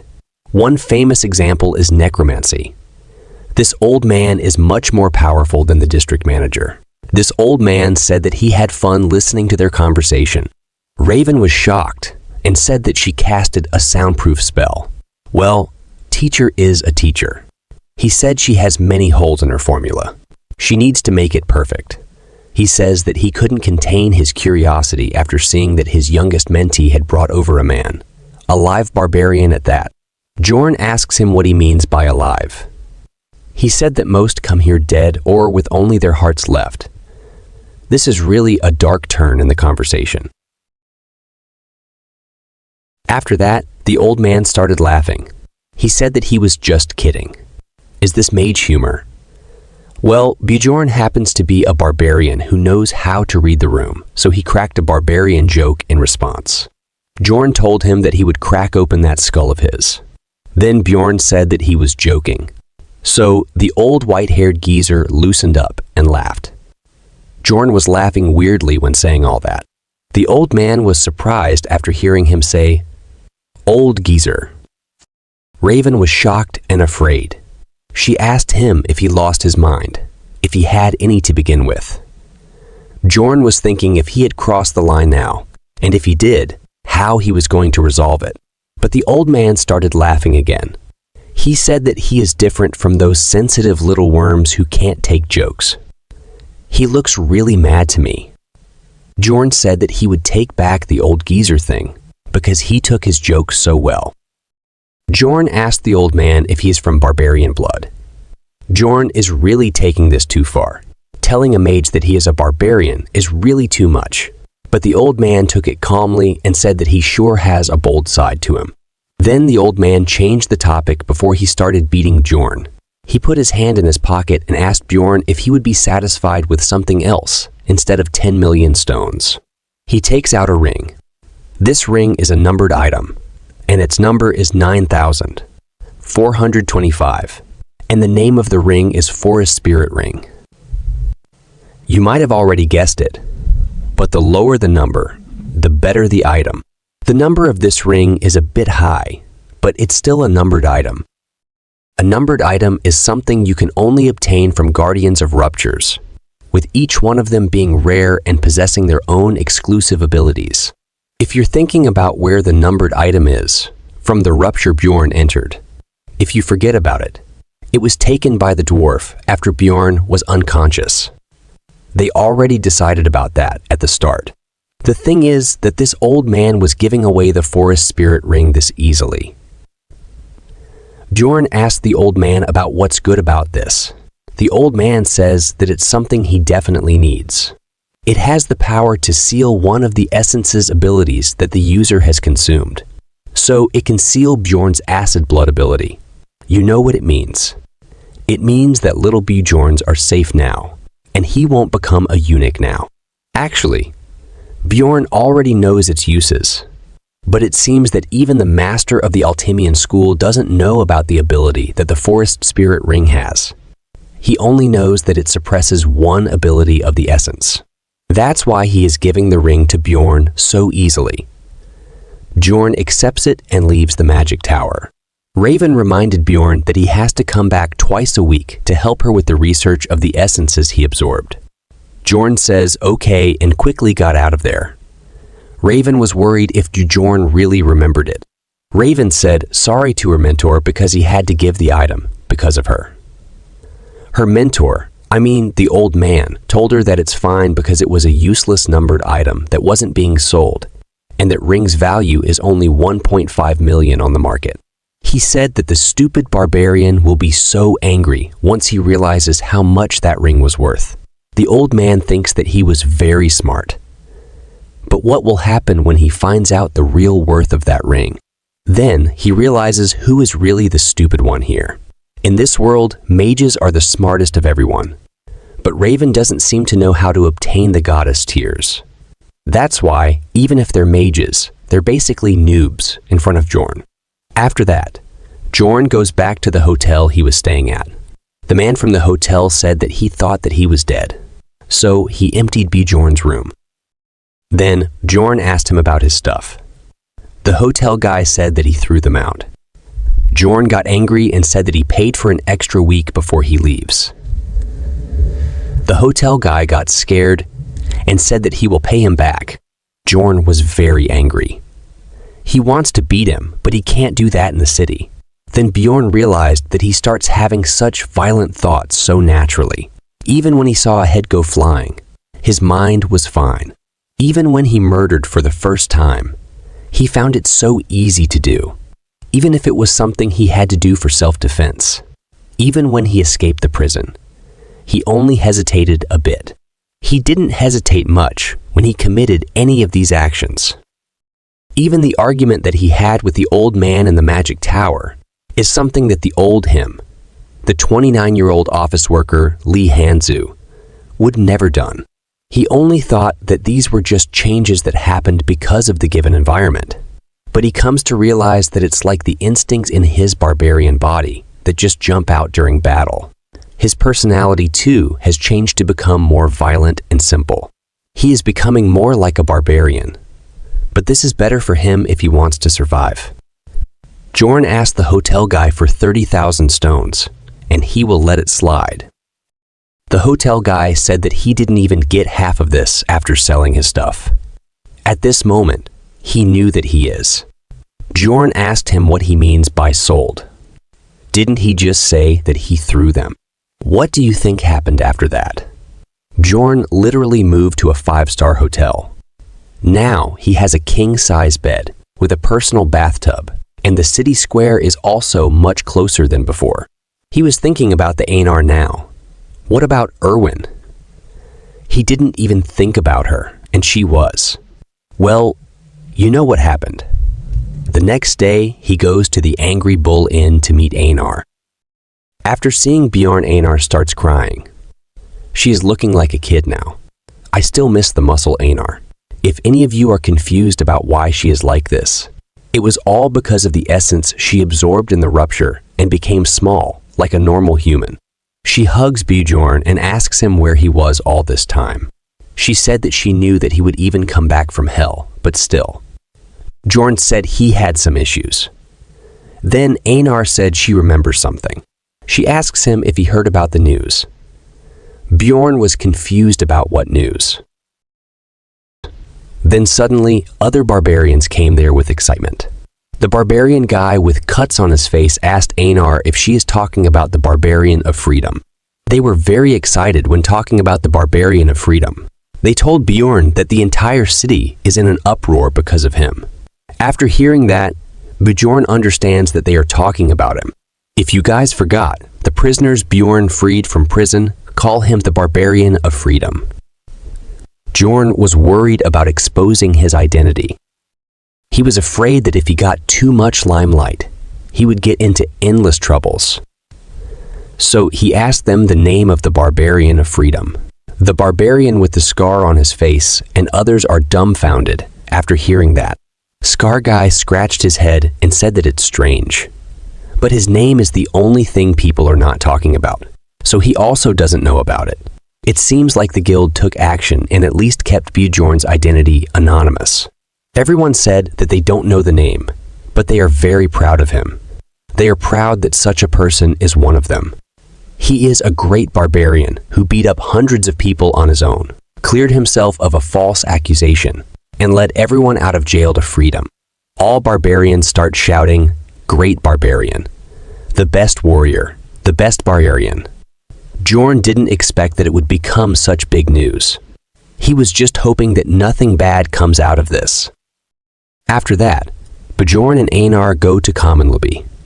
Commonleby refers to districts 2 to 5 that form a circle around the first district, Karnan.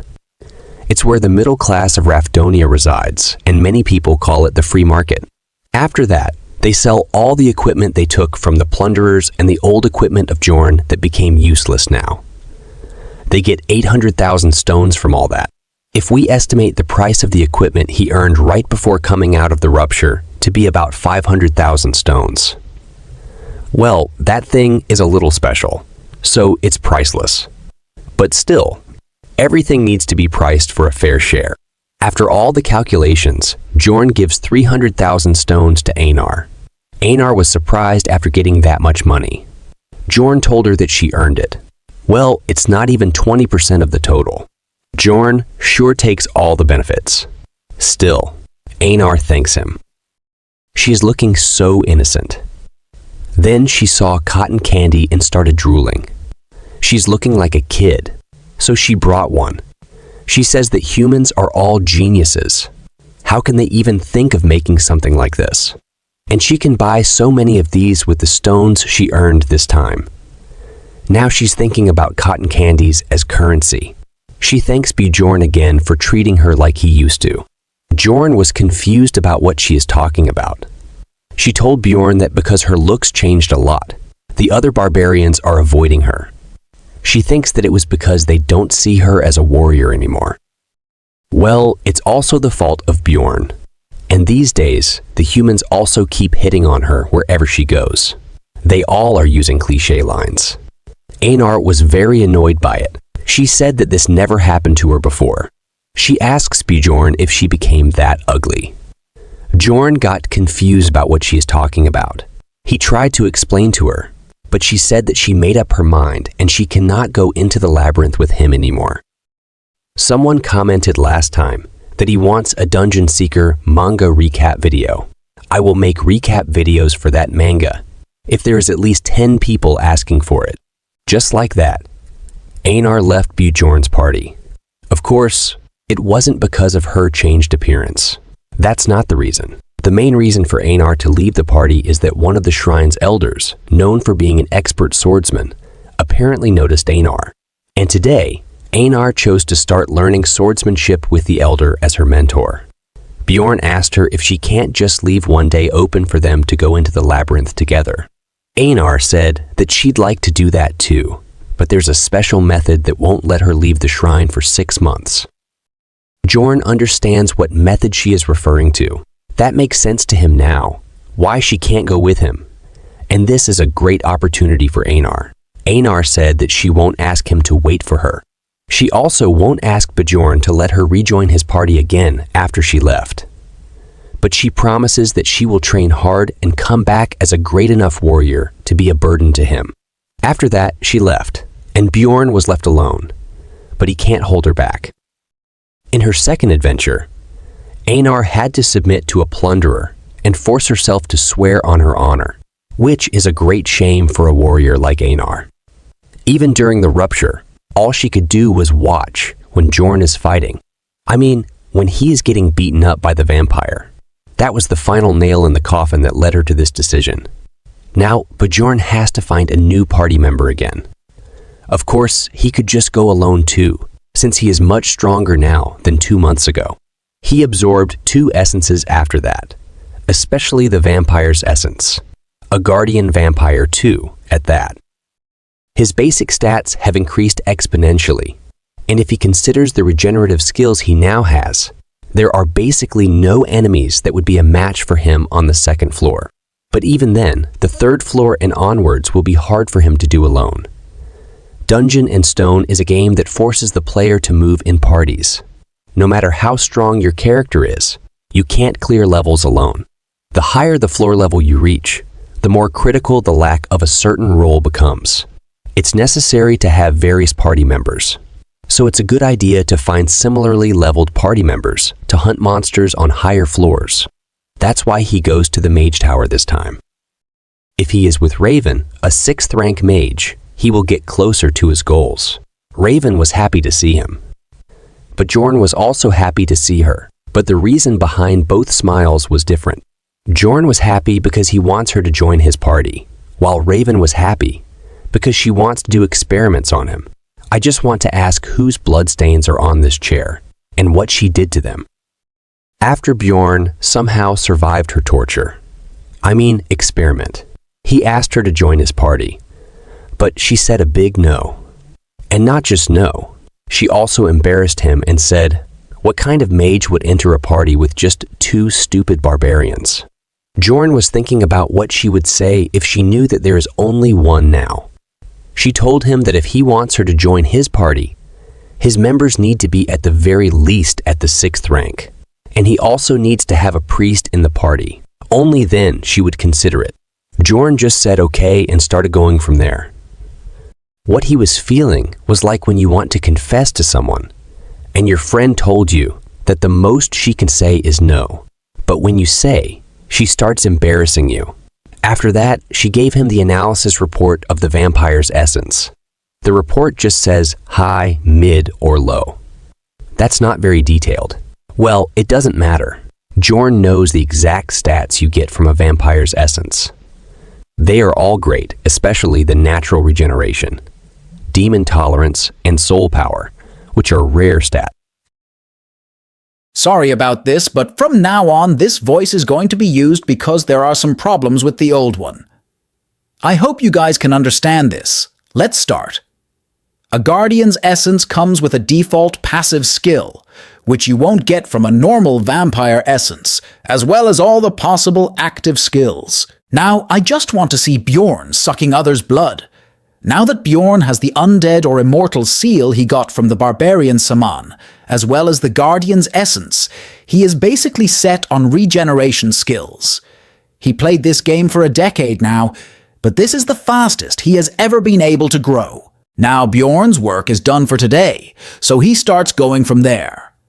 Then Raven stopped him and asked him about the stuff he shoved in that vampire's mouth.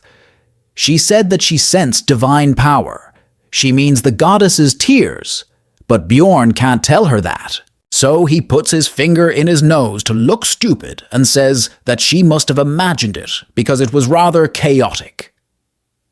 She says that she saw that with her own 2 eyes. Bjorn says that he is hungry. He has to go. Then Bjorn activated barbarian run mode and ran away from there. Raven just left screaming. She got very angry when he ran away. She understands that he is hiding something from her, and she decided that she will find out.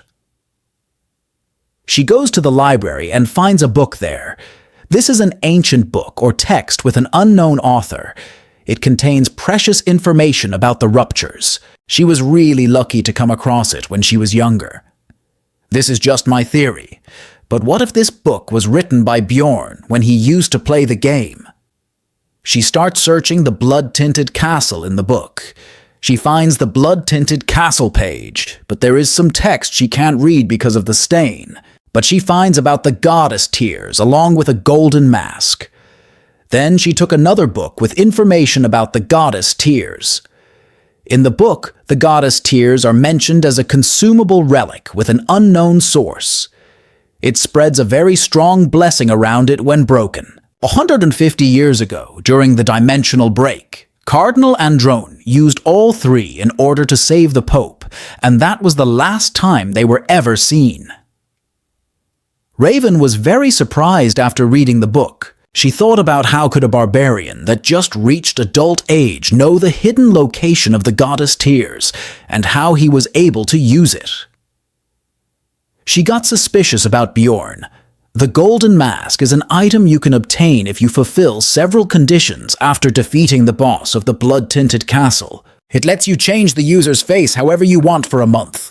It has 5 uses total.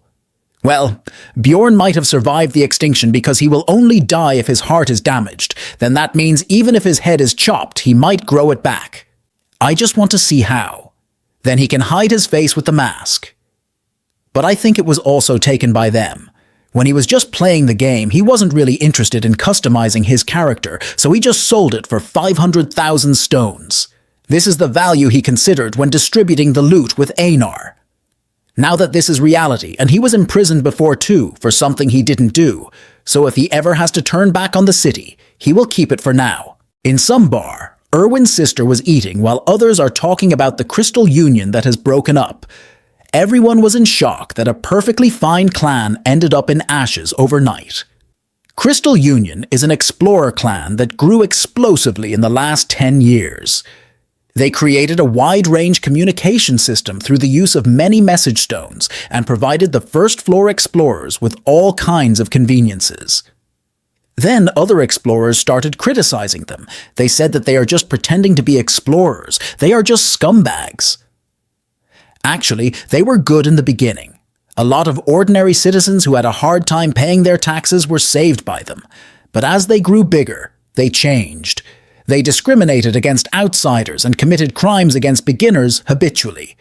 What happened to Erwin was the proof. She doesn't want to admit it, but if it weren't for Bjorn, unspeakable things would have happened. She was thinking that she should do something about them, but now she won't even need to anymore. Then a guy asked another about the reason they are broken up. Then another one said that he might not have heard the news. It was the barbarian of freedom. Erwin's sister thought that it was also done by a barbarian, coincidentally enough. Then they talk about the whole incident, and people are saying that the new law to find plunderers isn't going to be enforced either because the incident became too big. And what's more surprising for them is that the barbarian is just a 9th rank explorer who barely went through his coming-of-age ceremony. After hearing that, Erwin's sister stops. She thinks that it would be too big of a coincidence. Now she is thinking if Bjorn is really dead, and if the barbarian of freedom really is Bjorn, that would explain why he didn't come back for a week. She sure is smart. Then she goes home where Erwin is. Erwin now has one more fire spirit. She is looking stronger than before, but not happy at all. She is looking completely broken from inside. Her sister was confused if she should tell about Bjorn or not. Her sister and Bjorn sure are cruel. Bjorn didn't even think about her since he came out. Instead, he is busy looking for new party members. He now comes to the guild to find new party members.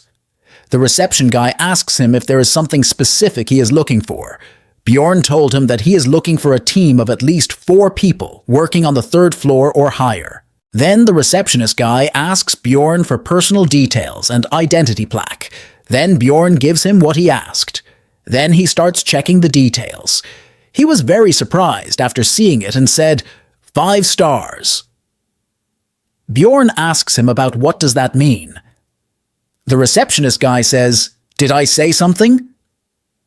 Then he gives him the list of the teams that fit his needs. He changed the topic. Well, it must be some kind of keyword the guild uses. 5 stars maybe means that he is a really good customer or a really bad one, according to the look he gives after seeing the stars. Either way, Bjorn doesn't care as long as they're treating him fairly. Then Bjorn looks at the list, and he was very surprised after seeing a name in it. That's right. The name he saw in the list was Hikarod Murud the Dwarf. He was happy to see Bjorn, but he said that he was a bit iffy about it since Bjorn was put down as 7th rank. Then the two of them chit-chat a bit. Hikarod said that they would talk about the details later, because one more person should be joining them. Bjorn asked him if he already had someone on the team. The dwarf said that it's not that, but that person is a mage, so he is basically already chosen. Bjorn was very shocked after hearing that. He thought, how can a rare individual like that be in their party? He was thinking about who it could be. Then that person arrives. The mage is a young man called Leor Werv Dwalk. He said that he comes here because he wanted to join their party. The dwarf shakes hands with him and asks if he is the mage. The mage asks him how likely it is to coincidentally come across a mage at a specific time and place like this. The dwarf was confused about what he is saying. Then Bjorn told him that he is saying that it's him. The dwarf introduces himself as Hikarod Murad, a 6th rank explorer. Then the mage also introduced himself as an 8th rank mage of Rafdonia's royal family. Now I want to talk about the Dungeon Seeker manga recap. That manga has some 18+ scenes, so I will upload it on another channel because I don't want to affect this channel. The link is in the comment section. I hope you guys will enjoy that one too. Dwarf was very shocked after hearing the name of Rafdonia's royal family. Then, Bjorn told him that it means he doesn't work for the guild or magic tower. The dwarf barely knows anything. The mage told Bjorn that he is quite knowledgeable and asked Bjorn for his name. Bjorn was pissed by his cocky attitude of speaking, but Bjorn controlled himself and introduced himself to the mage, telling him to sit down. After they sat down, Bjorn said that he would be direct. He asked the mage why he wants to be an explorer. It's rare for an 8th rank mage to go on explorations. He's not skilled enough to be working in the middle and upper floors, and exploring the lower floors doesn't make enough money. It's much more stable and profitable to work in the city. The mage smiles and said that it's simple. He wants to become a renowned explorer and increase the fame of Baron Martone's family. The dwarf was very shocked after hearing Bjorn's name. He asked the mage if he is a noble. The mage smiled and proudly said that his mother's sister's husband is the 3rd brother of Baron Martone's wife. Bjorn was angry after hearing that. They are basically strangers. Baron might not even know about him, let alone him being a noble. He said that they don't have to be nervous and that he doesn't intend on treating anyone lesser than him. He really is out of his mind. He sounds more and more like a fraud the more he speaks. The mage has a pretty face and blonde hair, approximately 160 centimeters in height. These are the basic features of a hot chick without a brain. But he is not. He only knows how to use daily and administration type magic and a few curse type spells, as well as cold type magic. He is an inexperienced 8th rank mage who is full of lies and arrogance. This is the image Bjorn has of the mage after the meeting. Bjorn was a bit doubtful, but better people will sign up to be in their party if they have a mage, so they decided to take in Dwalki the mage.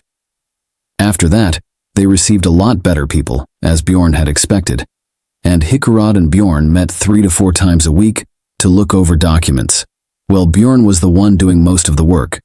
Bjorn selected the candidates to be their party members. The dwarf says he's going to reject them too, so he is relieved that Bjorn finally chose someone, and like that, they completed their team.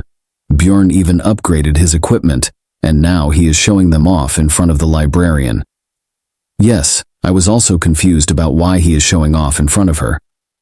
She asks about what it is. Bjorn says that he will tell her if she wants to know that bad. He told her that it's armor and a shield made from latinium. The name is like the mixture of lithium and aluminum, but the defense is good. He also shows his new expandable backpack. He said that it's not much though, and he just got it. You can tell by Bjorn's face how much he is enjoying showing off.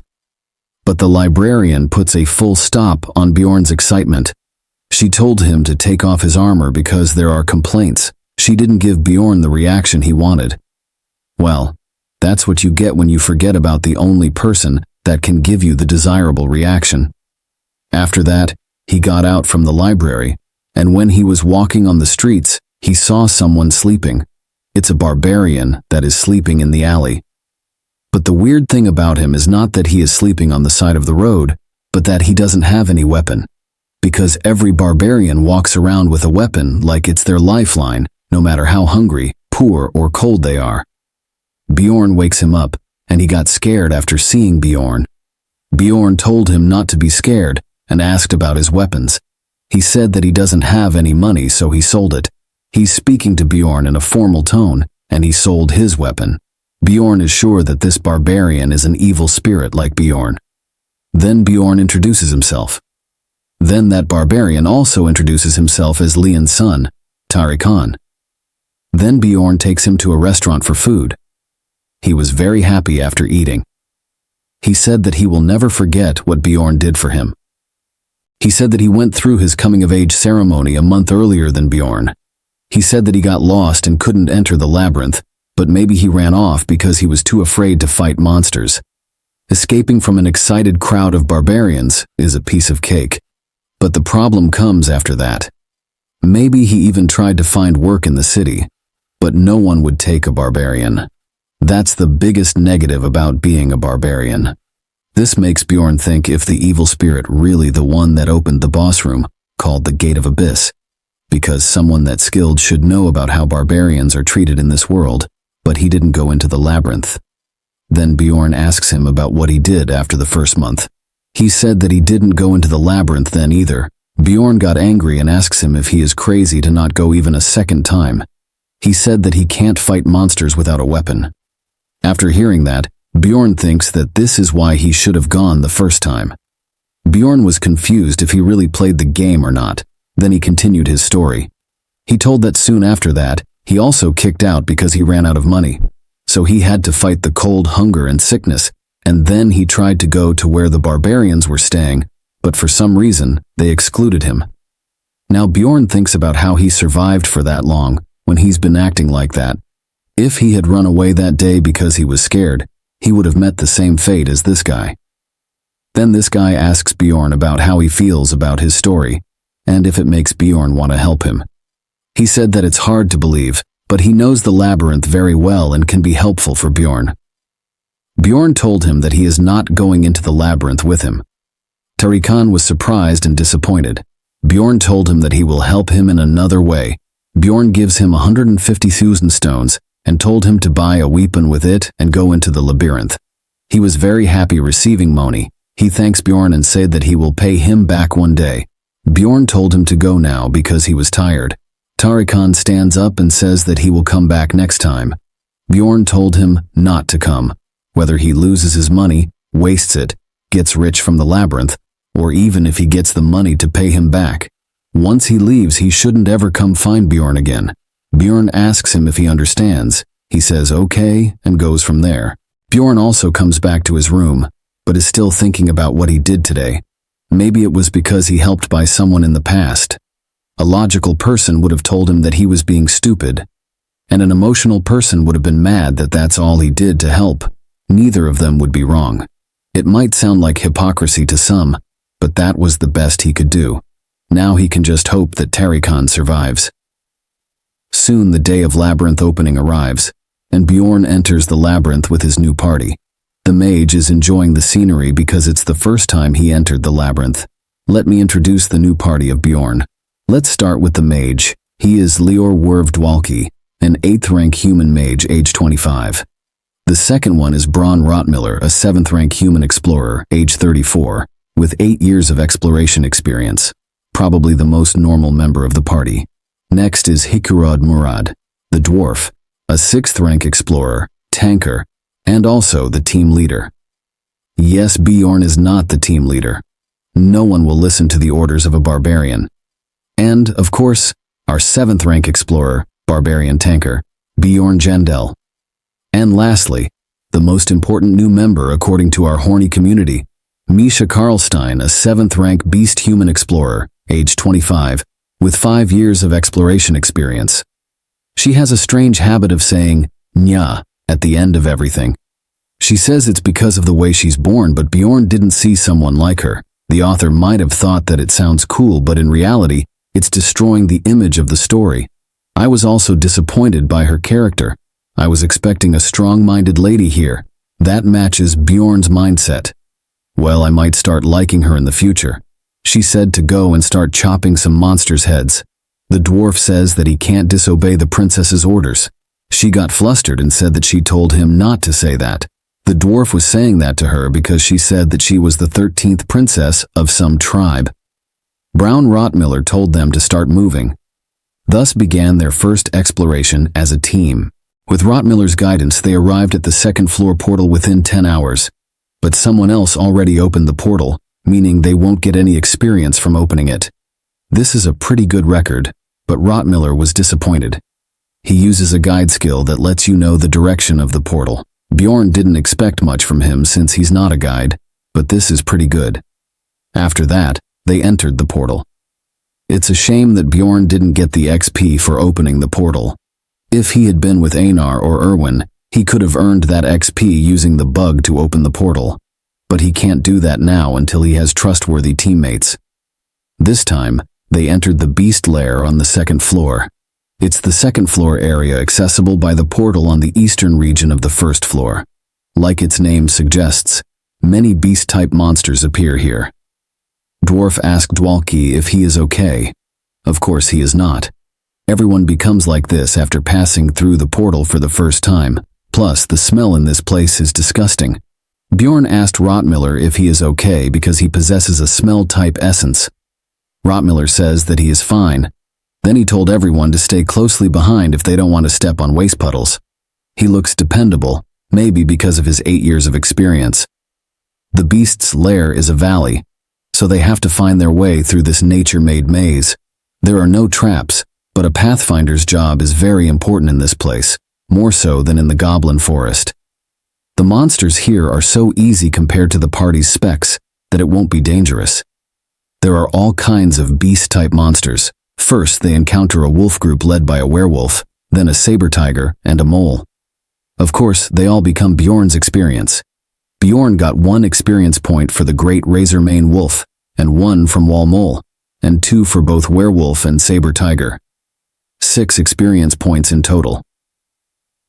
Thanks to Dwalki's alarm magic, they can have 4 guard shifts, so Bjorn can sleep for 6 hours. Dwalki asks the dwarf why they need to keep on guard when he has alert magic. The dwarf laughs and says that it's not because they don't trust his magic, but alert magic only detects incoming monsters. In confusion, Dwalki asks why that is a problem. The dwarf told him that in the labyrinth, explorers are more dangerous than monsters of the labyrinth. Dwalki was very shocked after hearing the bitter truth.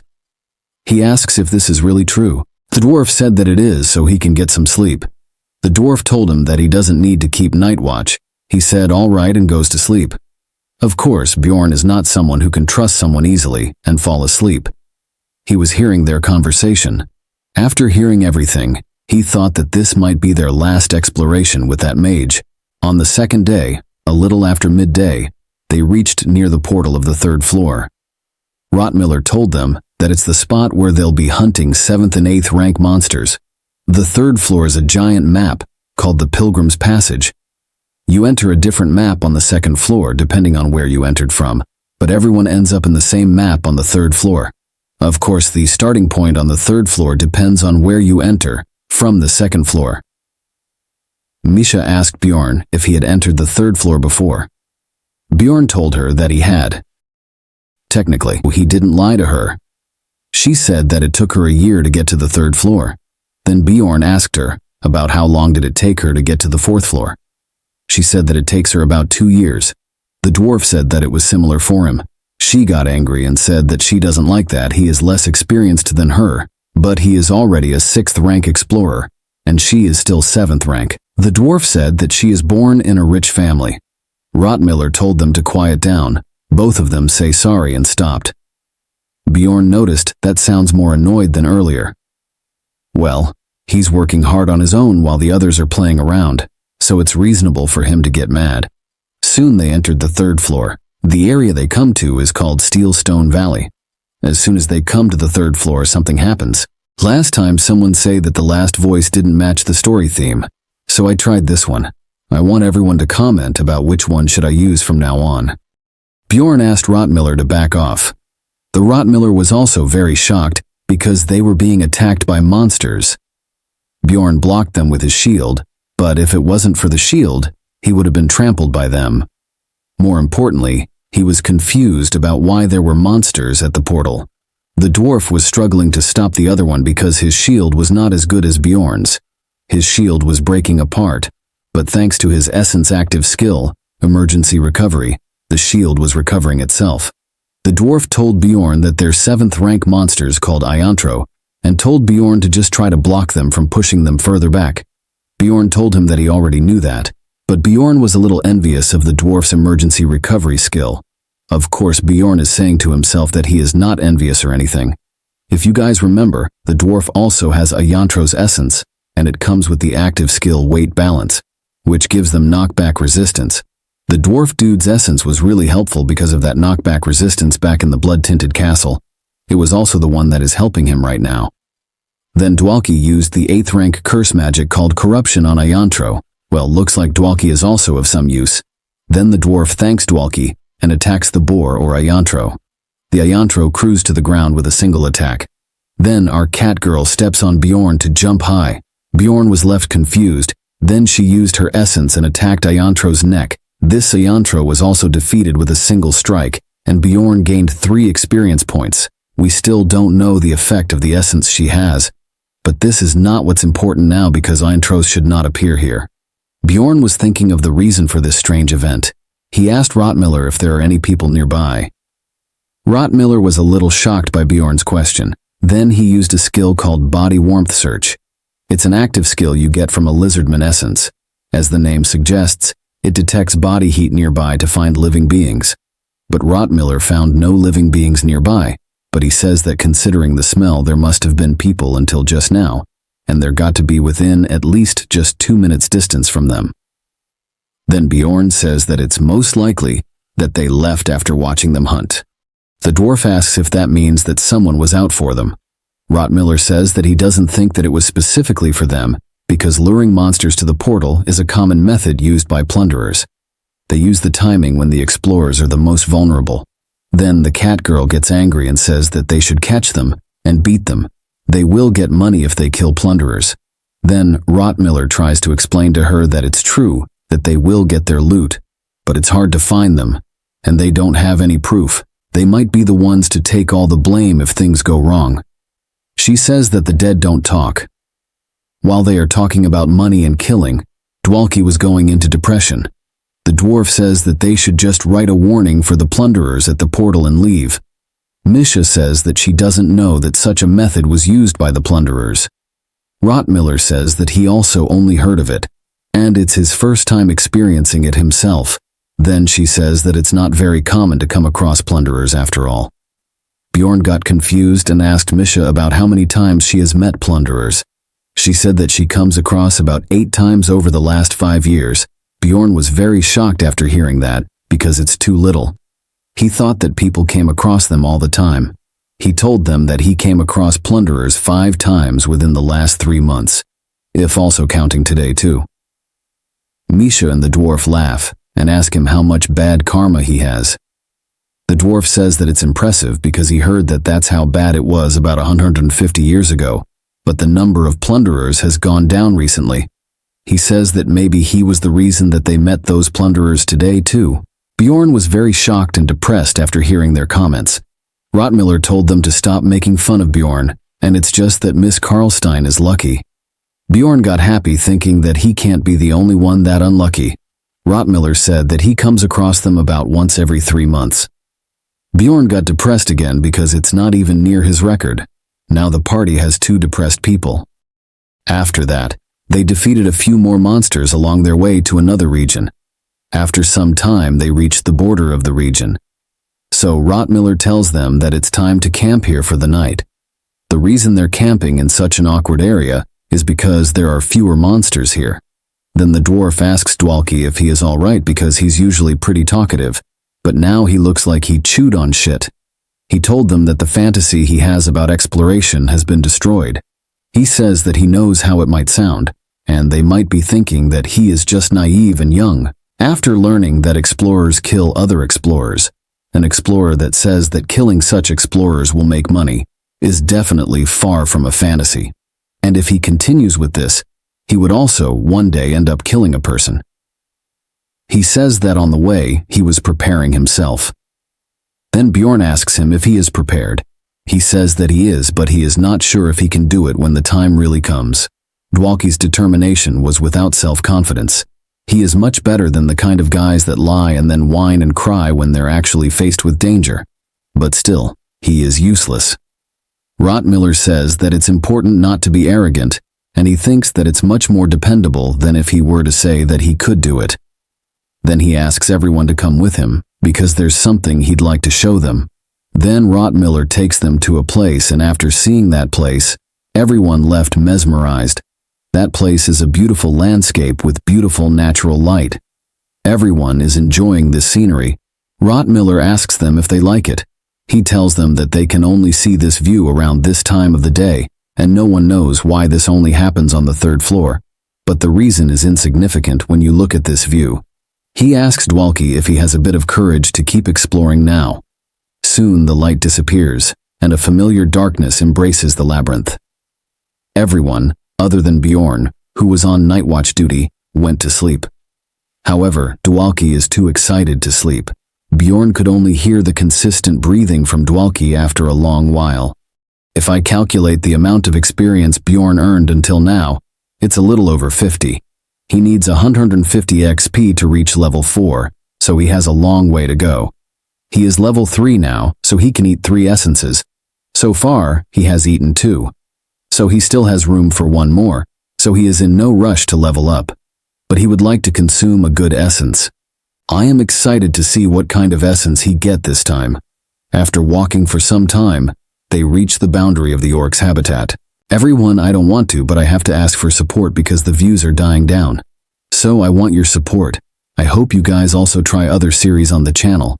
I will continue the series you guys will like, and please also tell me if there are any series you guys would like a recap of.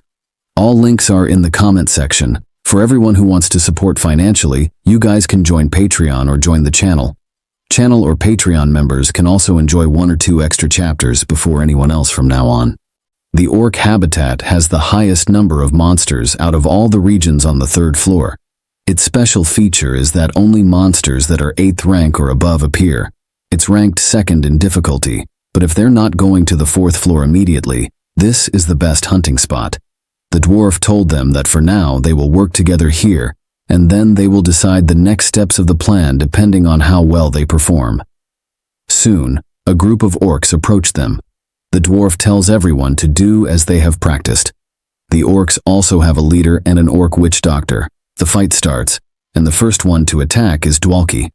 Dwalki uses ice spear magic and takes down one orc with a headshot. Dwalki and Rotmiller focus on ranged dealing, while the dwarf and Bjorn act as tanks, stopping the orcs. Misha takes care of the closest enemies first. The orc witch doctor used berserk on orcs, which increased their physical attack tolerance 3-fold for 10 seconds. The orc now looked like the gym bros. After that, the orcs that stopped by Bjorn and the dwarf managed to get through the shields. The orc is directly headed toward the mage, the weakest member of the party. Of course, they already planned for this situation, and that plan is Rotmiller. He is in the back to protect Dwalki. He managed to stop the orc. After that, the 10-second berserk time is up, and Misha comes to attack the orc. She kills the remaining orcs. Now only the orc witch doctor is left, but a mage without someone protecting them is nothing. After wiping out the orc group, they relaxed a bit, but Bjorn was busy calculating the time it takes for them to defeat the orc group. It takes them about 8 minutes in total. It's actually a long time. Well, it makes sense since they have 2 shields and 1 pathfinder. So their attack is definitely lacking, but even so they are just slowing. Safety is still great. This pretty okay, and Bjorn likes it. Dwalki is enjoying his first orc, and others are also encouraging him. After that, they keep fighting and made their way to the center of the orc's habitat, fighting the orcs on the way. As they got closer to the center, the numbers of orcs in each group increased. Once, they even came across a great orc warrior, a 7th rank monster. Of course, they were able to defeat it easily. But bad things always tend to happen when things are going smoothly. Someone attacked near them with a strong explosion spell. They are very shocked by it. Then a mage comes there and tells them that this orc habitat is the Jarwi clan's territory, and they should go elsewhere. He isn't just simply asking them, he is giving them an order. Let's talk about the clans a bit. It might be useful in the future. Dungeon and Stone is a single-player game, but surprisingly enough, there are ways to restrict content. At first, it appears as a way to block transportation between maps, but if you form a clan later on, you can also restrict hunting locations as a player. You know what that means. It means we might see Bjorn forming a clan. Of course, this requires tremendous effort, so it's a waste unless it's a boss mob habitat or a rare mob habitat. So it's also suspicious for them to restrict an area on the 3rd floor. Bjorn might turn this unlucky event into luck for him, like what happens in the blood-tinted castle. The dwarf knows about the Jarwi clan. He asks them why they are on the 3rd floor because he thought that the Jarwi clan was active on the 6th floor. The old man says that they have no obligation to explain that to them. But instead of backing down, the dwarf says that he did hear that a few clans with achievements are allowed to take authority over parts of the labyrinth. But he never heard that this place is the Jarwi clan's territory, and they even don't know if these guys are really part of that clan in the first place. The old man gets angry, but the dwarf is also not going to back down, and the situation becomes tense. Because of the sense of responsibility the dwarf feels as the team leader, he's acting rather rashly, unlike his usual self. On the other hand, Misha is hiding behind Bjorn. Then someone calls her while calling her halfling. She got scared and says yes, brother Talon. But Tylon Guy says that he told her not to call him brother in public. She says sorry. The old man asks Talon if she is his sister. He says that she is. The old man calls Talon sir and says that he has a debt with him, so if she's his he can. Then Talon stops him and said that there is no need. He cannot tell him the reason as it is regarding family matters, but even his father wouldn't care either. The old man says that at least they can tell them the reason. Then he tells everyone that they're looking for the great orc warrior's essence because of urgent clan matters. And if things go well, they will be able to hunt there starting next time. So, he asked them to go somewhere else this time. For Bjorn, it's hard to digest that a 6th floor clan is doing all this just to get the great orc warrior's essence, because it's not even a rare essence. Then he remembers something. Then, in an attitude, the old man says that since they're here, there won't be any monsters left for Bjorn's party to hunt anyway. So it's best for them to get going. This is an indirect warning that they will interfere with Bjorn's party hunt if they don't leave. Well, strength is the law inside the labyrinth, so Bjorn is thinking that they shouldn't push this any further. But the dwarf is feeling like shit. But if they don't want to die, they should know when to give up. Bjorn was about to say all right and leave, but the person that shouldn't speak speaks up and says that he will try to resolve it. Yes, it's our naive and stupid mage, Dwalki. He said, "Hi, senior mage." Then he introduces himself, but the old man calls him garbage and tells him not to call him senior mage while calling Dwalki an insect. And all he learned is just a few basic magic spells, but boasting himself as a mage. Then the old man tells Dwalki to never call himself a mage. This completely destroyed Dwalki from inside. I now feel bad for him. I really do, and I think the dwarf too. He says that it's harsh. He is ready to challenge a 6th floor clan for Dwalki. The old man says that he only said the truth. Well, it looks like the dwarf doesn't like the truth. The dwarf got really angry. It looks like he is really going to fight. He used the lightning skill and become Thor. He really is looking like Thor. Well, the dwarfs is related to Thor's story, so it's not strange. The dwarf lost the sense of reality and attacked the 6th floor clan. They all are standing unfazed, and the old man is also waiting for him to attack, so he can say that the other party started it first. Bjorn knows this and he was fully aware of their capabilities. That's why he crushed the dwarf's head into the ground. Everyone is shocked by this action of Bjorn, but Rottmiller is relieved by it. He is an experienced explorer, unlike others. With an angry look, Bjorn told the dwarf to come to his senses. You can tell by the veins on Bjorn's hand that he is using his full power, and if they don't have a helmet here, his head will be crushed like a watermelon. The reason Bjorn acted like this is because they almost died here because of the dwarf. The old man and the group look like a group of wolves looking at their prey. The old man Madge told the dwarf that he got a really good teammate. He should be eternally grateful to Bjorn. After that, they got out from there, and the dwarf said sorry to everyone, mentioning that he lost his reason and acted out. Rottmiller told him that his action almost got them killed. Bjorn agreed with Rottmiller and said that he is doing a good job, and now he should keep blaming him, so that the dwarf learns. He's saying all that inside his brain, but Rottmiller said that since nothing happened, he will leave it there. Bjorn was already confused that he is forgiving him just like that, but then he said that he personally believes that it's a good thing that he stepped up for a teammate. Bjorn is annoyed by his statements, thinking that if he were the team leader, he would be cussing him out. Happy New Year in advance, everyone. I wish you all and myself a great future in life starting from the new year. Enjoy. Then Misha said sorry to everyone and mentioned that things might have turned out better if it weren't for her. Dwalki said that it's not true, and that it's only thanks to her that it ended with only them getting kicked out. She is touched by the mage's words. Bjorn was confused about what the heck is going on. The atmosphere suddenly changed, and this is the kind of atmosphere Bjorn and I always found super cringy ever since he was a kid. He even got goosebumps. Maybe that's why he was single in his past life, and maybe the same goes for me. Then Misha starts telling her story and why she hates to talk about her family. She was the only one in her family who wasn't able to form a contract with a spirit beast. Beast people or therianthropes are able to enter contracts with ancient beasts called spirit beasts. The contracts take on many different forms. Some summon the spirit beasts to aid them in fights, some get possessed by them to increase their physical capabilities, while others receive blessings to use special abilities. Of course, only a few therianthropes are chosen by spirit beasts, but the problem here is that Misha is part of the direct bloodline of the Karlstein family. In other words, the fact that she can't handle a spirit beast paints shame on her family's name. She was on good terms with her siblings when she was younger, but when she became an adult and still wasn't chosen by a spirit beast, everyone began ignoring her and started calling her halfling, saying that she is mixed blood.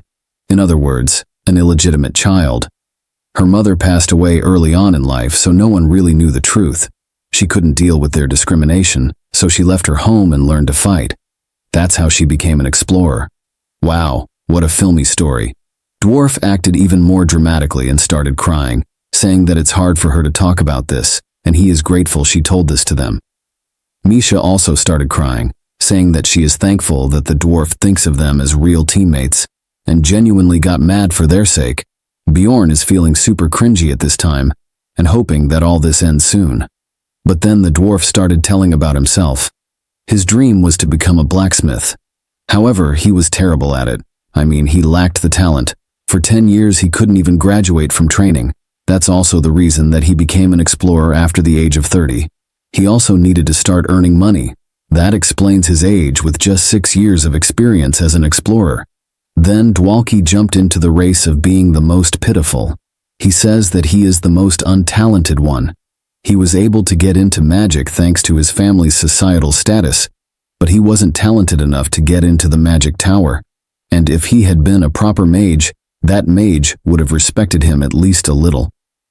He was crying while saying all this. The dwarf says that it was that mage that was the bad guy, and he is a great mage. Bjorn was feeling super awkward. Then the only member that Bjorn thinks is a bit normal speaks up and said that he has been in many teams, but he has never experienced this kind of thing before. Then he said he also needs to apologize too. Rottmiller said that when Murad and Miss Karlstein talked about age and experiences, he was very upset. It was because he was envious of them. He thought that both of them had no right to complain since both of them were lucky enough to be born as non-human species. Then the dwarf asks if there are any advantages to being a human explorer. Misha says that humans can use aura and can become spirit mages, ordinary mages, or saints. Well, it's only a small number of people who are talented. Then the dwarf laughs and said that it means their team is made of halflings. Well, that's great. They can just look after one another and not feel bad. All of them get excited and say that they will do their best in the future.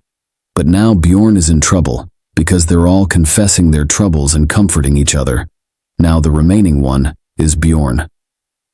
Now all of them are staring at him with expectation. Now Bjorn is afraid that he will be left out if he doesn't say anything. He was confused about what to say. He is not used to these kinds of groups. He was very nervous. From all this pressure and nervousness, he shouts with his full power that he doesn't have a mom. He shouts so hard that his voice echoes. Even his veins are about to burst.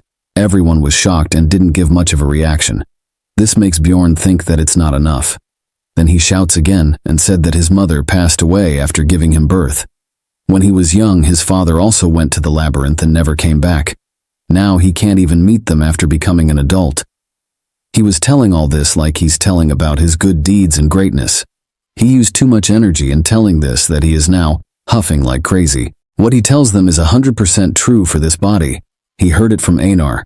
First, no one gives any reaction because everyone is in shock because of his loud shout. Then everyone becomes emotional. Rottmiller said that it must be hard at a young age. Misha said sorry that she complained about her family without even knowing that. Dwalki also starts crying out loud, saying that it would be hard for him to pretend that everything is fine. Then comes the dwarf. He holds Bjorn's hand and says that he can't be his parent, but if he wants he can. Then Bjorn quickly pulls his hand and told him that it's okay. In reality, he just wants him to screw off. And that's how Bjorn becomes the most pitiful guy in this team. But Bjorn is not feeling sad because he had a mom on Earth. Plus, he's a barbarian who's become a 7th rank explorer in just 3 months.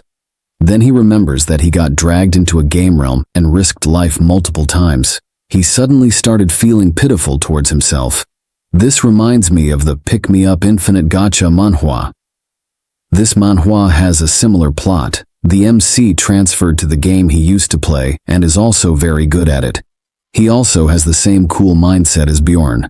So, if you guys want a recap of that story, I can continue it again.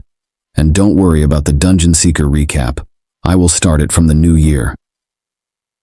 Everyone was shocked at what happened to him now. Misha asks him if he remembered his mom. She also said some words no one likes to hear from a girl. She said to Bjorn if he misses his family, he can think of her as his sister. Of course, Bjorn is not in the mood to say anything. Then Rottmiller asks the dwarf about where they should go next. The dwarf says that he was thinking of going to the witch's forest. Of course, this is the conversation that triggers Bjorn. Everyone gives their suggestions. Misha suggests that they should go to the green tail swamps, but Rottmiller rejected her idea, saying that it takes 6 days to get there from their current position. Then Dwalki suggests that they should head up to the 4th floor because he heard that the witch's forest isn't that great for warriors. Then the dwarf says that it's too early for the 4th floor right now. He said that he's seen many teams go there underestimating the difficulty and get killed. And it won't be too late for them to move on to the 4th floor after working together a bit more. The witch's forest is thought of as an area that you go to only when absolutely necessary. It's not a great place for hunting. The reason the dwarf is adamant anyway is because the 4th floor is just that dangerous. On the 4th floor, there are 7th and 8th rank monsters just like on the 3rd floor, but there are also sometimes 6th rank monsters. It's a rare enough chance that you have to walk around all day for 4 days to come across one. But that just means that they would come across one no matter what, once they are there. Bjorn actually died many times on the 4th floor because he wasn't prepared enough. So he can understand the dwarf's worries, but he told the dwarf that they should go to the 4th floor. Bjorn said that he thinks advancing to the 4th floor would be fine for them. Then he started explaining the reason. He told everyone that Haikurad and he are pretty sturdy tankers. Even if we do come across a 6th rank monster, they can create an opening for them to escape. He didn't tell others, but considering that he now has the vampire's essence, he should be able to tank fine against 6th rank monsters, although their damage is a bit lacking. But they still have a mage, and the other 2 are also veterans. It might be a bit slow, but they should be able to manage on the 4th floor. Misha and Dwalki start talking slowly. Misha said that Bjorn is right, but she is a bit anxious since he's a barbarian. Dwalki said that she is right. Then Misha said that even a broken clock is right twice a day. So, should they listen to him this time? Meg said that he thinks it should be okay.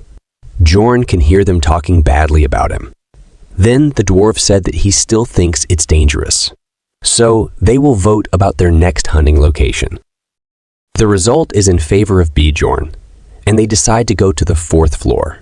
On the 3rd day after entering the labyrinth, Rottmiller decided to camp for the rest. But the dwarf suggests that since they all are pretty energetic, they should go a bit further. But Rottmiller refused by saying that it will take another 3 hours to find a better place than this one. So the dwarf agrees with him, and they decide to camp there. Looks like Misha and Dwalki have become friends, and Bjorn is busy looking at the time they camped. It's the same time they camped on the 1st and 2nd day. Rottmiller must have thought of the camping spot ahead of time, by taking into account the distance and their speed. It doesn't seem like much, but that's pretty impressive in a labyrinth where there is no night and day. So Bjorn asks Rottmiller about the plan for the next day. He told him that they would arrive at the witch's forest before noon tomorrow. He also told them that they should rest now, because once they enter the witch's forest, it's going to be very tiring.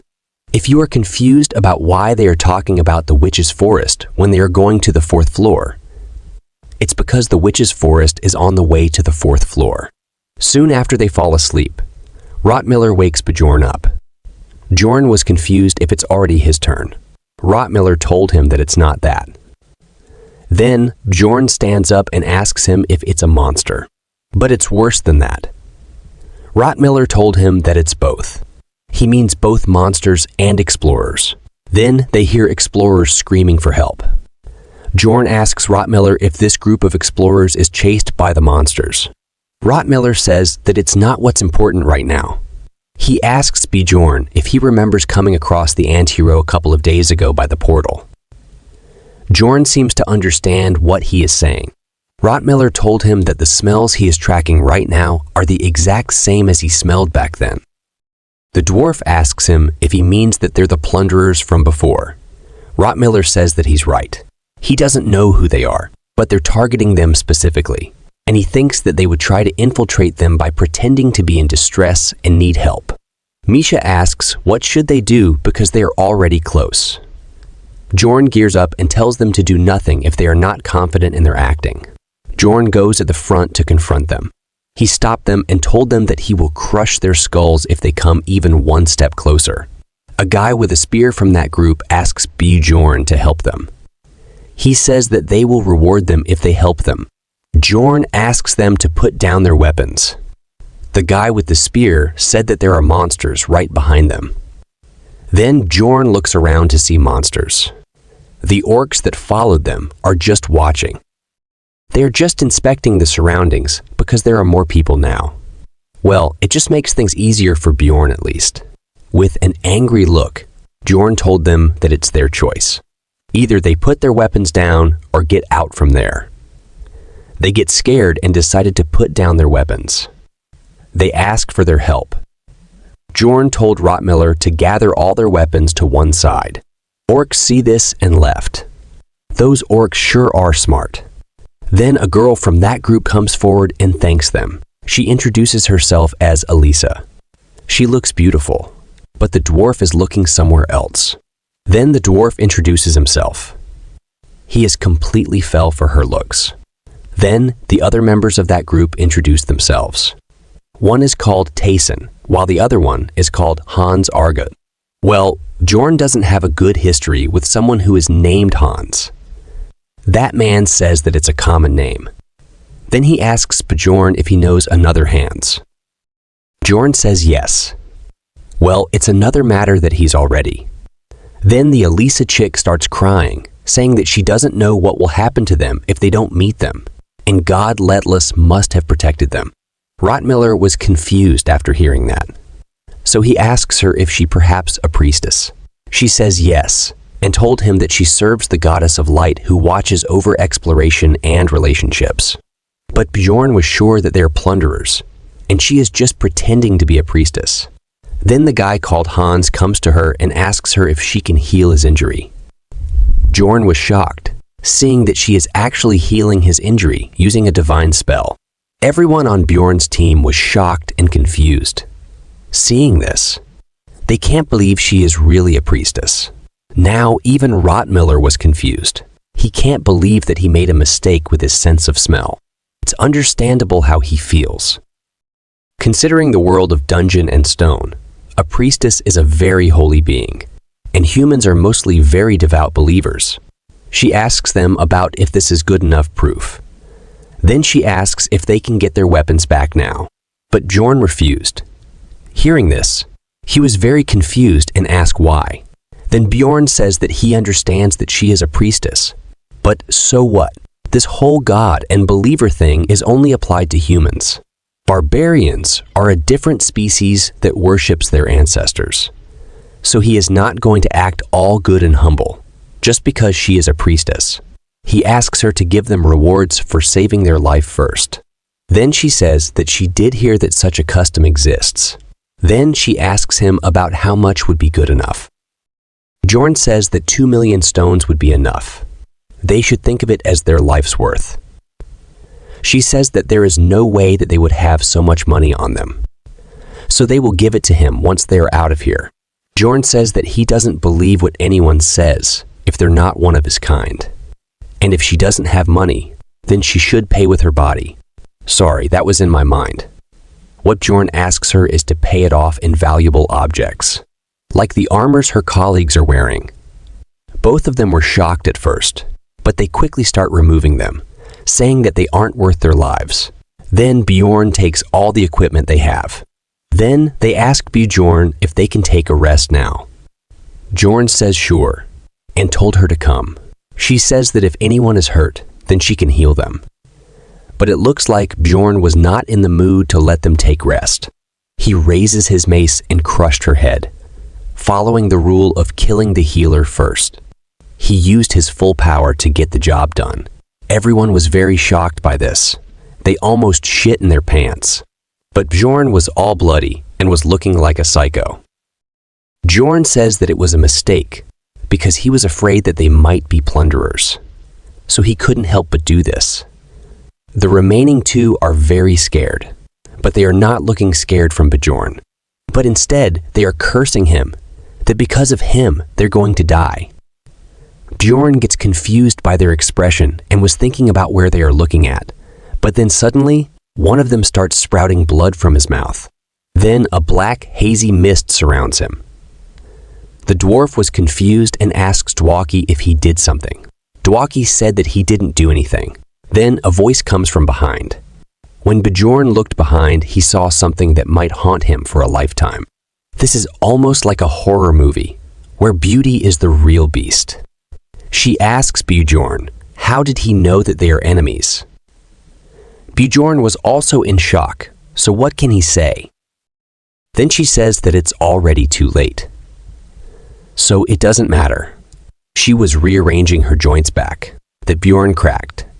Now Bjorn was just thinking about why his life never works out. All the others are frozen, like with the golem incident. And to snap them out of this, Bjorn shouts at them and asks them to snap out of it. Then he says that he will take care of it. Then he again smashed her head like a watermelon. The dwarf was more shocked, seeing Bjorn smashing her head. He asks Bjorn, why is he doing this? And is just damaging a corpse. It looks like the dwarf got crazy by her look. Bjorn says that he has no choice because he got scared. And the best defense is offense. Now Bjorn was just scared that she will come back alive. And if that happens, then that means she is a Kurui's priest. It's a kind of hidden class that can only be chosen after becoming a priest and reaching the 5th floor. It comes with all kinds of combat and curse spells. And it allows you to use both divine power and dark magic. It comes with some penalties, however. Kurui is an evil god of this world. So the moment that your class is revealed, you are hanged. Well, not literally hanged. They chop heads in this world.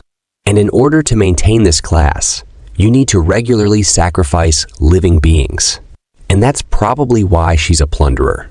The safest way to acquire sacrifices is definitely within the labyrinth. Then she sucked dry the hands guy to heal herself. Then in anger, she says that she lost 2 of her precious subordinates because of him.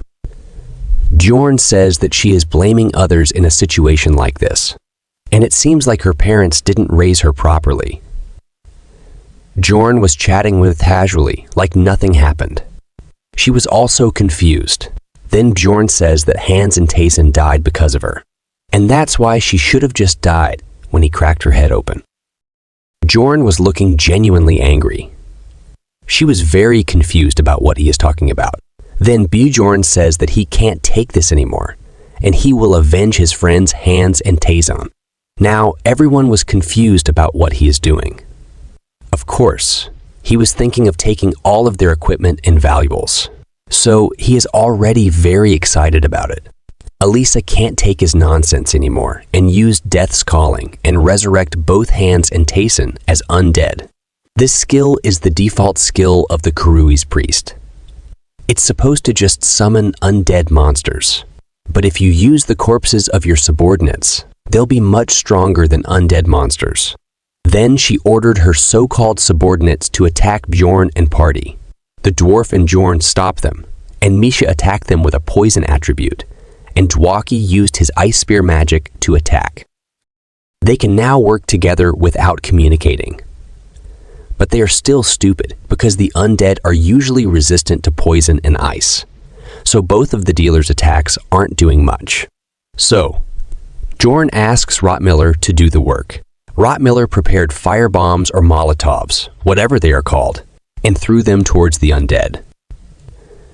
Bjorn pushed him away and got away from him. The bottle hit him, and he caught the fire immediately. After all, fire is the best against the undead. Elisa says that it's useless and used the skill fire of the dead. This skill is absorbing all the fire in the region. The one attack that they have that could have worked against the undead isn't an option anymore. They don't have someone who can use divine power.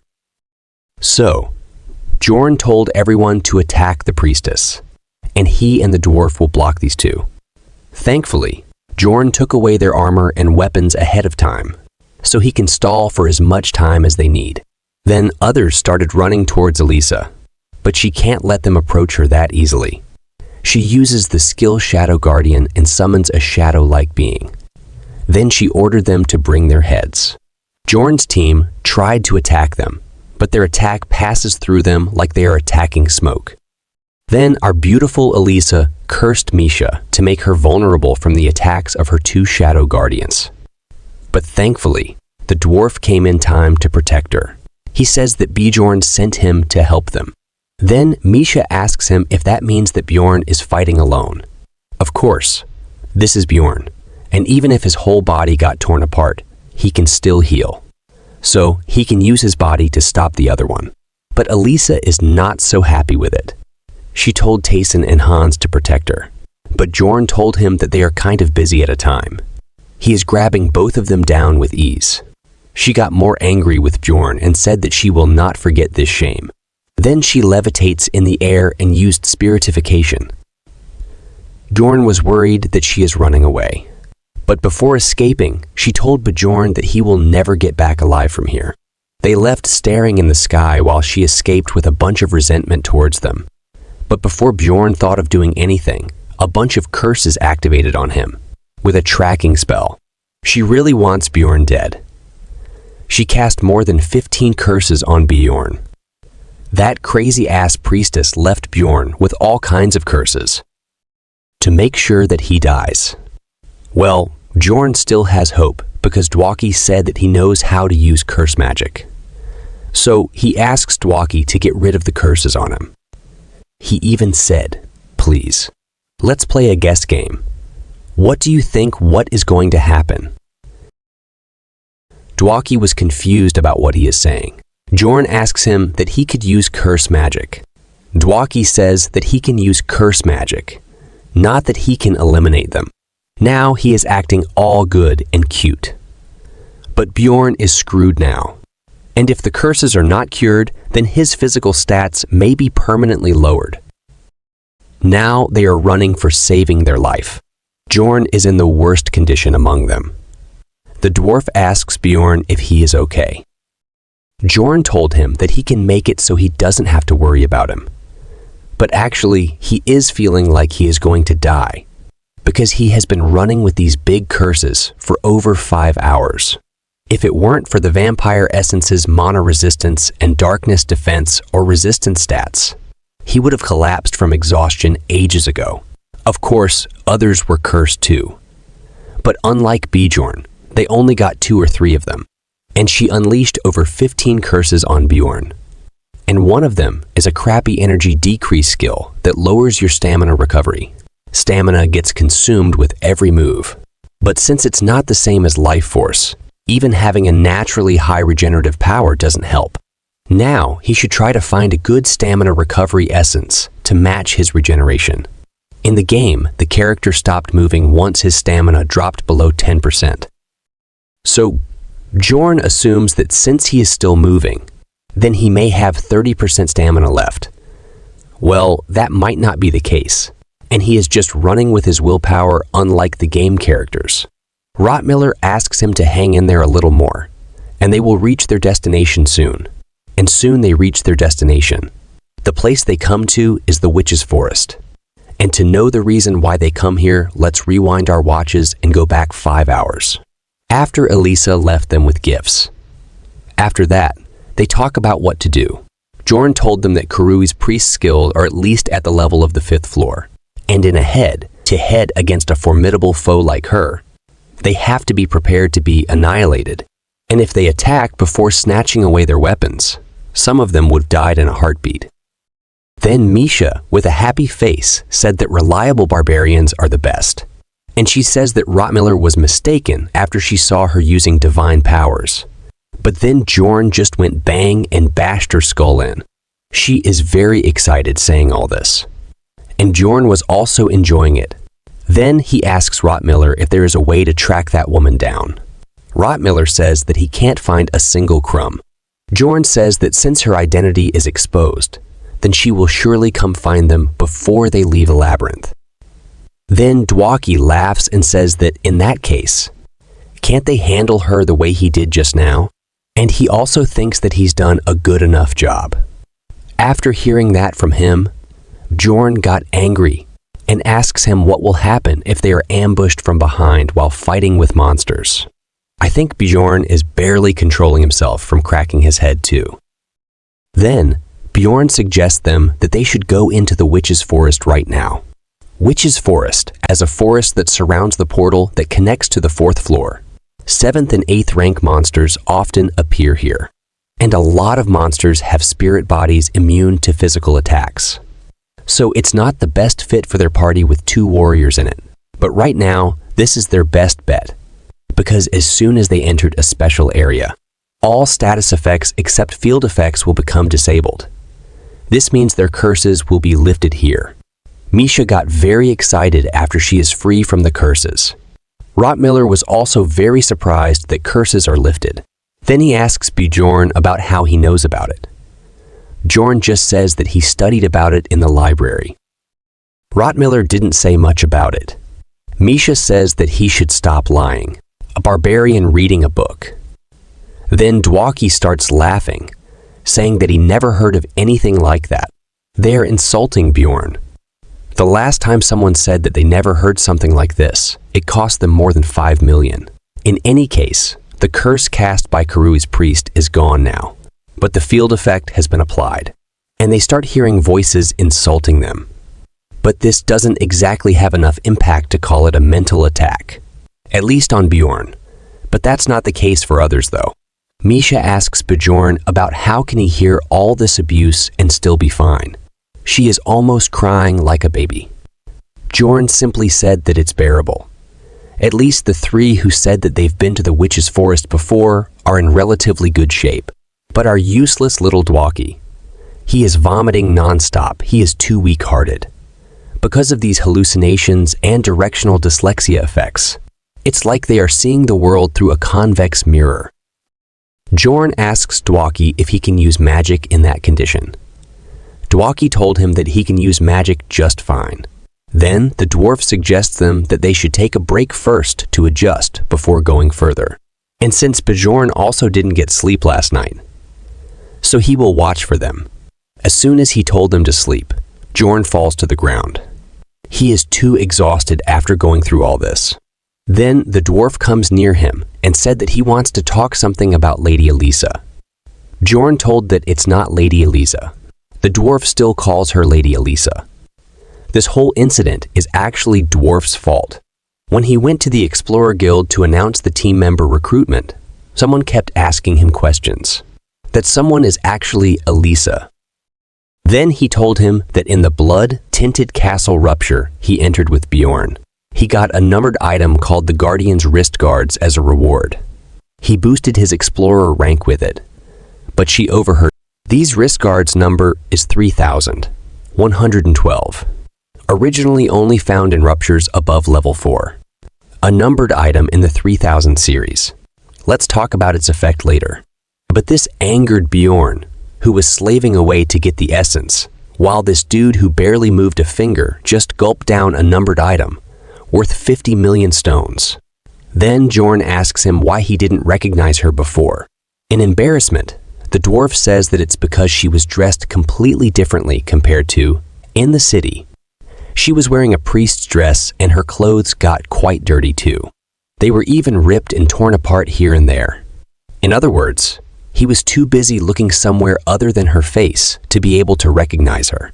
They also had the team meeting in the bar, so she must have overheard the whole thing and set up the trap. The dwarf laughs and says the treasures beget anger. Bjorn told him not to put blame elsewhere, and this is all his fault for not being careful.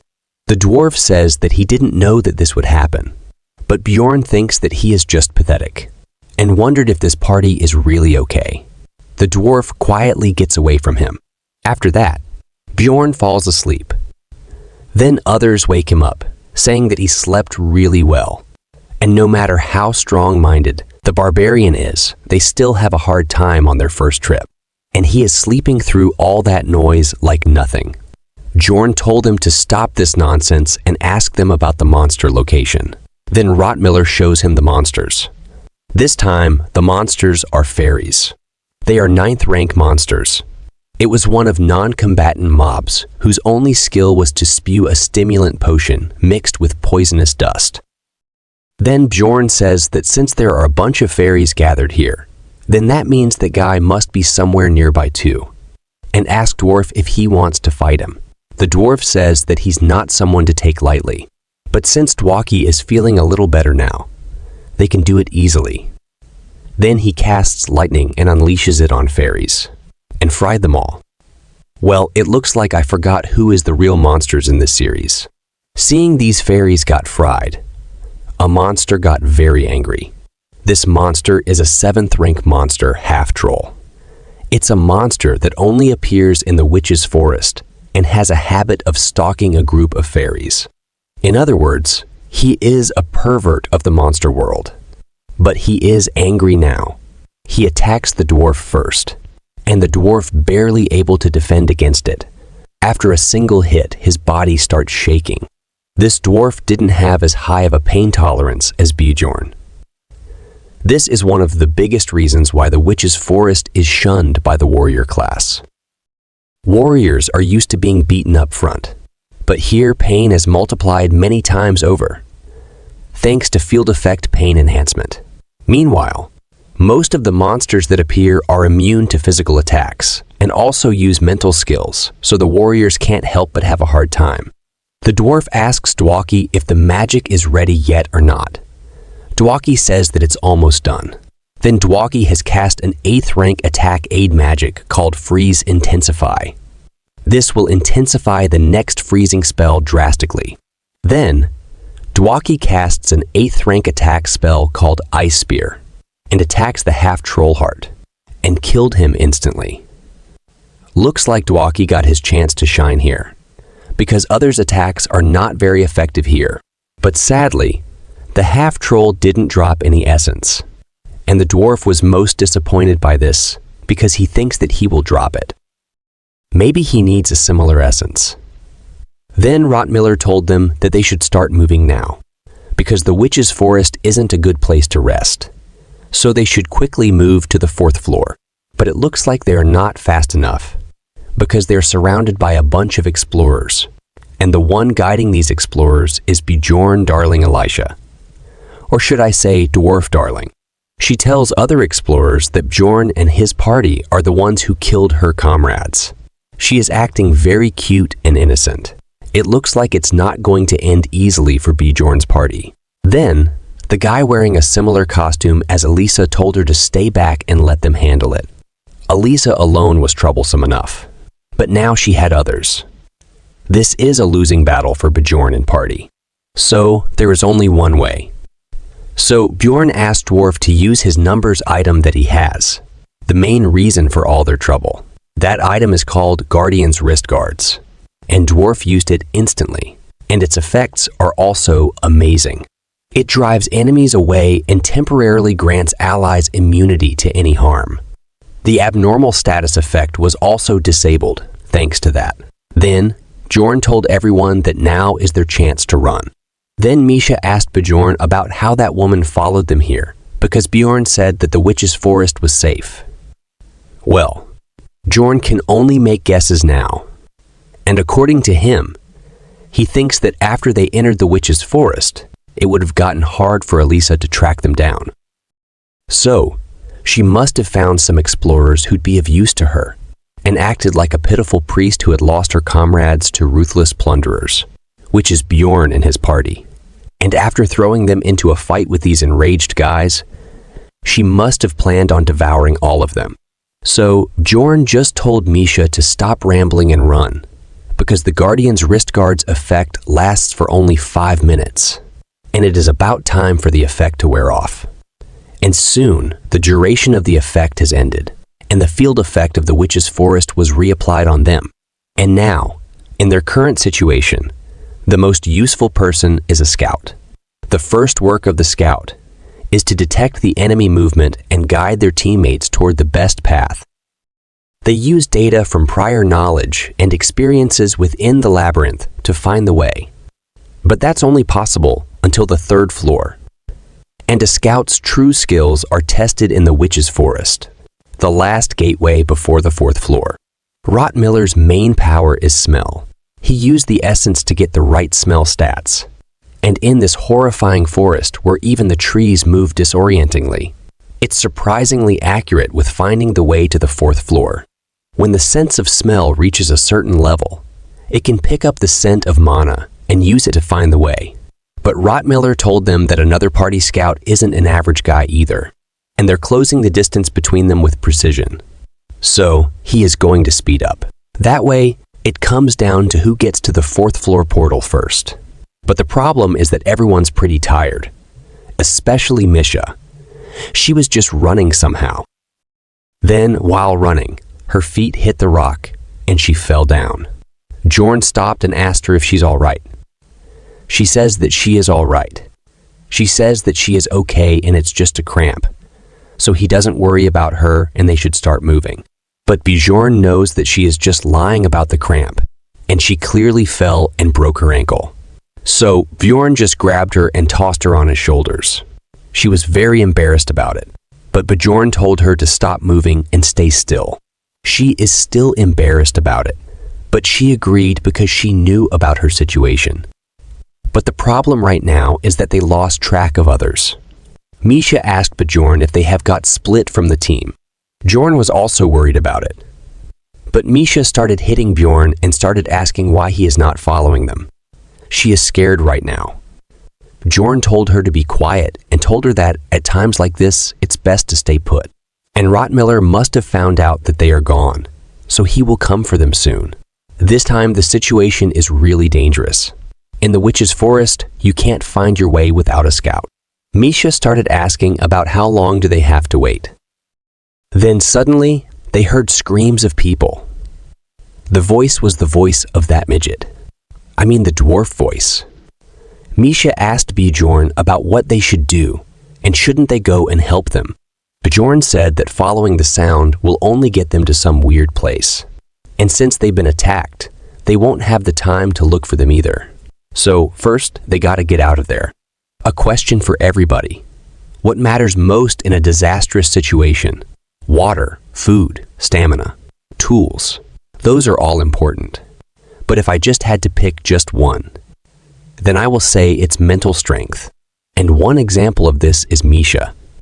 She starts crying, saying that she can't die like this. And she held out so relentlessly. But this is way too meaningless. She has completely lost her mind by the fear of a meaningless death. Bjorn told her to calm herself down. This is why you need mental strength. So when you find yourself in a shitty situation, you have to accept it without denying the reality. But Misha didn't stop.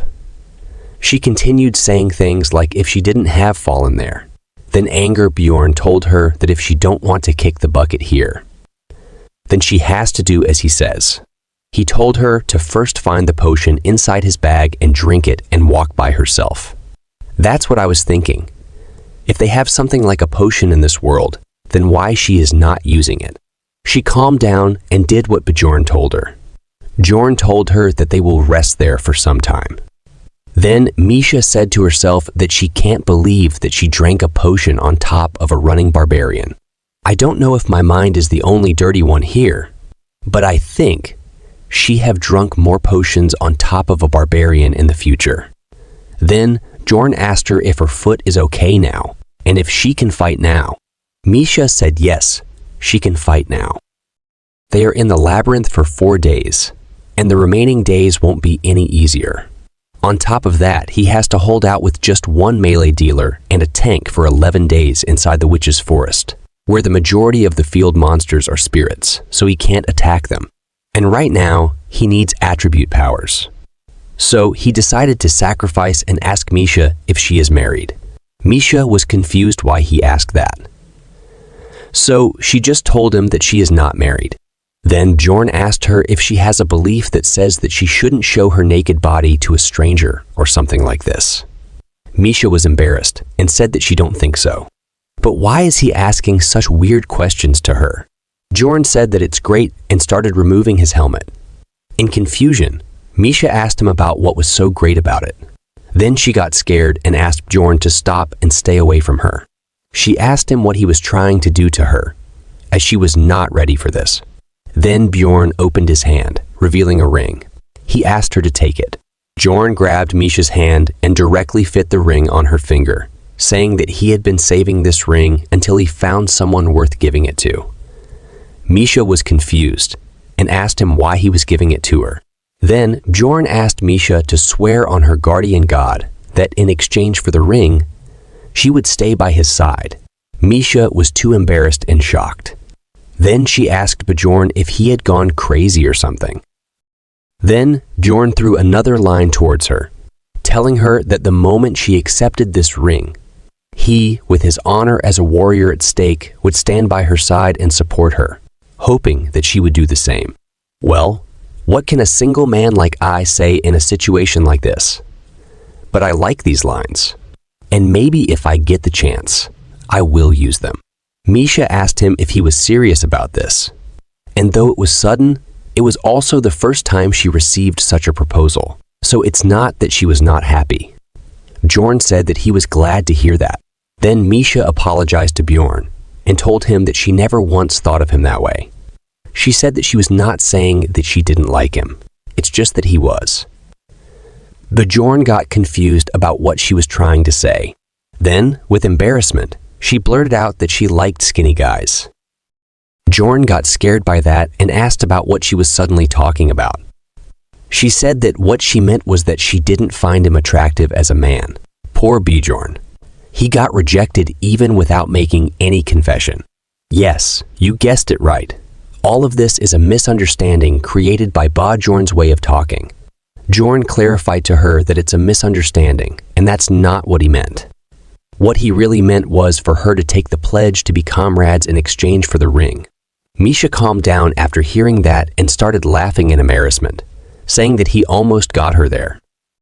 Bjorn told her that she could end the agreement at any time by getting him the same ring, or by making him a profit of 15 million stones, and asked Misha if she understood. Misha got angry and said as if, and asked him about what the hell the ring was for it to be worth 15 million stones. Bjorn grabbed her hand, saying that 15 million stones is a bargain. This ring can fulfill a long-held desire of hers. Bjorn couldn't have made this choice if he hadn't been playing Dungeons and Stone for nearly a decade. Misha was confused about what he meant by that. Bjorn was actually going to awaken Misha. If you guys still remember, this ring is the No. 9,425 Frost Spirit Ring. It's a numbered item that Bjorn got from Raven Master, who is the master of the Altimian school. If you guys still don't remember, she is the blonde mage. Altimian school is the magic school, like a branch of magic. Let's talk a little about this ring. At first glance, it's easy to dismiss this item as worthless. But when this item is destroyed, an unusual effect occurs. It may seem like a practically pointless option that doesn't even deal damage.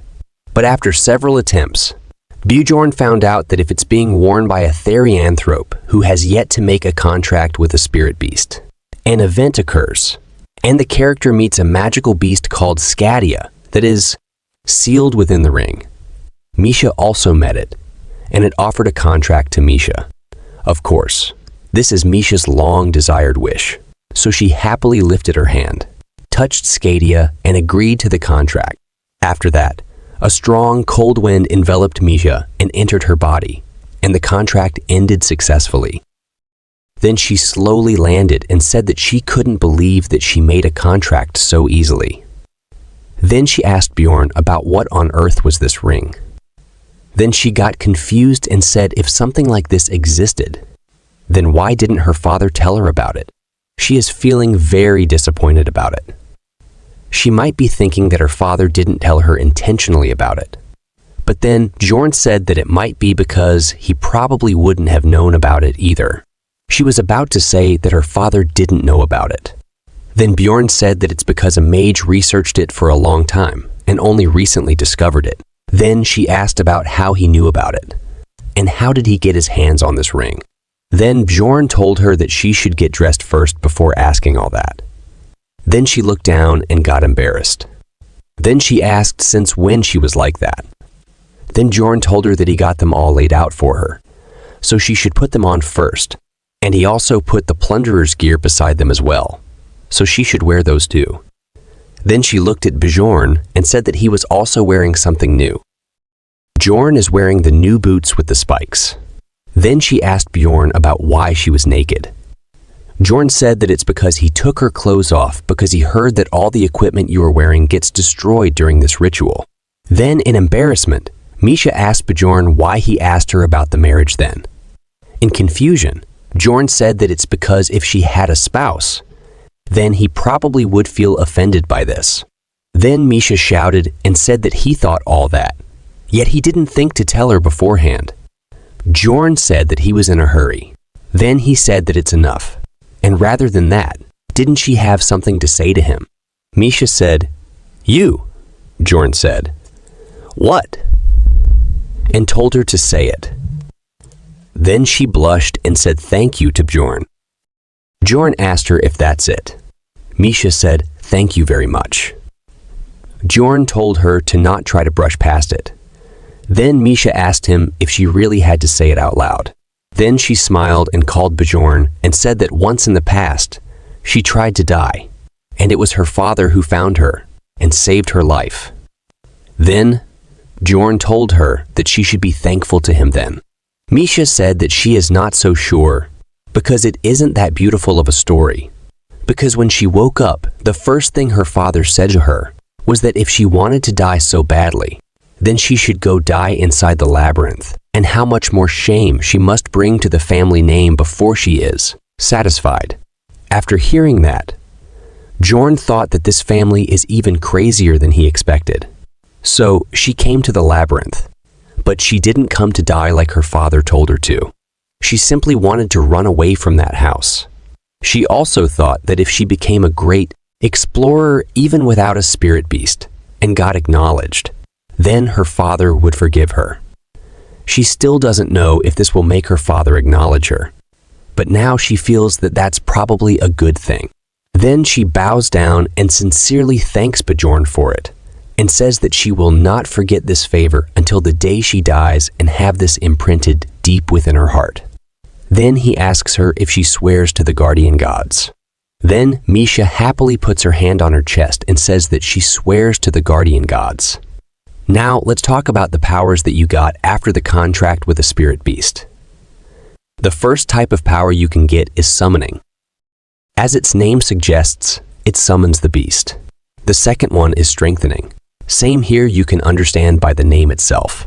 The next one is powers. Well, the powers depend on the type of beast that you sign the contract with. Therianthropes who sign contracts with spirit beasts usually gain one of these three types of abilities. And in Misha's case, her body is permanently imbued with Scadia, the ice magical beast, so it was the strengthening type. And she tested her new powers on the monsters called wraiths and killed them with one punch.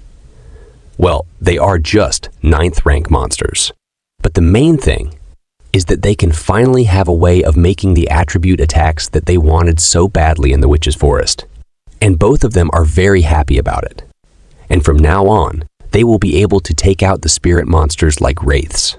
With the attribute attack, Misha could fight on her own. But just as there are levels to a barbarian spirit seal, Therianthrope's spirit beasts also advance in stages. And Misha is still on stage 1, so she can't imbue her weapon with her attribute. She was a fighter before too, so fighting right away shouldn't be a problem for her.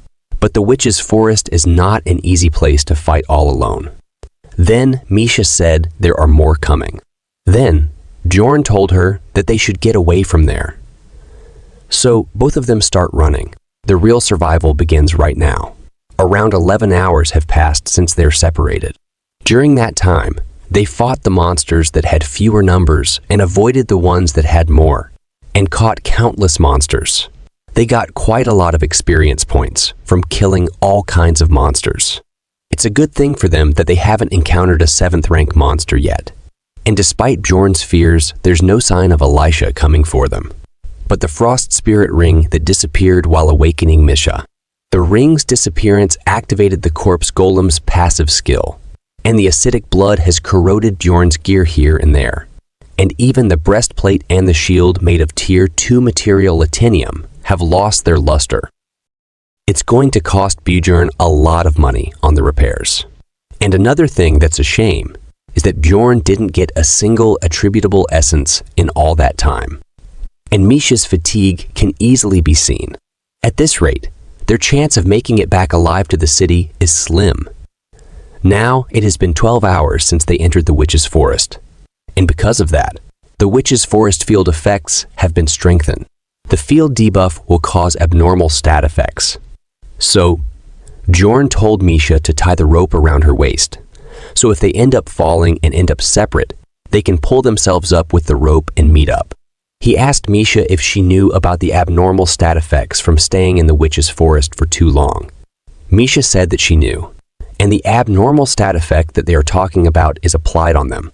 It's called the Witch's Eye, and from now on, they can't afford to stop for a single second.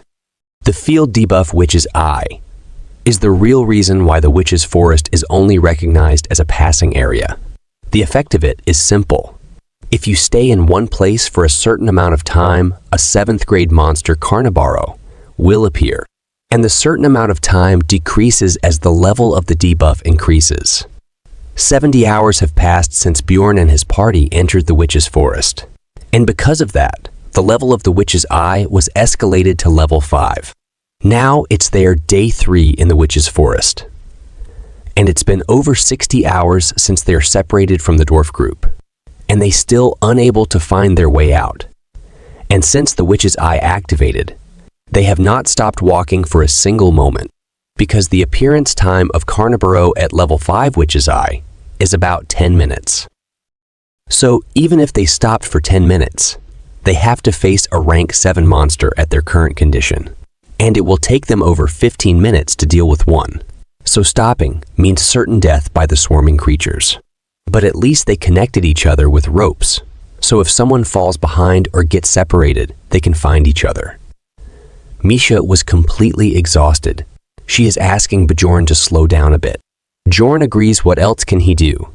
Because Misha's condition has worsened drastically since the morning, and it's not due to an illness or severe injury. It's just that she's reached her limit of the exhaustion, and she is just pulled by the rope at this point. It's not that she is that weak. It's just that it's harder for her to deal damage alone and suffer hallucinations in the midst of it all. So, Bjorn decided to carry her on his back. He told Misha to hop on. Misha was shocked and confused. Bjorn say that she might feel a bit better if she closed her eyes for a while. She say that he is also exhausted.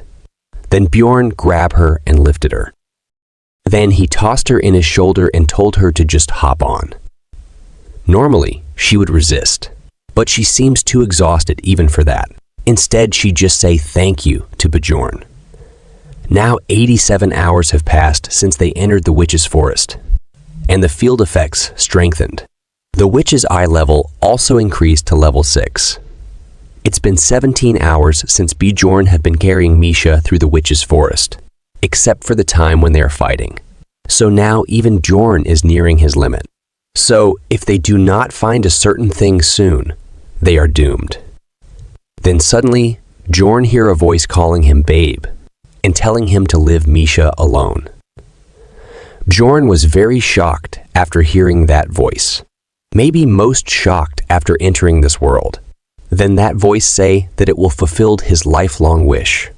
This, a voice of a girl in modern dress. Then she say that Misha have been completely fallen for her if he just flirted a bit. Yes, you guys might guessed it right. She is Bjornix. She is not looking like a hallucination. Then she say that maybe Misha is scared of being abandoned again. Bjorn feels that if he touch her, he could feel her body temperature. Now I think it should stop calling Bjorn a looser, after seeing that he, have such a hot ex. Bjorn was thinking that she is even acting the same. Then she say that this is his problem, that he always tried to know everything, and he never tried to tell anything about himself. Bjorn was thinking that she is the same. She also did not say thing about herself. She puff her face and say what he don't know about her. He knows every nook and cranny her body, and he know it better than she do. Then she touched Bjorn's face, and Bjorn got flustered. She say that her stockings have changed, and his tastes remain the same. If you guys don't understand what just happened, her stockings changed after she touched Bjorn, because she is created by Bjorn desire, and Bjorn taste is rather unique. Bjorn start thinking about if this is what is he really is. At such a movement, his first thought is sexual desire when seeing his ex-girlfriend. She hugged Bjorn and asked to live that wildcat and come to her, and he should be with her. And other girls won't understand him. Bjorn say, is that so? Then she put her finger in his lips and say, yes, my love, and she will make him feel good. And before something good happens, Misha told Bjorn to snap out of it and give Bjorn X a uppercut to wake him up. Bjorn was completely fall for it this time, but Misha is not looking very happy about it. She is beating Bjorn's ex very hard and just punching and kicking her face. Then she say that it's okay, and she took care of the dryad, so he should come to his senses. She is very happy about it. Does she have something against her, or she now have some feeling for Bjorn? How cute. I think now Bjorn was feeling embarrassed to fall for a dryad. Then the dryad state abnormality ambush is released, and her true form is shown, which is of a tree girl. Well, I think druids are famous enough if you have read few mangas or watched anime before. In this world, Dryad is a rare 8th grade monster in the witch's forest that uses the enchantment skill. They gained 2x per defeating it. Bjorn give himself some face by saying that it wasn't because of a field effect, but because of a skill. Then he say thank you to Misha and say that he would be in big trouble without her. Misha is very proud and say that it's nothing. Then she saw a team of explorers. They are the first explorers they met since getting lost. They asked Bjorn if they lost their way. Witch's Forest is not the main hunting ground, so there are very few people, and it's not easy to meet other explorers here. It's already the 8th day on the 3rd floor, so teams heading upwards would have passed by long ago. They ask Bjorn if both of them are separated from their team. Bjorn says yes, but Bjorn is not the one to easily trust people, even in a dire situation. Misha got exited and asked Bjorn if they are saved now. Bjorn told her to stay calm. The lady from that group say that they are not bad peoples, so they don't have to be so wary of them, and she have children like him in the city, so he don't have to worry, and asked Bjorn to come with them. But Bjorn refused, because if she have children, then it's even more dangerous. Having children to feed means a more definite motive to earn money. Misha asked Bjorn about why is he doing that, and they might help them. Bjorn told her to be keep quit. Bjorn think a lot about what to do after meeting other explorers. He pondered this a lot, but the conclusion was always to first seek help. And if they promise some reward and ask them to lead them out of the forest, then it should be a reasonable deal for them too. But to make a deal, they first need to know who they are. Then Bjorn take a defensive position and introduces himself. Then a man with orange hair from the other group say that he is quite a cautious man. Then he introduces himself too. He is called Han Stove, and he is the scout of their team. Bjorn was very shocked after hearing his name. Bjorn has quite a record with the guys named Hans. That man laughs and say that it's a common name. I think it's a common name for plunderers. Bjorn also do not look happy and was thinking about why there are so many hands in this world. He deducted 1 point for having a bad name. Their team have 2 warriors, 2 archers, and 1 scout. And because of this, Bjorn feels that it's dangerous. Then Bjorn asked Misha if she trusts his judgment. She say of course she do. It might be a needle's worry of Bjorn, but they seem suspicious. So Bjorn told them that they have to go. They get confused and ask if they don't need their help. Bjorn needs help right now, but his instincts are screaming danger right now. So Bjorn told them that they can take care of themselves and don't need others' help. Then he told Misha to start moving. Then suddenly, an arrow come towards Bjorn, but Bjorn blocked it with his shield. Bjorn already knew it, that it not going to be easy. Then the other archer from their group asked the lady about why she did that. She asked him if he is just an idiot, or he didn't see his equipment. It is made from latinium.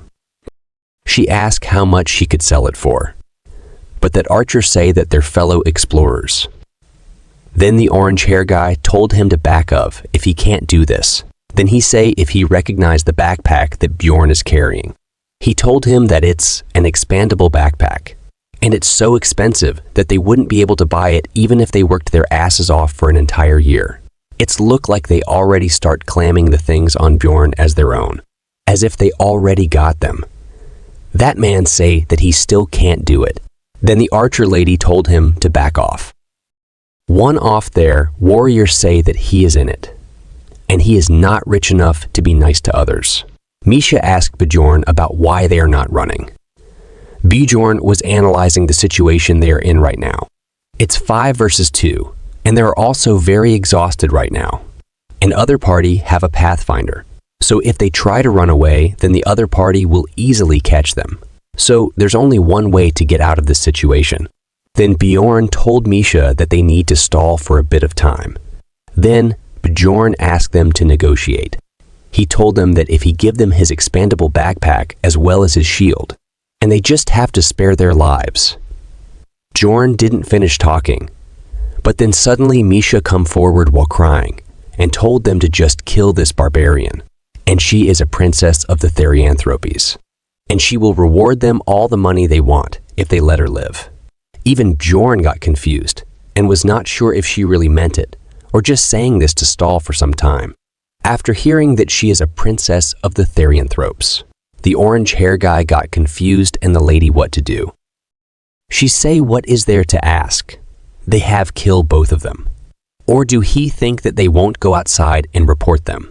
Then the warriors of their team say that it's even badder, and he bet that the princess would have something valuable, and the finders will be the keepers. It's like they also get their share of the loot. They start running towards Bjorn and Misha like crazy. But it is too late now. The 6th or 7th rank monster Cannibaro has appeared. I am not so sure about its rank. They are shocked after seeing Cannibaro and ask about how long are these idiots are been lost in the witch's forest. Bjorn say 5 days, you bastards, but in his mind. Then Bjorn told Misha to hang on to him.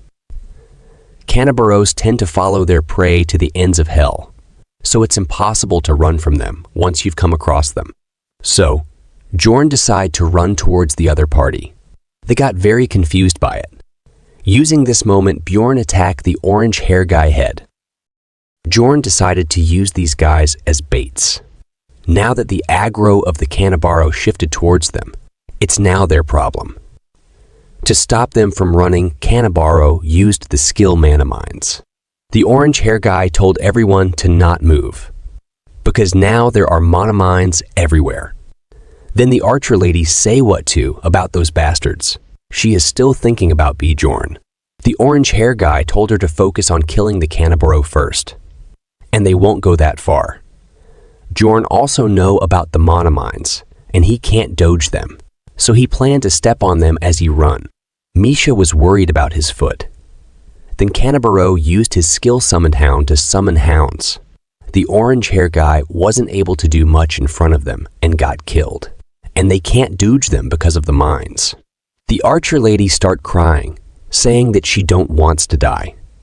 The hounds also reached Bjorn and bite his leg, but Bjorn didn't stop, instead used flesh explosion.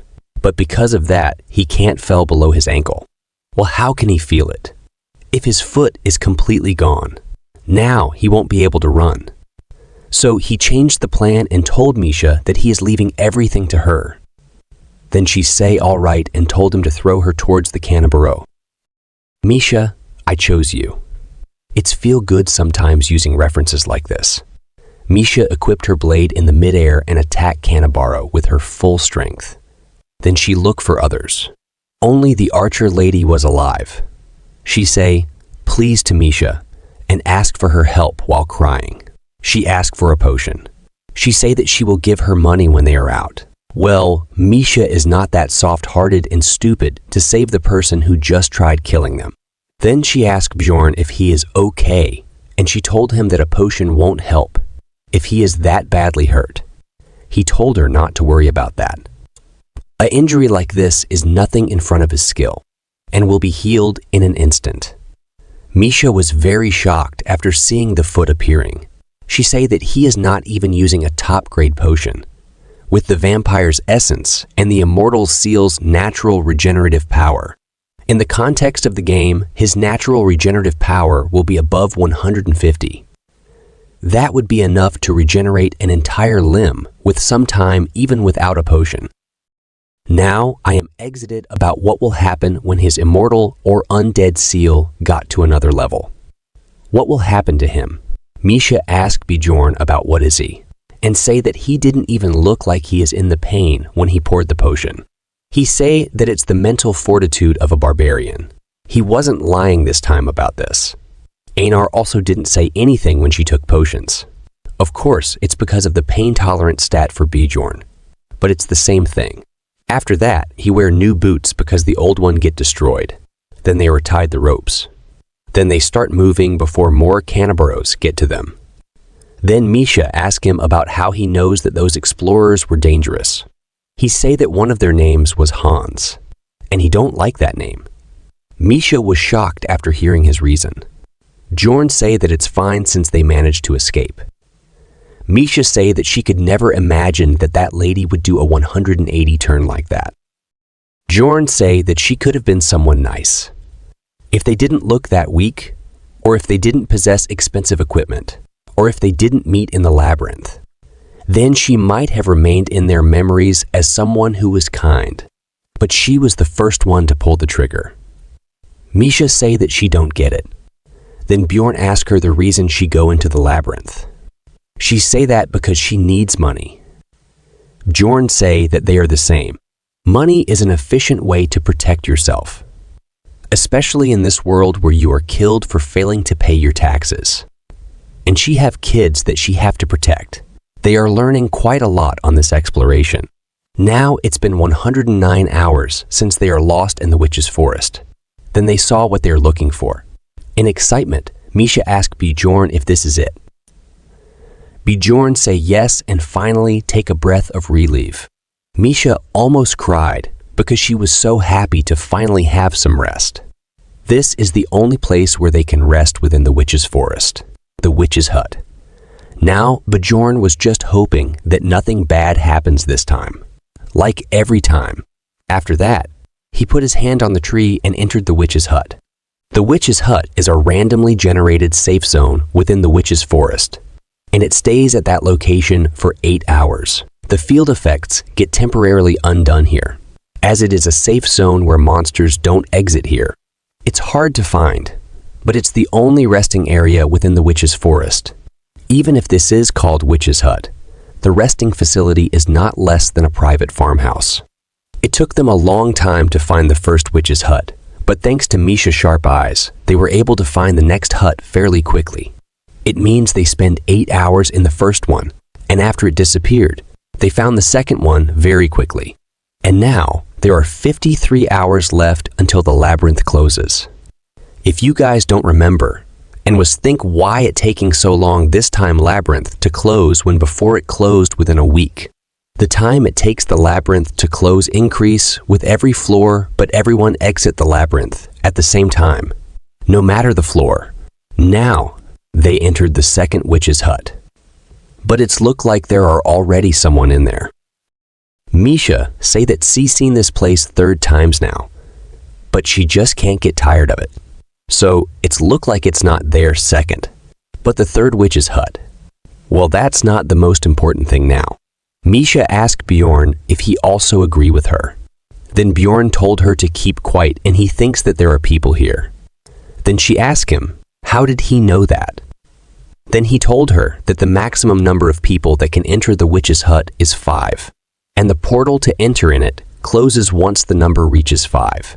It's good that there is only 3 more. If it's 4, then either Misha or Bjorn have been left outside. Misha got little disappointed. There is someone else here. Bjorn say that they should look for them carefully, and soon enough, they found them. But look what they have found. Did you recognize his armor?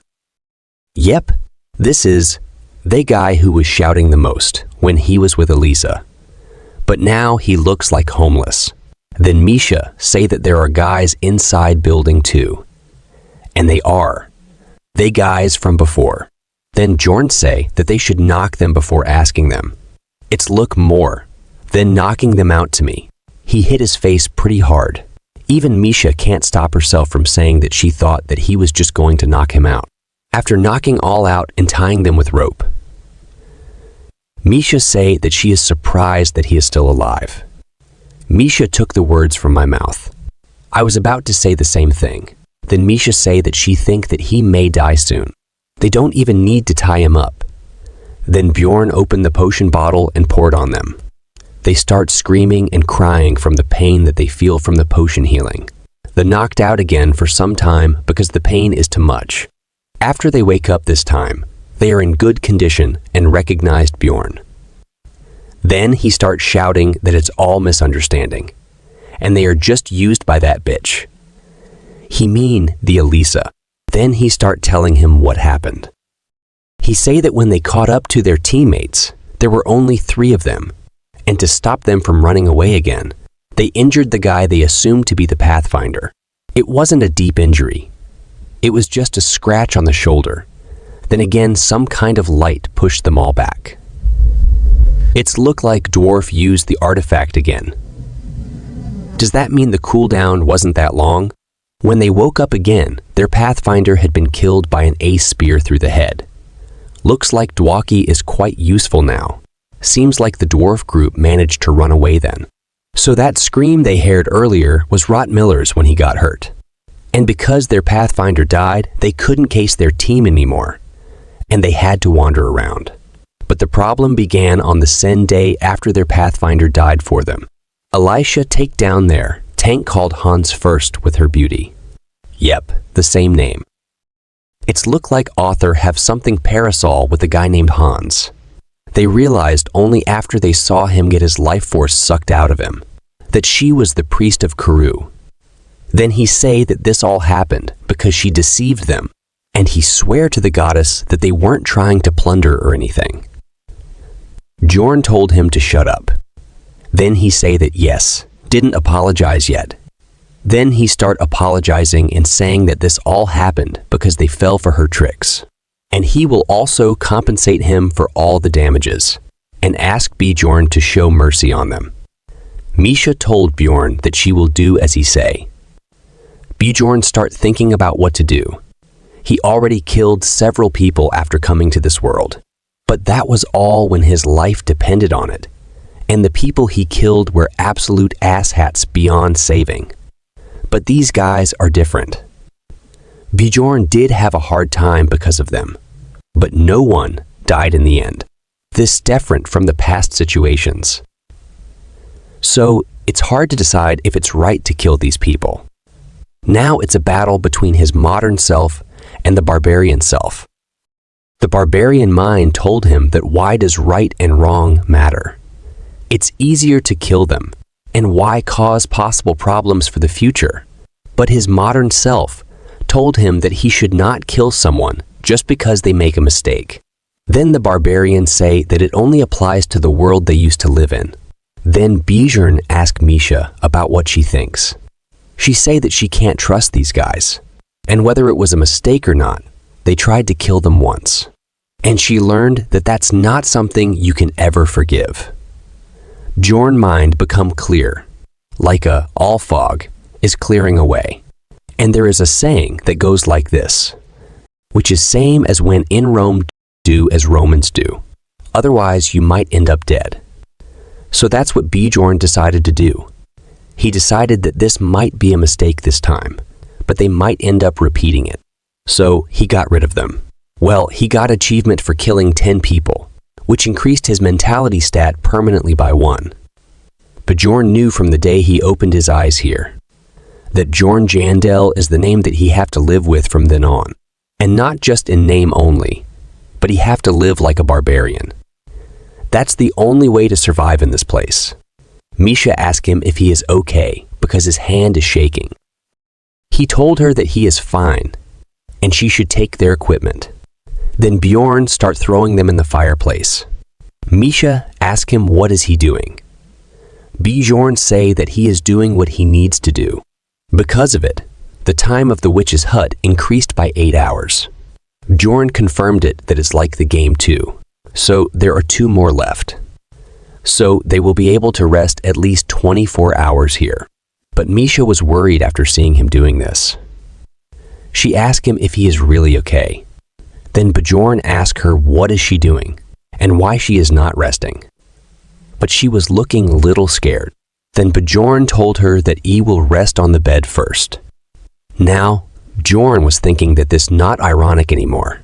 And the more he accepts the barbarian way of life, the more he can live like a human. Then he start dreaming about his past life. Sweet moments he lived. Looks like some moments of his life is enough to make people jealous of him. Then suddenly, he woke up and realized that it all was a dream. Misha was also sleeping like a cat near him. Then he realized that he is currently living in a monstrous strong body fighting real monsters. Then he looked at the fireplace and by seeing the bones he realized that he sleep for nearly 8 hours. Then he looked at Misha and thought that the chair might be uncomfortable. It's looked like she is dreaming about eating good food. Then Bjorn asked her to wake up. She say 5 more minutes. Bjorn got angry by it and woke up, who knows how. Now 24 hours have left before the labyrinth closes and 1 hour before the witch's hut. Now they are eating and getting ready to survive the last day. And now if they just survive 1 more day, they will be out of this shitty forest and go back to the city. Misha say that she is gonna take bath as soon as she is back and ask Bjorn what he is gonna do. Bjorn say that he don't know. Then the witch's hut closed and they moved to the forest. But the forest has completely changed and become ominous than before. Misha asked Bjorn what has happened. But Bjorn is no condition to say anything because he knew what they have done. Because he sacrificed 3 people and 4 are sacrificed by someone else. And because of that, a special condition has met. And because of that, the overload of the 3rd floor, the Lord of the Chaos Ryakis, begun to roam the floor. The Floor Lord is a monster that acts as the field boss. In the game, they were called floor masters, and each floor had its own floor master. Misha was too scared to believe it. She told Bjorn to stop joking because she heard that the 3rd floor doesn't have a floor lord. Bjorn told her that it's not that there isn't one. It's just that the way to summon it was kept secret from the public. Because if some crazy bastard decided to summon it, then it wouldn't end with just a few deaths. Because the 3rd floor's floor master is the Lord of Chaos, Ryakis.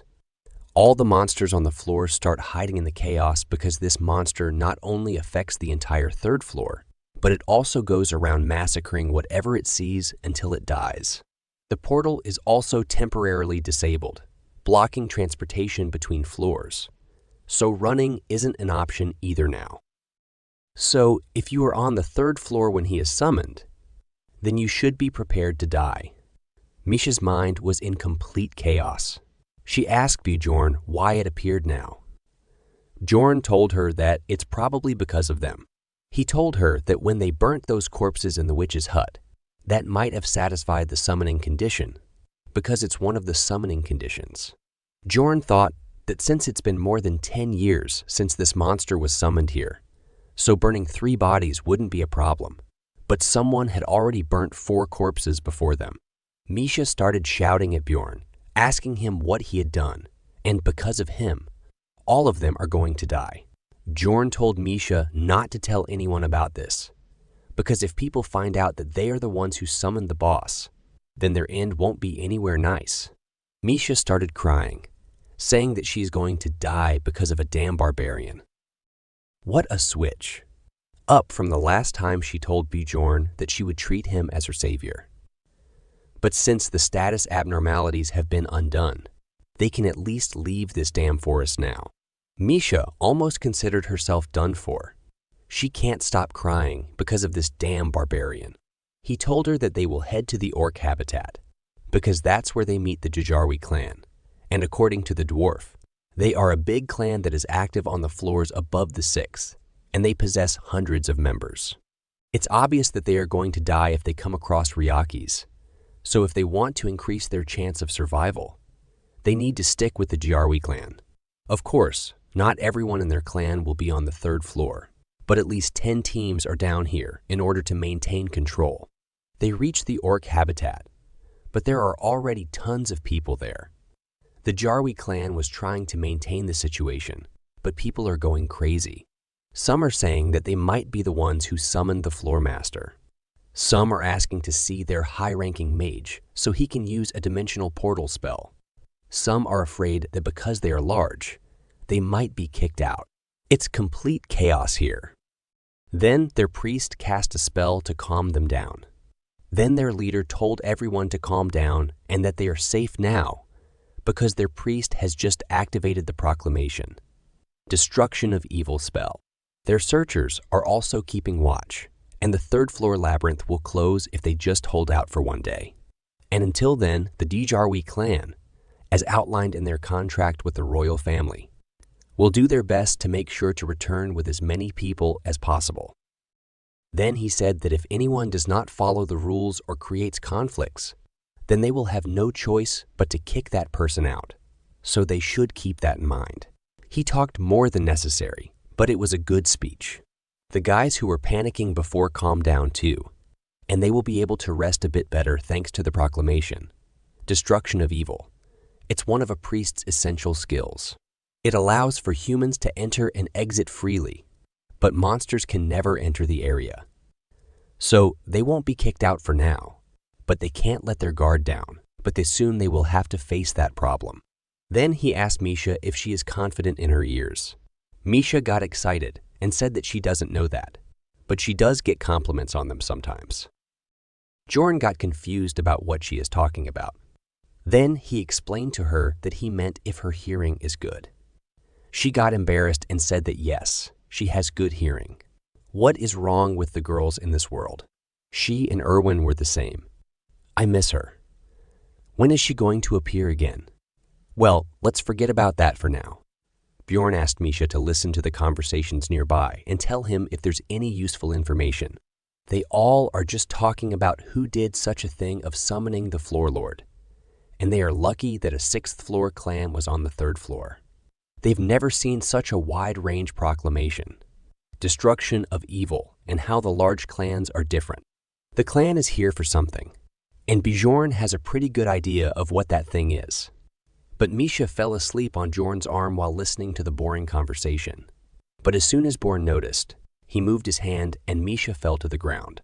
He can't even let such a cute thing sleep properly. Misha asked him what the problem is. Bjorn just said soon. Misha got confused and asked him what it is.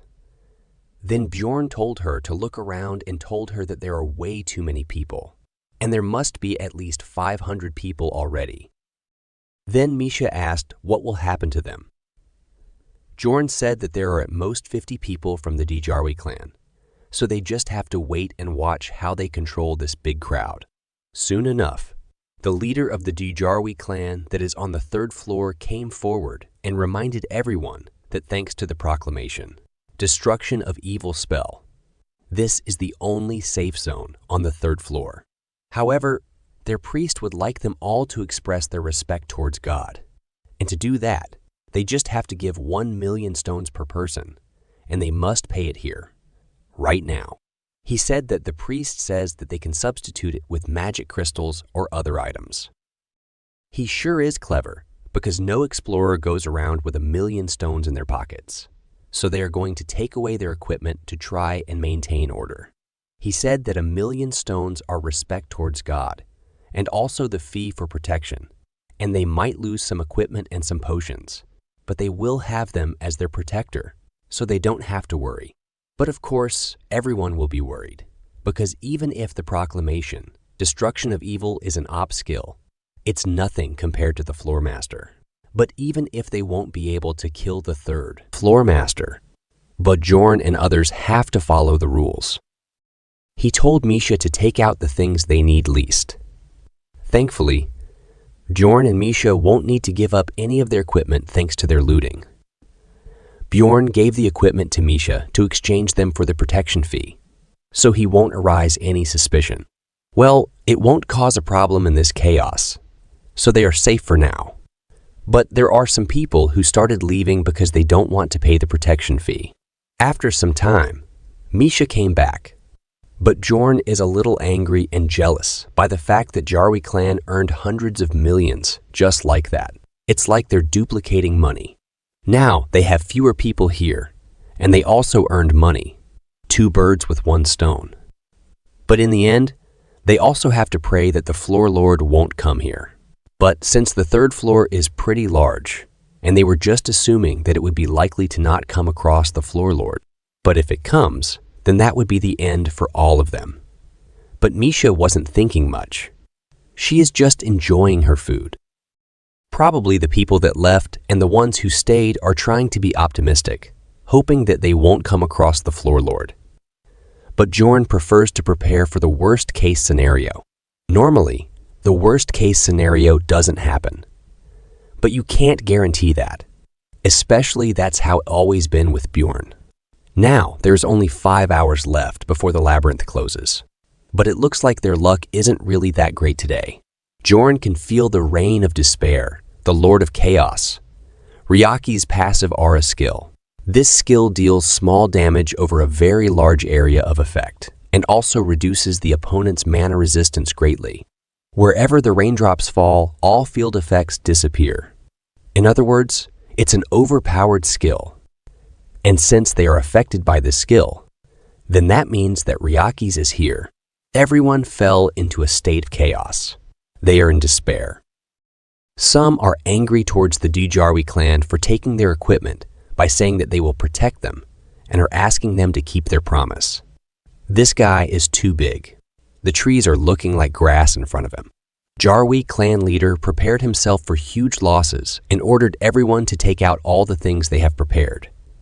They started using their consumables. First, they used an advanced concentration support scroll and an energy regeneration support scroll. Then, they used a numbered item called Sunlord's Flag and imbued the weapon with Ursium's Light. I don't know the effects, but maybe it's very effective against dark or chaos attributes. They used all kinds of doping, type magic scrolls, consumables, numbered items, as well as equipment buffers. Within a minute, they used hundreds of millions of stones worth of items, so it's not wrong for them to take 1 million protection fees. Their leader told them that there are enough items, so they don't have to use them sparingly. They can earn the items back, but if they are dead, they are gone. Bjorn was also excited by seeing them fighting against someone like Ryaki's, and he is happy that he is not the only one who prepared for the worst. This is his first time that this fact made him happy. These people have risked their lives countless times to get to this point. That couldn't have been through with just pure luck. They started their fight with Ryaki's to stop him. Everyone was terrified and wanted to believe that it's just a bad dream, and they will wake up soon. But this guy is also shooting random beams from his mouth like Godzilla and cursing the warriors under his feet. The curiosity that I had for a long time about how they will fight this monster was resolved very simply. Close-range dealers, as well as tanks, will avoid fighting head-on, and they only barely block the lighter attacks. The warriors go right back to fighting as soon as they're healed, even if they're a wreck. Of course, I don't mean to speak for everyone. Not everyone is that lucky and cold-hearted to continue fighting at a moment like this. Of course, there is their leader to keep them motivated to fight. The current situation is that one warrior was instantly killed by being crushed. 3 long-range dealers died to Ryaki's breath attack. So in total, 4 people are already dead. And because of that, people start panicking, starting to talk poorly about the Djarwi clan. These people don't know what they're talking about. These people are doing the best they can. The warriors are maintaining their positions on the front line, and the mages are holding Ryaki's back. Of course, Ryaki's wouldn't be floor master if he were stopped just like that. He starts bringing forth his inherent power. Seeing this, Djarwi clan leader told everyone to stop attacking it, and they can't afford to make him feel threatened. They should destroy the energy orb first.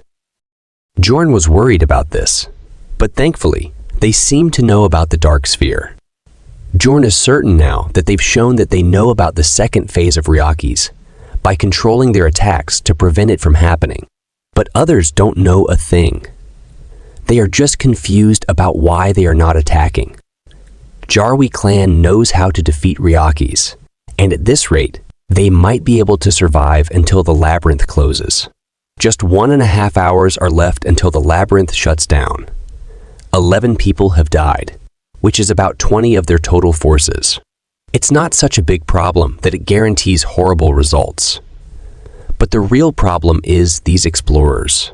They're starting to panic each time Ryaki's goes into a rage, and the explorers who paid the protection fees die off. Well, it's their own fault for just spacing out and watching as the battle is happening on television, and not right in front of their eyes. Misha says that it's not looking too good, and shouldn't they be doing something too? Bjorn asks her to wait, and he is still thinking. People start saying that they can't wait anymore, and they should also join the battle, because too many people have already died, and they need to protect themselves. Some say that Djarwi clan took all their equipment. So how can they fight? After hearing that, everyone's focus goes to the equipment. Bjorn told Misha that they need to get out of there right away. Misha got shocked by this. Everyone rushed to take their equipment, but guards stopped them. Everyone says that they can't even keep their promise, and they're still thinking of taking the protection fees. Guards told them that if they don't stop, it will put everyone in danger, but explorers didn't listen to them and attacked them. Bjorn started running from there as fast as he could.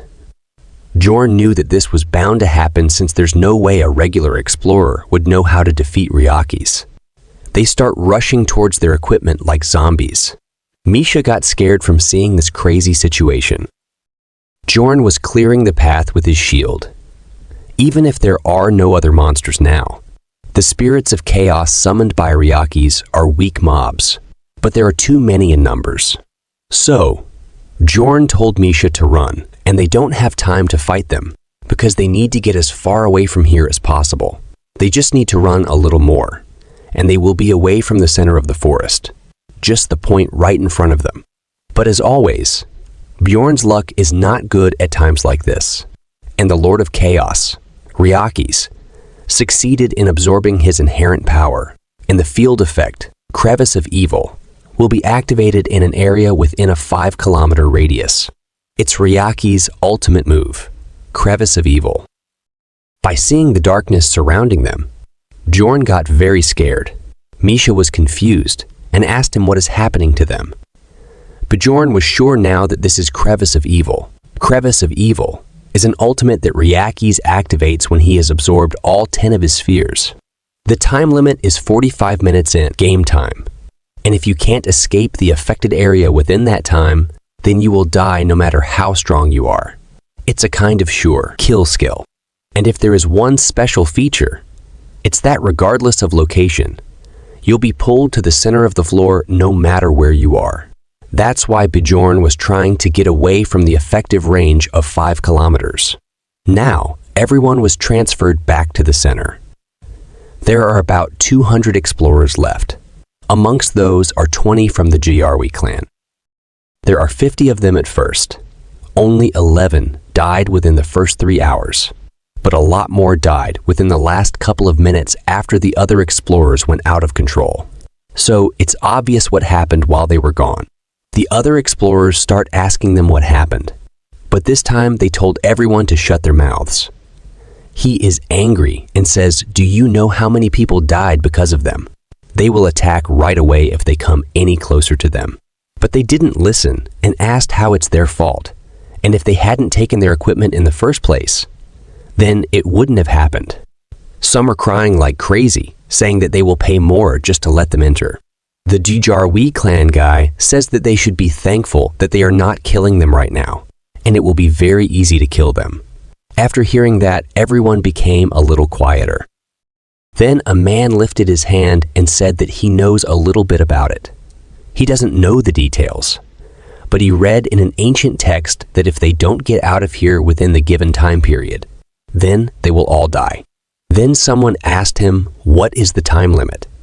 He said that all he heard is that if they can go in any direction for 5 kilometers, they will be free. And of course, there will be monsters, a lot stronger than the chaos spirits before, but if they work together, they will be able to get out. Bjorn was surprised that he's right. Maybe he is an evil spirit too. I mean, the player like Bjorn. The problem is that Ryaki's clones and the spirits of chaos will come after them like crazy as soon as they try to get out of here. Everyone starts saying that they will die anyway if they stay here, so they should give it a try. Misha asks Bjorn what they are gonna do, because people are leaving. More than half the people left. Of course, Bjorn is not going to gamble on such a low possibility. He will gamble on something with a higher chance of succeeding, and that is with the Djarwi clan. But he was stopped by Misha's half-brother. Then he recognized them and asked Misha what she is doing here. Of course, Misha was hiding behind Bjorn's back, but Bjorn said, "Long time, no see." Misha's brother said, "What long time, no see?" And he didn't remember them being that close though. Then Bjorn asked him if they got the orc hero's essence. "In the flow," Misha's brother said. Luckily enough. But then he realized and pointed his sword towards Bjorn and asked him how he knew about that. But Bjorn smiled because his first gamble is a success. On the other side, Djarwi clan's current leader, who is actually Djarwi clan's vice captain, was assessing their current power. They have 23 people alive right now from the Djarwi clan, in which 3 are priests and 6 are mages, and 12 are long-range dealers. And only 2 are close. Range dealers, because when the uprising happened, too many warriors died. They managed to stall for some time by letting Ryakis absorb the spheres. Then an old mage from before asked him what will he do now and said that if he studied enough about Ryakis, then he should know that they are running out of time. Of course, their current leader knows that, but the lack of warriors is too pressuring for him to make a decision. They won't even be able to clear a path with just 2 close range dealers. Plus, the 2 left are a swordsman and a spearman. In other words, they no longer have any explorers who can be on the defense. Now he was thinking that if they had just one person who could act as defense, and guess what? Our Bjorn is perfect for just that. His clan members also start panicking. They say that the explorers have left, and he has to give them an order because they have no time, and they have to act while their attention is on other explorers. Their vice captain is under heavy pressure. Then Bjorn shouts, saying that he will open the path. Djarwi clan's vice captain heard it. He asked, "Who is that?" On the other side, Bjorn was verbally fighting with Misha's brother. Then someone told him that he listened in, and he seems to be the teammate of Karlstein's younger sister, and he doesn't need to mind him. He said that he will be the judge of that. Just answer his question. Then he told him that they don't know how he knew that, but he's requesting the orc hero's essence. He told them that he will open up the path if he gets that. Then their vice captain used his skill survival instinct. This skill lights up any target, which raises its user likelihood of survival, and Bjorn was shining like a light bulb in his eyes. Even he had never seen such a strong light from someone. His skill, which has saved him from countless dangerous situations, tells him that this man is the key to this situation. So he comes forward and asks Bjorn his name. Bjorn smiles because his second gamble is a success. He tells him his full name, Jandel's son, Bjorn, in case you guys might have forgotten. Then their vice captain introduced himself. He is called Iraz Maglain. Then he asked Bjorn how he knew that they were after the orc hero essence. Bjorn said that it was his own assumption. Iraz asked him how he could assume something like that. Bjorn said that he thought about why such a large-scale clan would come down to the 3rd floor to take over the orc habitat, and they wouldn't have come with all those supplies if they were just here for the great orc warrior, which means that they must have had another goal, and that goal is the 5th rank monster orc hero, a kind of hidden boss that is summoned when you offer 777 magic crystals of the great orc warrior at that altar in the middle of the orc habitat. And the reason they had so many supplies was probably to prepare for the rare chance that an orc lord would appear. And since they have all those supplies, that means they didn't come across the orc lord. Iraz smiled and said that he figured that out. It's amazing. Then he asked Bjorn why they would need him. Bjorn said that he is a barbarian with the immortal seal, and he also possesses a vampire essence, a rupture guardian vampire at that, as well as a golem's essence, which has the feature of pain tolerance. Then Iraz said that there is no need to go into details. Does that mean that he can fight while taking potions? Bjorn said yes, that's all. Then Iraz said that it's not bad for a 3rd floor explorer. No, in fact, compared to the 2 remaining warriors, he is quite amazing. Iraz was very happy.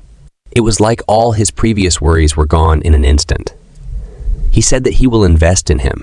Then Misha's brother said that the essence was requested by a noble. But Iraz told him that it's enough, and they can just say that the essence didn't drop. Investing in Bjorn is definitely worth it if they can save even one more clan member for just the cost of an essence.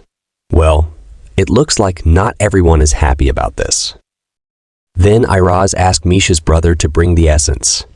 Bjorn was happy that he was through the first obstacle. There are 3 orc heroes that are summoned with the magic crystal sacrifice.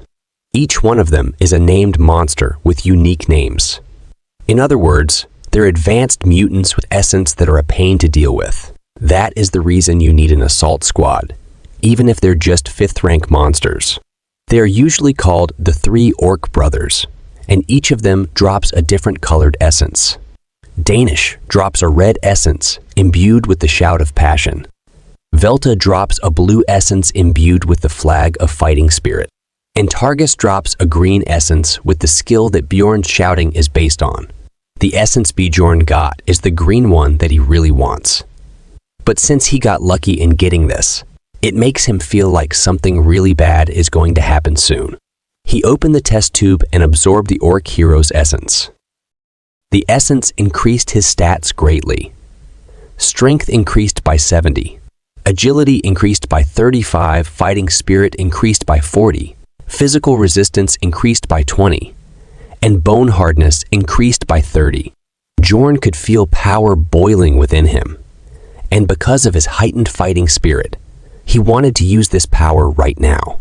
Suddenly, I got a thought in my mind. What will happen if you absorb the same type of essence more than once? Will it increase the level of the skill, or will the character not be able to handle it? Well, I don't know about that in this series, but I have a good thought about this in my story. Then Iraz told Bjorn to take off his equipment first and use the scrolls and potions that he provided him. They are giving Bjorn a hefty amount. Bjorn gave his backpack that had his equipment to Misha to watch over. Then he started using scrolls. He used a physical attack defense scroll, 1 advanced concentration support scroll, and 1 energy regeneration support scroll. Then he grabbed a bunch of potion bottles together and drank them all. One of them he used was a strength reinforcement potion, which increased his strength by 10 temporarily. The other one was Spirit's Tears, which increased his elemental attack resistance by 10 temporarily. And the other one was Basilisk's Flask, which temporarily increased his pain tolerance by the same amount. Then their priest used a bunch of their blessings. The first one was Spirit's Protection, which increased his mental fortitude greatly. The second one was Flames of Regeneration, which increased his physical regeneration power greatly. And the last one was Coffin of Sacrifice, which sounded more like a curse than a blessing. It increased Bjorn's taunt value greatly. So now all monsters will be attracted to Bjorn. Now it's time for Bjorn's vampire skill, Owner of Blood, which he is going to use for the first time. Iroz told Misha's brother that no matter what skill Bjorn will absorb, his will be the most helpful. I don't understand what class Iroz is. He clearly doesn't look like a mage or archer. And of course, he is definitely not a priest either. He didn't count himself when he was counting the remaining warriors either. Now, he also didn't let Bjorn absorb his skill, so we can get some idea. Well, whatever. We will know eventually. After that, Misha's brother made a cut in his hand and let Bjorn absorb his blood. Of course, he was not very comfortable with it. Bjorn temporarily absorbed the Talon passive skill, Corrupt One. And yes, Talon is Misha's brother's name. It changed Bjorn's eye color.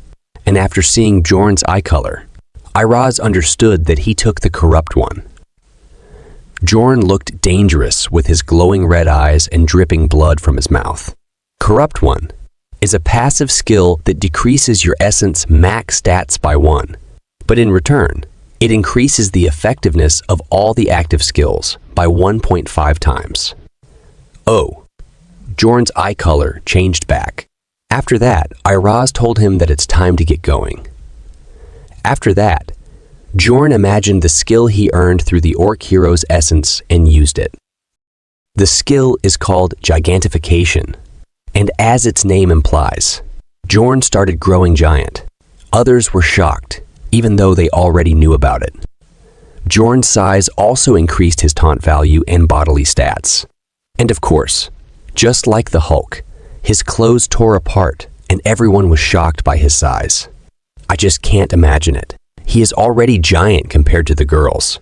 And if he used this skill by mistake in bed, I just can't imagine what will happen. But it looks like Misha really likes it. All the guys entered depression mode. So Iroz took off his cape and asked others to bring more capes because they needed to cover him.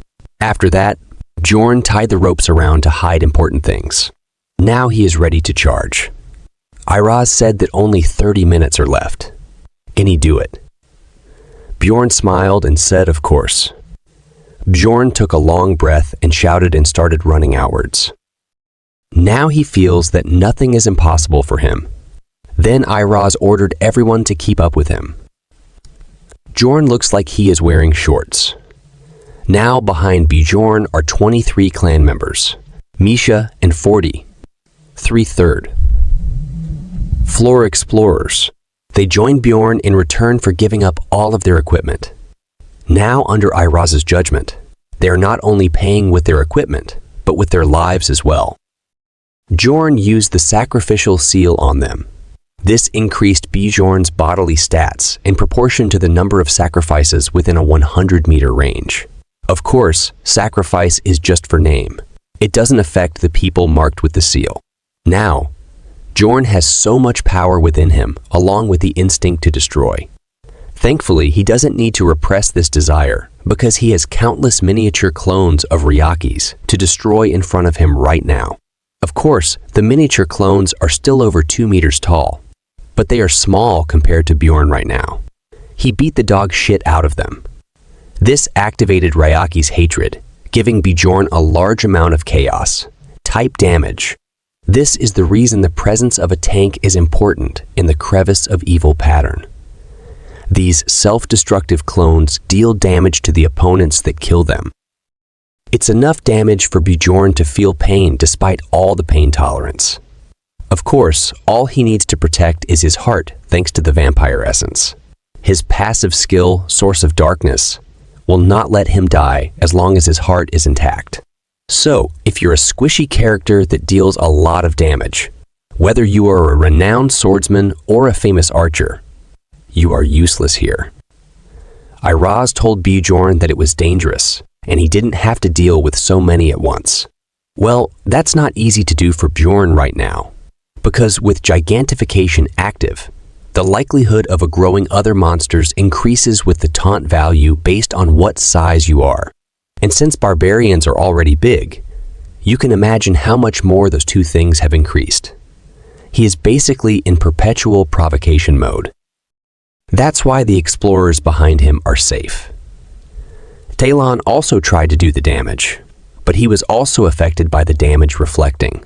Damage deflecting dealt the same damage the attacker did, back to the attacker. Talon asked the priests what they were doing, and they should heal him. Bjorn got angry at him and told him to stop getting injured for no reason and back off. Of course, Talon was not very happy with him.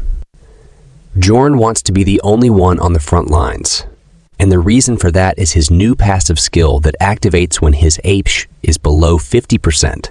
The passive skill is called Hero's Path, and this skill increases its owner's resistance and tolerance stats. This is the skill that Bjorn wanted the Orc hero's essence in the first place. It increases all defense powers when your HP falls below 50%, and when your HP hits 20%, it maximizes its effects. So to utilize this as best as possible, he needs to be in front and take all the damage. So he told everyone not to come in front, and he will take it from here alone. Talon went back where he met the old mage. The mage said that it was indeed a wise choice of the vice captain. Who knows what might appear behind them? They can't just focus on the front. Talon said that's correct, but in reality, he is feeling terrible because if he attacks once, he is struck with horrible pain. That's why he had to fall back like an idiot. He was in front only for a short while, but he realized that all are the same there. And that is not something a human should be doing. He can't understand who Bjorn is. He just thought that he was just some stupid third-floor explorer who hangs around his halfling sister, and that he was nothing but a regular barbarian warrior who couldn't speak up when they told them to get out of the orc habitat, even despite the fact that he has pain tolerance and is a tank, unlike him. He can't understand how it is that he doesn't hesitate in this situation. They say that it was true that there is no one on par with a barbarian's courage. People started saying that it would be great to have someone like him in the clan. And their vice captain sure has a good eye. And they never expected him to perform so amazingly. They started asking his name and said that he had to be famous. He looked like someone who didn't know death, and they couldn't even imagine what would have happened if it weren't for him. Then they asked Misha who he was. She said that she didn't know. Then the old mage said that if Vulcan, who was called the hero of the barbarians, were to come back, then he thought that that's what he would look like, and there was no need to be curious about that barbarian's name, because everyone would know his name soon. Then they reached the end of the skill range. They could see the end in front of them. They sped up. They were almost there. And when Bjorn just stepped outside the zone, his soul power ended, and the skill gigantification ended. But thankfully, he escaped the range of the crevice of evil. People started crying. They were very happy. They were happy that they survived. But the people that didn't make it out in time were not that lucky, and the entire orc habitat was vaporized in just a blink of an eye. That was close for Bjorn this time.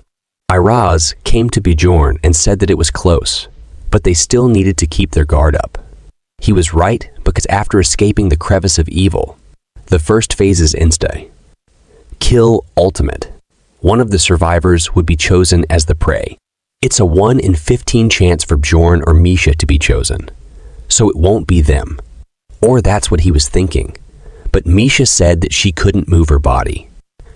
She couldn't move because she was chosen as the prey and had fallen into a state of paralysis.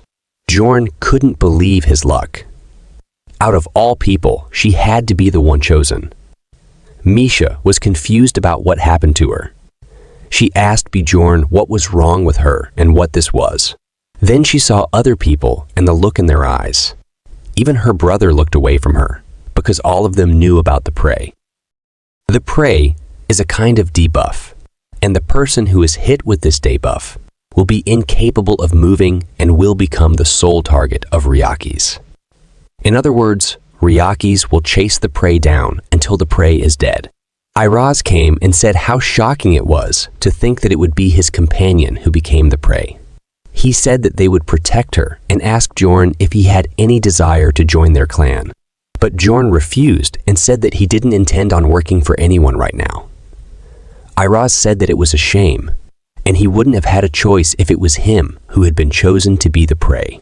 Then he said that it was the end of their deal now, and he hoped to see him again in the city. Bjorn said if he made it back alive, that is. Iraz said that he was sure that he would, because he had a feeling that he would make it back alive. Then he asked the mages and the priests to cast a buff on him, and said that he hoped that this would help him even if by a little bit in his journey. The buffs they cast were Wind's Blessing, which greatly increased Bjorn's movement speed. The other blessing was Sail, which would help him regenerate his soul power quicker. Bjorn felt that they were nice enough, because they were probably almost out of resources too. Bjorn was looking like he had just transcended the realm. Bjorn tied Misha on his back. She wasn't looking good. Then he said his thanks to Iraz. Iraz said, of course, to make sure that he survived because they would come after them if he ended up dead. Well, it was true. Bjorn smiled and said that it was time, and they should get going. Now only 15 minutes were left until the labyrinth closed. But it looked like these 15 minutes were going to be the hardest 15 minutes of his life. The Lord of Chaos, Ryakis, had awakened again. Bjorn started running, and Misha was tied behind him. She could feel the heat from Bjorn's skin as he ran, and she couldn't see behind. But she could hear the roaring that was getting closer. She was afraid that at this rate, both of them would die. She said Bjorn's full name. Bjorn got confused and asked her what it was. She asked him to stop.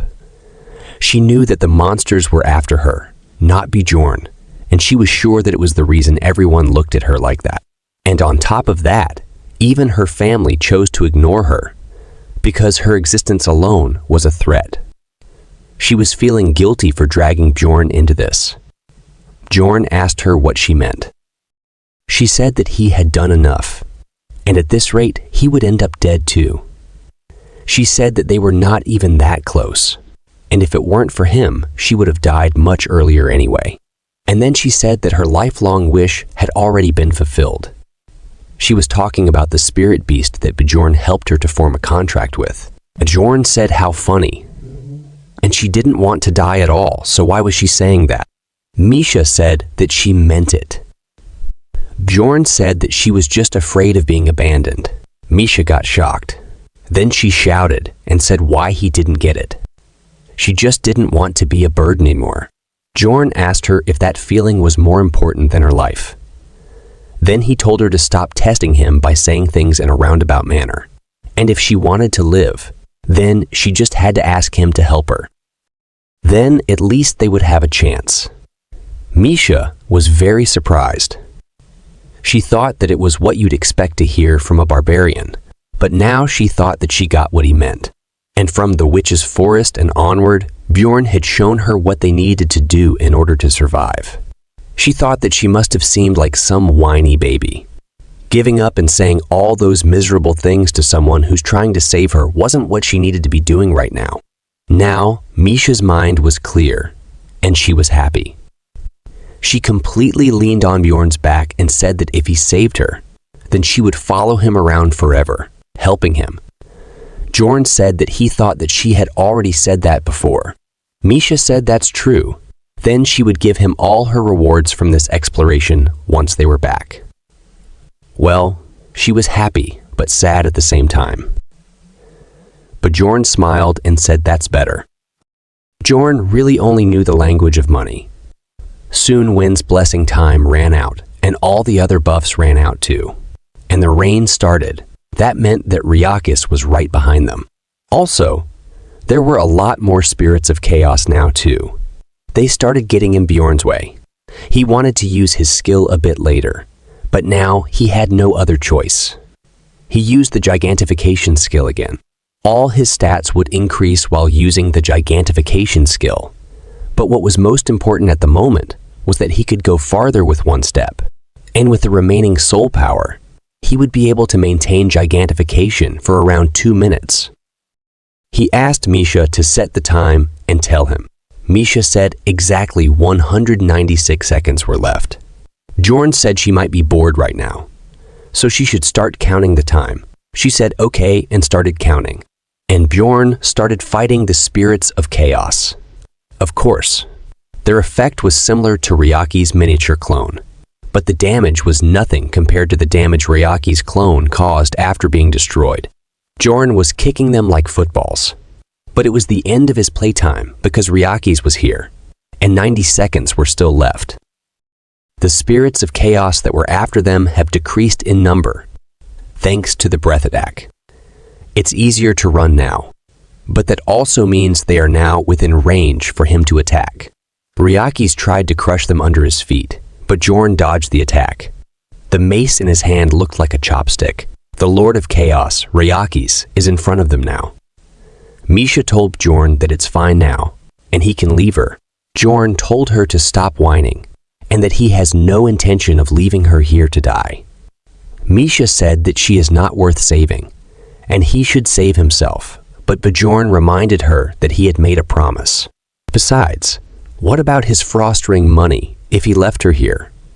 Misha asked if he was going to die here just because of some promise. Bjorn asked who said they were going to die. He was going to make it out of here alive. As he said this, Ryaki's attacked and Bjorn's hand was gone. Misha screamed after seeing his hand gone, but Bjorn just asked her for the time. She told Bjorn to leave her. Otherwise, he would also die. In anger, Bjorn said, "Misha Karlstein, tell me the time." Misha, crying, said that 60 seconds were left. Ryaki's readied his next breath attack. Bjorn needed to endure 1 minute with one arm missing. Escape wasn't an option anymore since Ryaki's was already there. I guess it was going to be a bit difficult. Bjorn started running towards Ryaki's. Misha got confused and asked him what he was doing and why he was going toward Ryaki's. Bjorn told her to count the time instead of whining.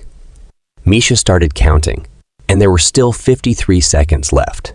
Ryaki's attacked Bjorn with his breath where he was earlier, so Bjorn ran towards Ryaki's legs, making it harder for him to attack his own legs.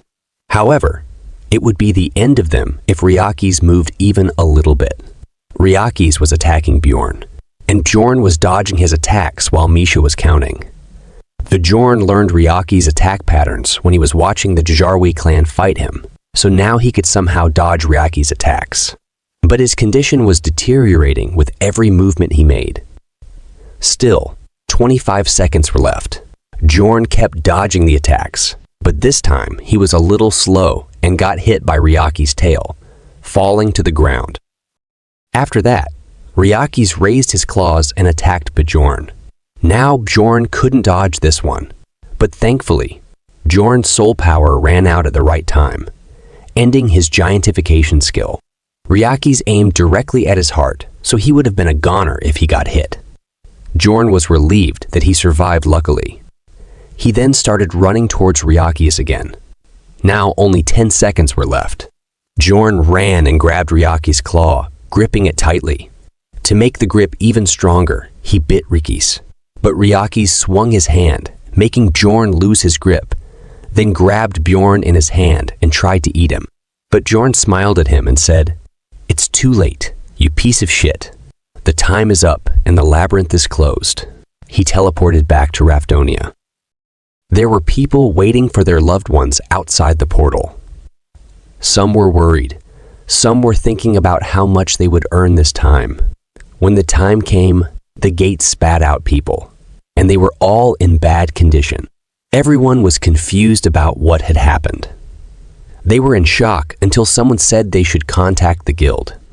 Some people were able to maintain the situation and quickly took action to save them. They moved the injured and set up a temporary shelter for them. Of course, Bjorn was in the worst condition.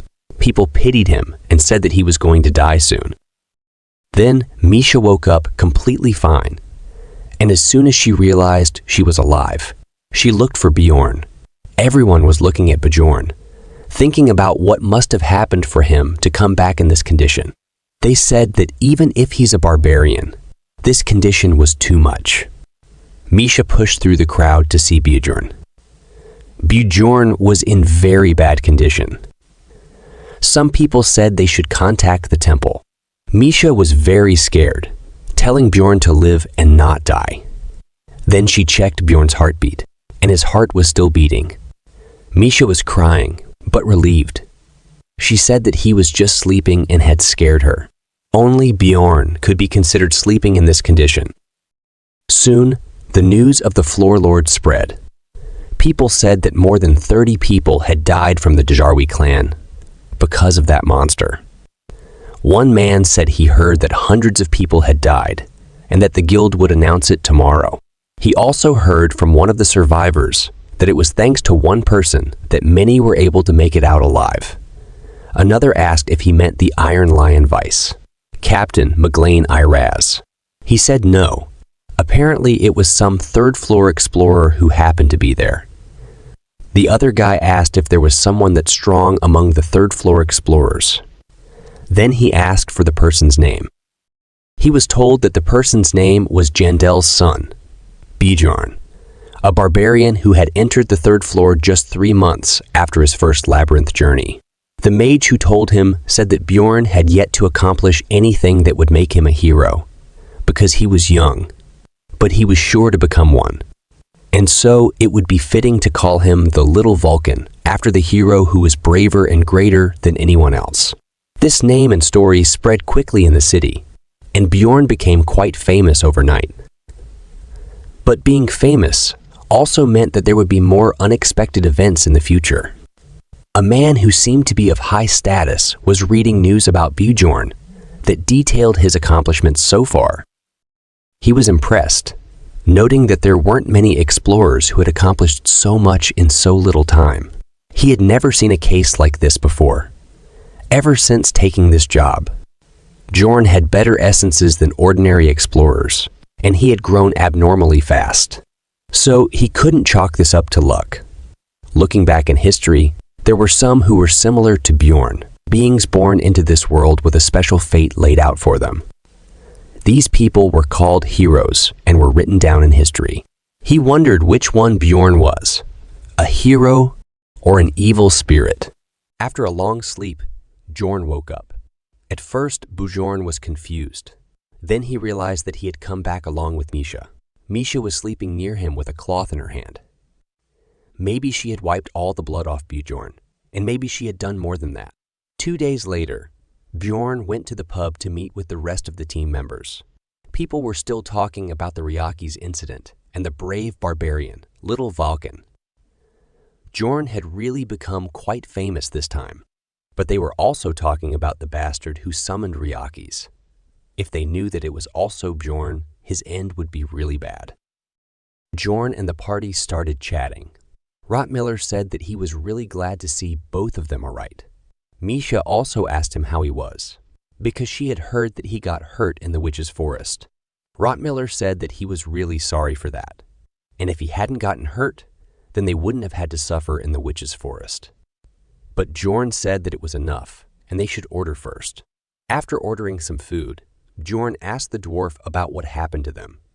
The dwarf said that it would be a short story since he already knew that Rottmiller was hurt. So he started the story after that. He used the Guardian's wrist guards once again to stall for time. Misha was surprised and asked him if he could use that item that often. I was also confused if that item had such a short cooldown period, but Bjorn seemed to know how he did it. The dwarf laughed and told her that if you use the skill Emergency Restoration, then you can restore the use count of an item. He said that it was a piece of wisdom from his predecessors. If you guys don't remember, it's the skill he used to restore his shield during the fight. At first, I thought that this skill was nothing much, but now I think it's kind of a cheat skill. He could even open a shop to restore people's item use counts. But that's not the main thing here. The main thing is that Misha was making Bjorn eat broccoli, and she was even feeding him with her own hands. Dwaki was confused seeing both of them doing this. He didn't understand when they got so close to each other. Did Dwaki have feelings for Misha? Because he was the one Misha talked to the most during the expedition. The dwarf continued his story. He told them that they ran far enough to treat Rottmiller and then tried to find Bjorn and Misha, but they were too far away for Rottmiller to detect them. So they continued to go around looking for them. But then they came across that woman again on the third day. Misha got excited and asked what happened after that. The dwarf said that it was a given. They ran away and took a portal to the fourth floor. They were successful in being the only ones to get up there. This triggered Bjorn, and he understood how that happened. They had taken advantage of the entry restriction. Let me explain it clearly. The color of the portal leading to the fourth floor, which is also known as Sky Tower, changes regularly. If you manage to enter the portal right before the color changes, then it blocks off the people after you. In simple terms, people enter separate spaces according to the color of the portal. So if you enter a color and then the color changes, the people after you can't enter the same space as you. The fourth floor is a 100-floor tower in itself. Once the trial on a floor is cleared, it is not regenerated. That's why the color changes and teams enter different spaces. So all of them cleared their floor trials. Since the floor monsters don't respawn after clearing it, it becomes a safe zone. The dwarf said that it was pretty torturous to just do nothing on the first floor of the tower for 10 days. Bjorn got angry, thinking that they were the ones who actually went through torture. Then he said that luckily, they got an essence on the first trial. Bjorn was shocked. Then the dwarf said that it was an essence of mimic, a 7th rank monster. Rottmiller said that he was the one who took it. Bjorn was more shocked now. He couldn't understand what the fuck was going on in this game. The 7th rank monster, Mimic, is a rare monster, making its essence so much more valuable. It's not a combat type essence, but it gives you an active skill called Treasure Room, which allows you to open your own personal pocket plane. The main point is that when you open the Treasure Room for the first time, all kinds of items are randomly distributed throughout. Bjorn asked what they got. The dwarf said that it contained 2 million stones worth of mana stones, 3 highest grade potions, a numbered item in the 8,000 series, and another in the 9,000 series. Now Bjorn was angry and said what the fuck. The dwarf said there was no need to curse. Bjorn bent the spoon while controlling his anger and said sorry, that he was just very shocked. Bjorn was thinking why this damn dwarf was so lucky. Then Rottmiller said that even though they were numbered items, he didn't need them and was going to sell them and divide the money from the sale. But the money would be more than 10 million stones. It's still so much, even if they split it up. Bjorn said his congratulations to the 3 of them. Then Misha asked him why he was breaking the utensils. Bjorn said that it was just that he couldn't control his strength because of the orc hero essence. Misha said that he had always been able to control it just fine. Bjorn said that it's not like she had seen all of him. Misha said if he put it like that, then she might have. The dwarf was also confused about what was going on here. He asked what happened to them. He said that he had heard the news a bit. Misha tried to tell him, but Bjorn stopped her and said that he would tell the story. Bjorn did this because there were things that he couldn't reveal. Then Bjorn told them what happened to them after getting separated. Of course, he hid the main things and twisted the story a little bit. Everyone congratulated Misha for getting her contract with the spirit beast.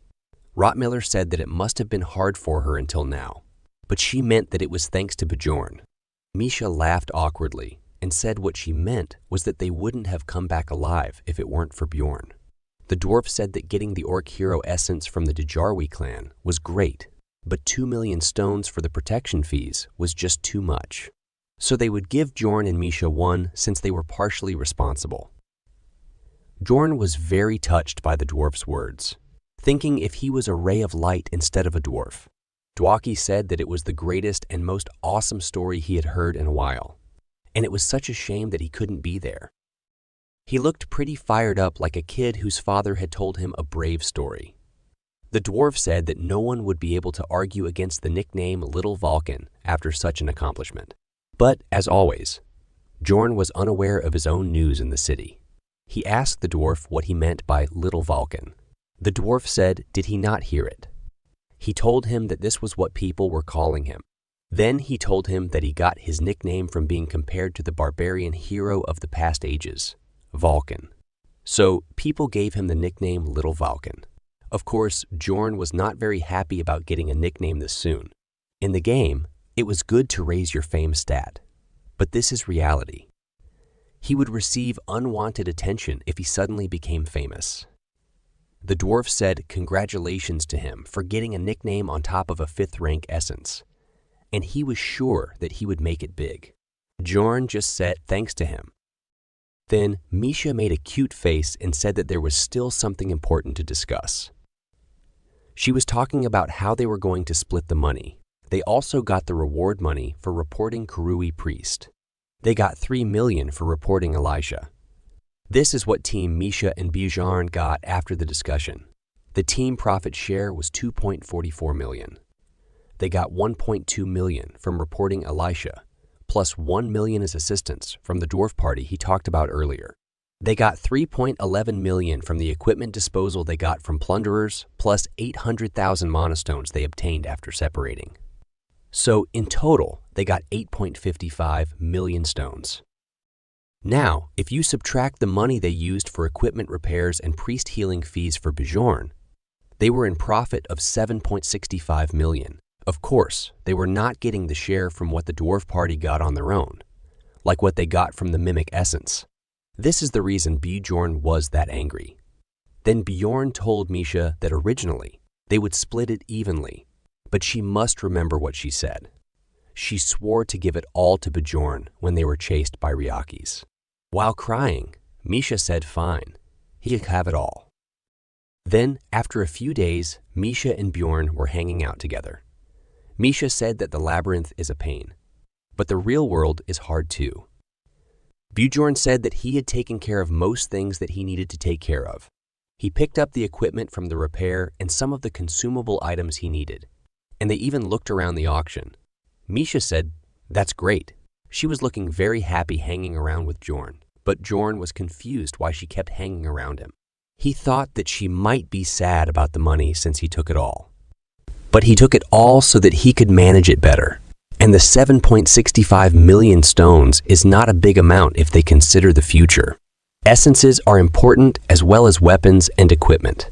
He needed to focus on making Misha stronger since she is Bjorn's main party member now. This again reminded me about Erwin. Where is she? Did she not hear the news? He is quite famous now. Even the people on the road recognized him, or at least his name. Bjorn said that he was going to go back now, and asked Misha what she was going to do. She said that she was going to stop by her family. Bjorn was a little confused. Misha said that she might be there until tomorrow or the day after. Bjorn was confused about why she looked scared to tell him that. Of course, he was a bit worried. But it's her business, not his. He just said good luck to her. In a scared tone, she said that she guessed she felt better now. Of course, she didn't sound better at all. Then Bjorn gave her a big good luck and asked her if she felt better now. Misha, feeling a little better, said that she would be back and told Bjorn to not skip his meals. She was a little embarrassed saying this. Bjorn just said all right. Then she said that he needs to eat more vegetables too. Bjorn thought that she said that she would treat him like her savior, but she is treating him more like her son, just like his ex-girlfriend. After that, Bjorn entered the wagon and frightened everyone. His first assignment was to level up Misha. Of course, he could move to a higher level team now, since he had better specs, but he wouldn't be able to take Misha with him. So he would stay in this team for now, and Misha could level up the contract with her spirit beast, and get an essence too. They also needed to change her main weapon. When he was going through the road, he saw an execution again. Then he said that he knew the first few days had been too quiet. As always, there were some crazy people. This time, people were here to see an evil spirit. But they were disappointed, saying that their blood is red too. Hearing the evil spirit's name, Bjorn came to look. And look what we got here. Lion's son. Tariqan, the person he gave money to buy a weapon. But it looks like he didn't buy a weapon with the money Bjorn gave him. Instead, he pretended to be a human to get a job in the city. Tariqan then showed Bjorn and tried to call his name. But thankfully, his mouth was covered. Then he got executed. Bjorn just looked away. Then he remembered that that could be him, and he decided to give up on helping others out of pity. Then a man came and asked him if he was Jandel's son, Bjorn. Bjorn told him to screw off. That man said not to be so harsh, and that he was in a similar position as him. Then he said USA, Thailand, Europe, and asked him where he came from. Bjorn predicted that this kind of thing would happen one day, but he didn't expect it to happen this early on. This man says that he is from the USA. Bjorn only knows one answer to this kind of situation, and that is the Einar method. He makes an angry face, and just like Einar says, he tells the man to stop saying things that he can't understand and be straightforward. The man gets a little scared and says that he almost fooled him there.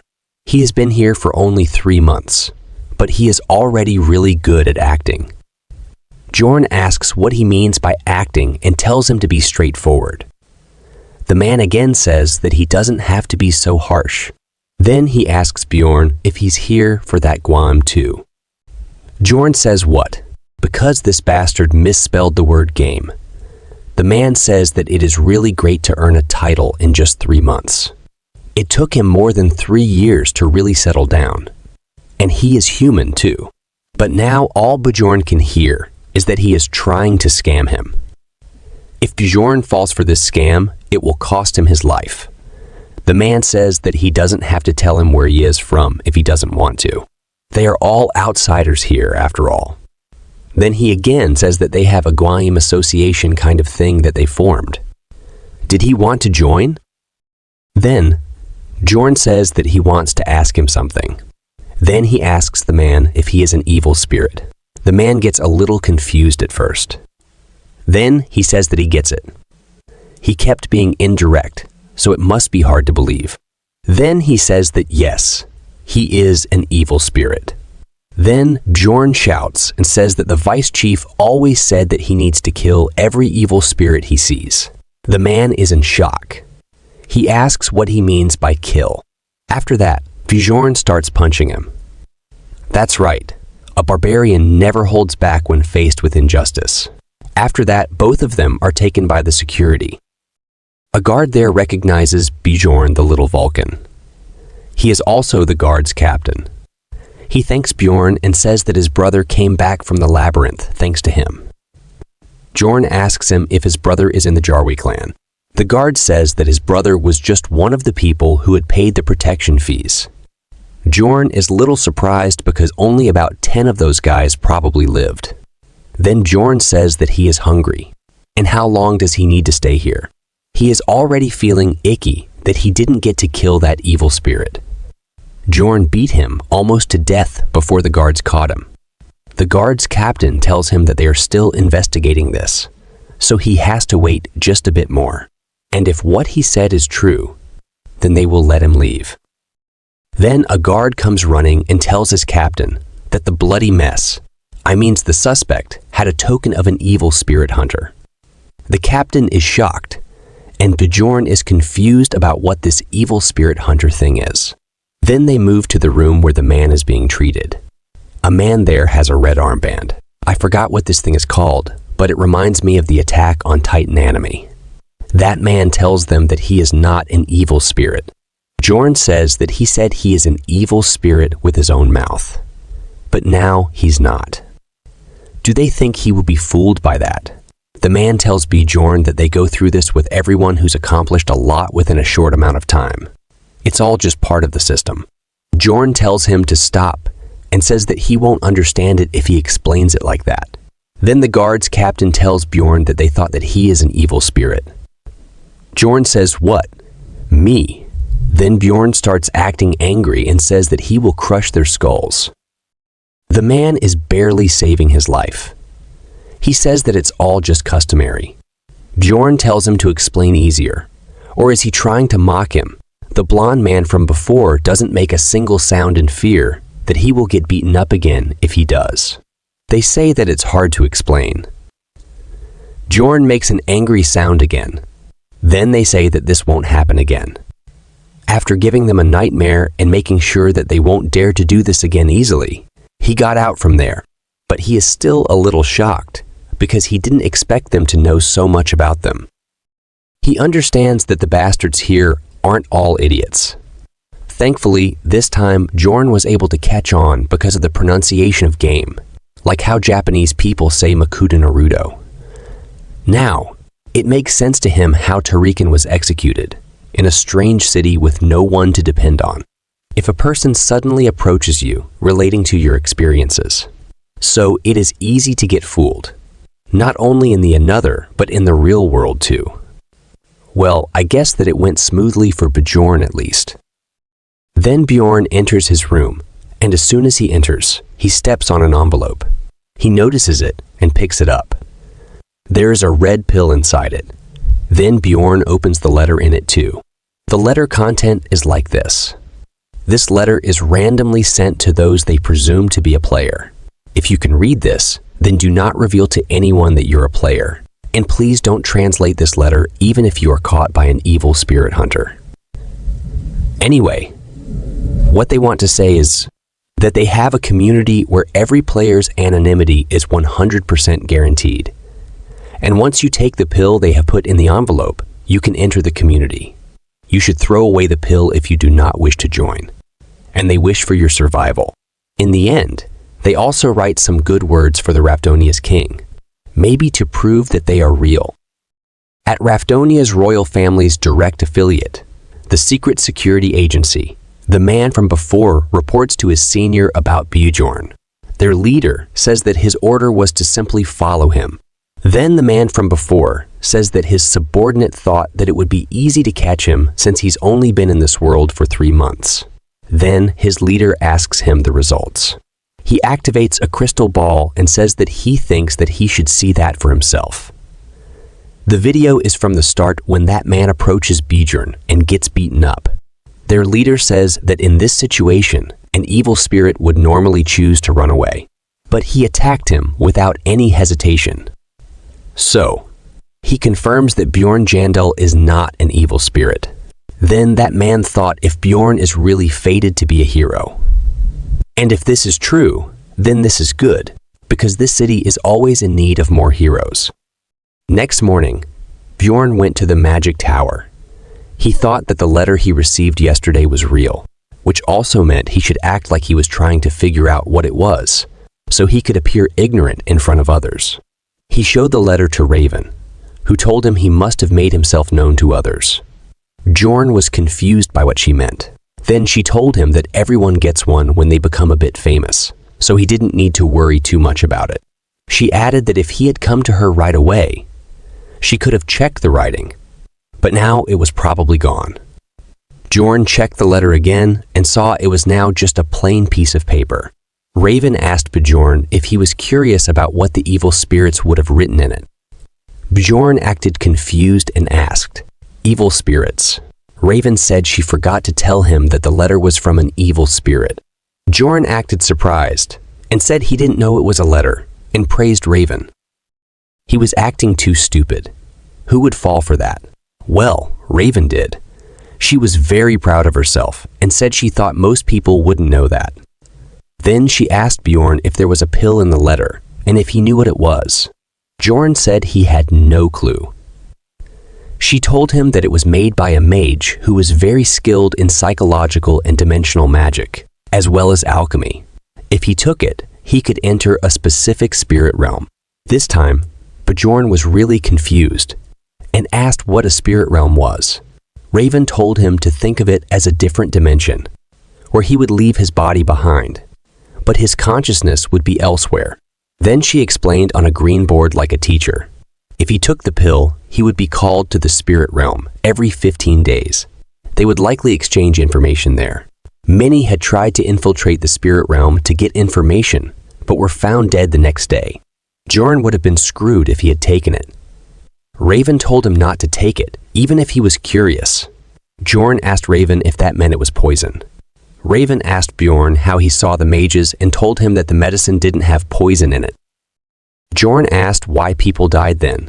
Raven told him there were many theories, but the most believable one was that the spirits could tell who was and wasn't an evil spirit. So they cut off the invader's soul from their body. This meant some player Bjorn didn't even know about would have his life in their hands. Then Raven said she remembered one more important thing. People look like their souls in that realm, so they couldn't tell what they actually looked like in the city. Didn't she know too much about a realm where normal people of this world didn't come back alive? Bjorn asked if she couldn't just use magic to tell who had taken the pills. She said they couldn't do that, and there was no way to figure it out. Otherwise, all the evil spirits would have been caught. Then she told Bjorn it was time to start today's test. She would start by drawing his blood. Bjorn started thinking that since anonymity was really guaranteed, and he could acquire information from there, perhaps he had also found a way to get back to reality. So, should he take it? Bjorn was busy thinking about it, and Raven was excited to start her evil experiments on Bjorn's body. Bjorn kept thinking about it, and no matter how many times he thought about it, he decided it was best to take it. The decision Bjorn made after a careful comparison of the risks and returns was that if it was a dangerous pill, then the community wouldn't even exist. But that didn't mean he would take it immediately. Even if it was anonymous, the one who sent the invitation would know who the newcomer was. For example, if Bjorn was the only one who had recently received the letter, they would know who he was as soon as he entered the community. So, if he was going to take it, he would do so after 3 to 6 months from now, since he was not in urgent need of the information right now. 15 days since coming back from the labyrinth. In the research lab on the higher floors of the magic tower, a man was speaking to someone on a magic crystal, calling her Soul Queen and asking her about the newcomer this time. Soul Queen told him that they didn't come. Then, the mage said that he must not have been a player then. Soul Queen asked him what he would do about the letters he postponed sending. He said that they shouldn't delay sending them any longer just because of him, and that she should send them out in order. This mage had high expectations because he heard that he had. Well, whatever, he was waiting for someone. But now it looked like Bjorn wasn't him this time either. I don't know if this mage is male or female, but if the person this mage is waiting for is Bjorn's real self, then maybe this mage is Bjorn's real self, his ex-girlfriend. Again, I'm just saying what I was thinking. After that, in an Explorer Guild branch, Bjorn got promoted to 6th rank Explorer. Every day, Bjorn took care of the things he needed to, like homework, which made time flow faster. During all of that, he spent monster stones like water. He wasn't sad about it since he used them on things he needed. He got a new heavy mace that cost him 400,000 stones and enchantment of acidity resistance on his shield and armor for 510,000 stones. He also got something absolutely necessary for the protection of his privacy when he was a giant. Family jewel protection pants for a whopping 900,000 stones. They had enchantments for automatic recovery, shape-shifting, and resistance to acidity. Misha said it must be hard for him to find one that fits him. Bjorn asked her about her new twin blades. They were 70% the size of a standard longsword and named Leisha's twin blades, costing 550,000 stones. She also got the blood of a beast for leveling up her spirit beast, which cost 200,000 stones. Thanks to that, she could now imbue her weapon attacks with her ice element. He was very proud of it and asked Bjorn what he thought of it. Bjorn put a finger in his ear and told her that her movements were still a bit awkward and that she should practice more. Bjorn also reached level 2 of his immortal seal. Sorry for the name confusion. I sometimes use the words undead seal and immortal seal interchangeably, but both are the same thing, so don't get confused. Getting it to level 2 only cost Bjorn 100,000 stones, Compared to others, it was still cheap but not easy. It only took 10 minutes for the second level, but the pain was as if the 12 hours of pain he felt during the first level were condensed into those 10 minutes. Pain tolerance did not work on it. A shaman asked Bjorn to pick one stick, and he would look at his fate. Bjorn picked one randomly. The shaman took it from him and started reading it. Bjorn was a bit nervous. The shaman asked Bjorn about his birthday. Bjorn was shocked that barbarians knew their birthdays. The old man laughed and said he was just kidding. How would a warrior know such a thing? Bjorn got angry and asked him about his fate. The old man told him that whether it be good or bad, all the things that others experience maybe once in their lives, he was fated to experience countless times. This was the fate of those they commonly called heroes. Bjorn didn't care what he said, because he thought that nothing would change anyway, and he just needed to do what he needed to do, so he could endure whatever problem he might face. Then Misha came and told Bjorn to have breakfast. After that, Bjorn went to receive his third seal. The shaman said he had never seen someone receive their third seal so fast. Then he told Bjorn he had 3 routes ahead of him: the spirit of flames, the spirit of hard steel, and the spirit of wilderness. He explained their features and powers, which were the same as in the game. So Bjorn decided to take the spirit of wilderness. As always, the shaman started his work and Bjorn started screaming. The third level of spirit seal cost him 200,000 stones. His resistance to physical attacks and fire tolerance increased. His power and physical stats also increased. These were the basic stat increases. The main thing he got from the spirit of wilderness was the skill Wild Outburst. The seal also greatly increased his basic threat level. This meant that all he had to do was breathe to aggro the monsters. The skill Wild Outburst also temporarily increased his threat level 3-fold, along with his physical stats. On top of that, if he used Giantification, it would also greatly increase his threat level. Maybe at that level, even his teammates might want to beat him. Bjorn was imagining what he could do with this when the shaman quietly came and spoke in his ear that he looked tired and could leave now. This scared Bjorn. As he was leaving, the shaman stopped him and said there was something about his fate that he didn't tell him yesterday. Bjorn asked what that was. The shaman told him to beware of those with a lot of hatred in their hearts, because he seemed to attract them to him. If he could resolve their hatred, it would be good for him. If he couldn't, it would come back to bite him. Bjorn told him he was leaving. When he got out of there, Einar called him. She was hiding in the bushes. Bjorn asked what she was doing there. Einar told Bjorn to be quiet, as it would be bad if she got discovered there. She called Bjorn to her and said she heard from the elder that he earned the title Little Valken. Bjorn said it was not a big deal. Einar asked Bjorn what happened and wanted to know the overall story. After hearing it, she said she was worried since he was alone, but since he was in the same team as the dwarf, that was good. Then Bjorn said it was okay, but wondered why she looked so thin. Didn't the elder feed her? She said it wasn't that. She was just condensing her muscles. Bjorn was confused. Einar said she didn't really know what it meant either. Then a loud voice called out, asking where she ran off to this time. She said she had to go and thanked Bjorn for the story, asking him to visit her again. Bjorn asked if it would be all right. She said it was okay. She just had to train twice as much and could give up on sleep. Bjorn thought that was even more worrying. As Bjorn started to leave, Einar called him again, saying she almost forgot to say this, but she was glad he looked like he was doing well. Bjorn was a little surprised. Einar told him that back then, he was full of determination to survive, and that wasn't bad either. But he looked more relaxed now. Maybe it was because his new friends were trustworthy. She said she would come back as a more trustworthy warrior, leaving Bjorn in confusion and shock that he had gotten relaxed without noticing it. Then he went to the library. As usual, the librarian cast a spell on him so he could find the books he was looking for.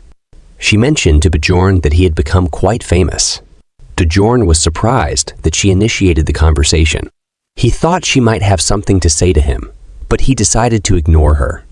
He turned and simply said that he somehow became famous, then told her that he was leaving. He had tried to get close to her before because she was a mage, but now he thought there was no point in approaching her since he was already a 6th rank and even had a title. He also already had a mage in his party, although the mage wasn't from the magic tower.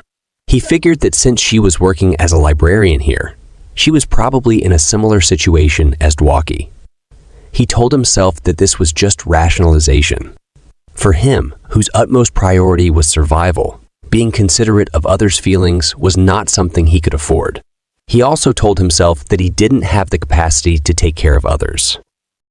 That's why he doubted everyone he met and analyzed their actions. He assessed the value of each person and what benefits they could bring him. He killed those who were a threat and wondered if he could use others or if they might stab him in the back.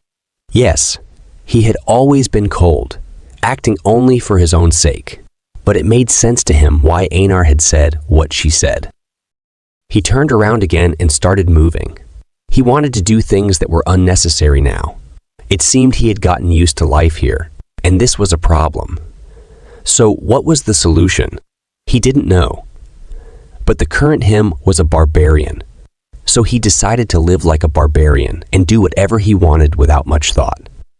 He went to the librarian and told her to stop looking at him like that and to just say what she wanted to say. The librarian was surprised. She asked Bjorn how he knew she had something to say. Bjorn told her that her eyes gave it away. It seemed Bjorn had a talent for flirting without even knowing it. The next day, at lunch at the Cafe Promise of Flowing Waters, Bjorn found the place too much, too sweet for him. He had been wondering what kind of place it was after hearing its name, but it turned out to be just a normal dessert cafe. The door was so small that he struggled to enter, and people were surprised to see a barbarian there. They wondered if the owner of the place was in debt or something. After he finally managed to enter the cafe, a girl waved her hand and called him over. Bjorn asked her if she was the client. She said yes, and introduced herself as Shavan Emur, the 7th rank deputy director of the Levigaean Administrative Agency, and the librarian's friend. She was in her early 30s. Bjorn thought she would be younger since the librarian had called her a friend. Maybe things weren't as simple as they seemed. She asked Bjorn what he wanted to order, mentioning that she hadn't ordered anything yet because she didn't know what he might like. Bjorn told her that he liked beer and meat. Shavan was confused about what to say. Bjorn reassured her that it was okay if they didn't have any, but mentioned that he didn't like sweet things. This was a little revenge for calling him to a place like this. He asked her what she wanted. She asked him if Lagna hadn't told him. This was the first time he had heard the librarian's name. Shavan said it made sense that he didn't know her name, then told him her full name, Lagna Lataniel Pefrak. Bjorn asked if she was a noble. Shavan said she wasn't, but she didn't elaborate. It seemed there was some story behind her name, but Bjorn didn't care about that. He asked Shavan again what she wanted. She told him it was patrolling the sewers. She explained that criminals and tax evaders sometimes hid out there, and although Bjorn asked what although meant, as she kept leaving her sentences unfinished. She said that the people who used to do the patrolling were killed in the 3rd floor incident, so she needed a substitute, and Lagna had recommended Bjorn. Bjorn said he understood what was going on, but wondered why she chose him. There should be better candidates. He started to wonder if she was also one of those evil spirit hunters. She explained that it was because he was popular right now, and that she was curious and wanted to meet him in person. Then she mentioned that she was going to get some cookies from the cafe later, and asked if she could tell her coworkers that he was the one who gave them to her. Bjorn just said, sure. She looked like a crazy fangirl, very excited about it. Then she controlled herself and asked Bjorn what he would do. She told Bjorn that the reward was only 200,000 stones, but it shouldn't be too bad. She added that it was a bit awkward to say it herself, but Bjorn asked what "but" meant. She always left her sentences unfinished. She said that she was kind of picky about the people they employed. So if he got to work with them, it would stamp him as a certified individual in the eyes of other guilds and agencies, making him more trustworthy. She said that he might get quests from other people since he was so famous anyway. Bjorn said that wasn't really the case. This was the first quest he had gotten, despite earning a title. No one really expected a barbarian to be good at any job after all. Then Bjorn agreed to do it. After that, Bjorn left the dessert cafe. Chauvin was left alone, thinking that it had been a while since she had met someone so interesting. She was curious about him since Lagna never talked about other people.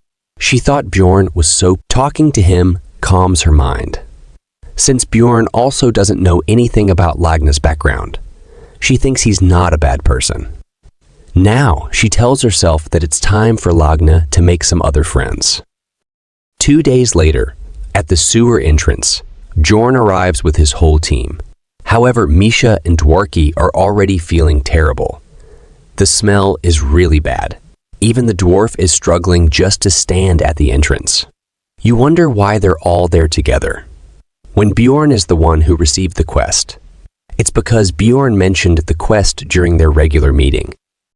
The first team member, the dwarf, told Bjorn that he couldn't miss out on exploring the sewers because the place is full of ghosts. He even offered to help without taking any payment. The second member, the mage Dworki, asked Bjorn if he could join because his head was starting to hurt from all the reading he'd been doing recently, and he needed a change of scenery.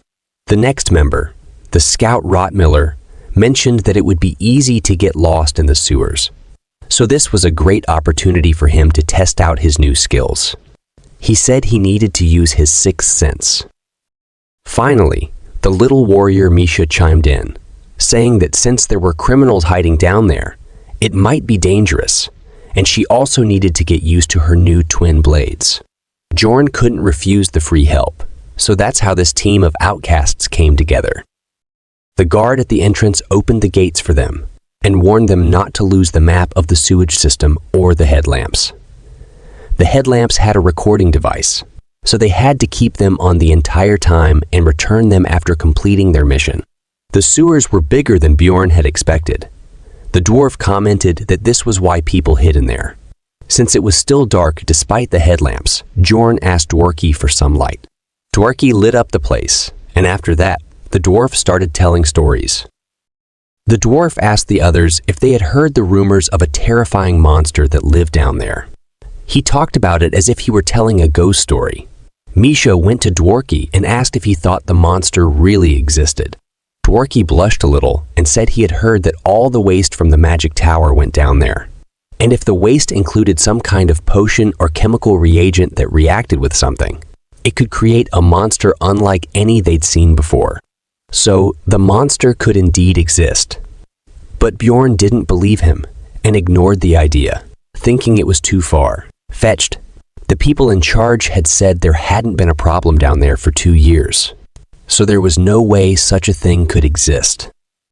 But Rottmiller seemed a little confused and stopped.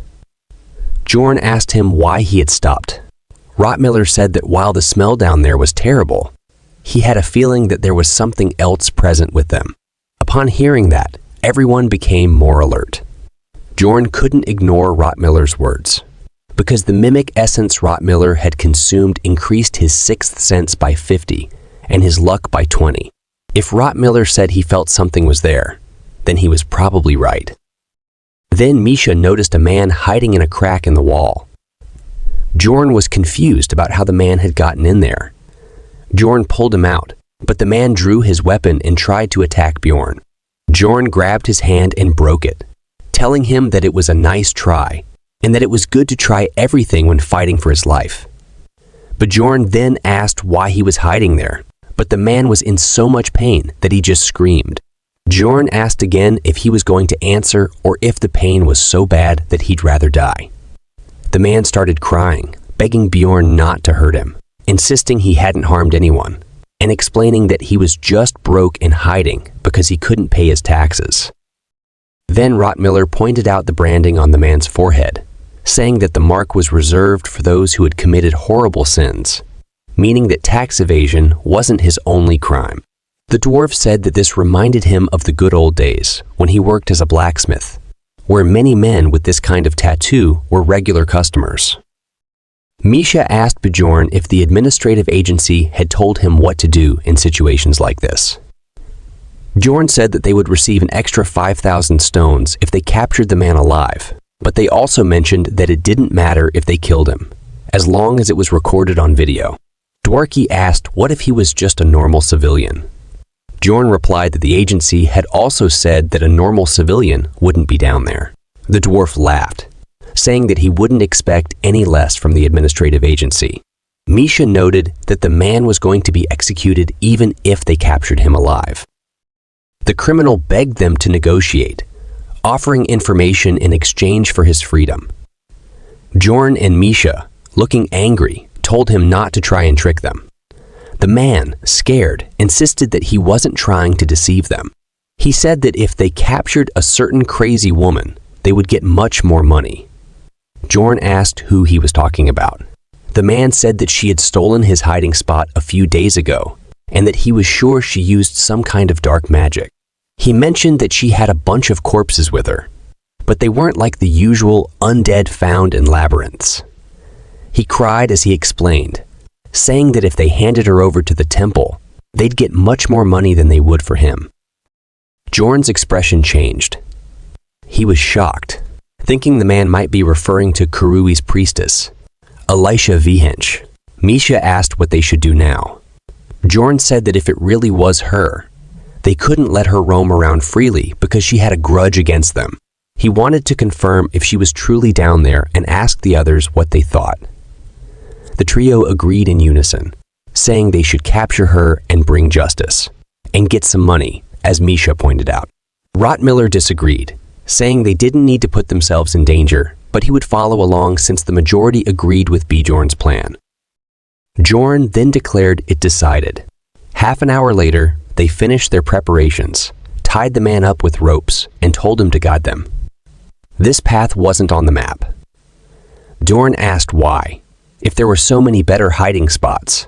The man had chosen such an easily discoverable one. The man explained that he had been looking for a new spot, because the woman had taken his old one, and he had to hide from them quickly. Just bad luck. When they reached their destination, Bjorn told everyone to lower their voices. Bjorn asked the man if there were any other exits from this place. The man said this was the only way in and out. Bjorn smiled, thinking this time he would be able to show her what true justice was. He told the man to move ahead of them. The man asked Bjorn to let him go if it turned out to be the woman they were looking for. Bjorn told him not to worry about that. Then they saw a bunch of corpses in front of them. The man got scared, but Bjorn told him to keep moving. When the man took one more step forward, a trap spell activated. Bjorn told everyone to step back. Bjorn and the man remained at the front. The trap spell, called the Call of an Evil God, caused hundreds of revenants to charge at them. It didn't just decrease their health, it reduced their maximum health with each attack. If their maximum health reached 0, they would die immediately. This meant that if Bjorn's maximum health reached 0, even his skill, Immortal, wouldn't save him. If Bjorn got hit by it, he might really be done for this time.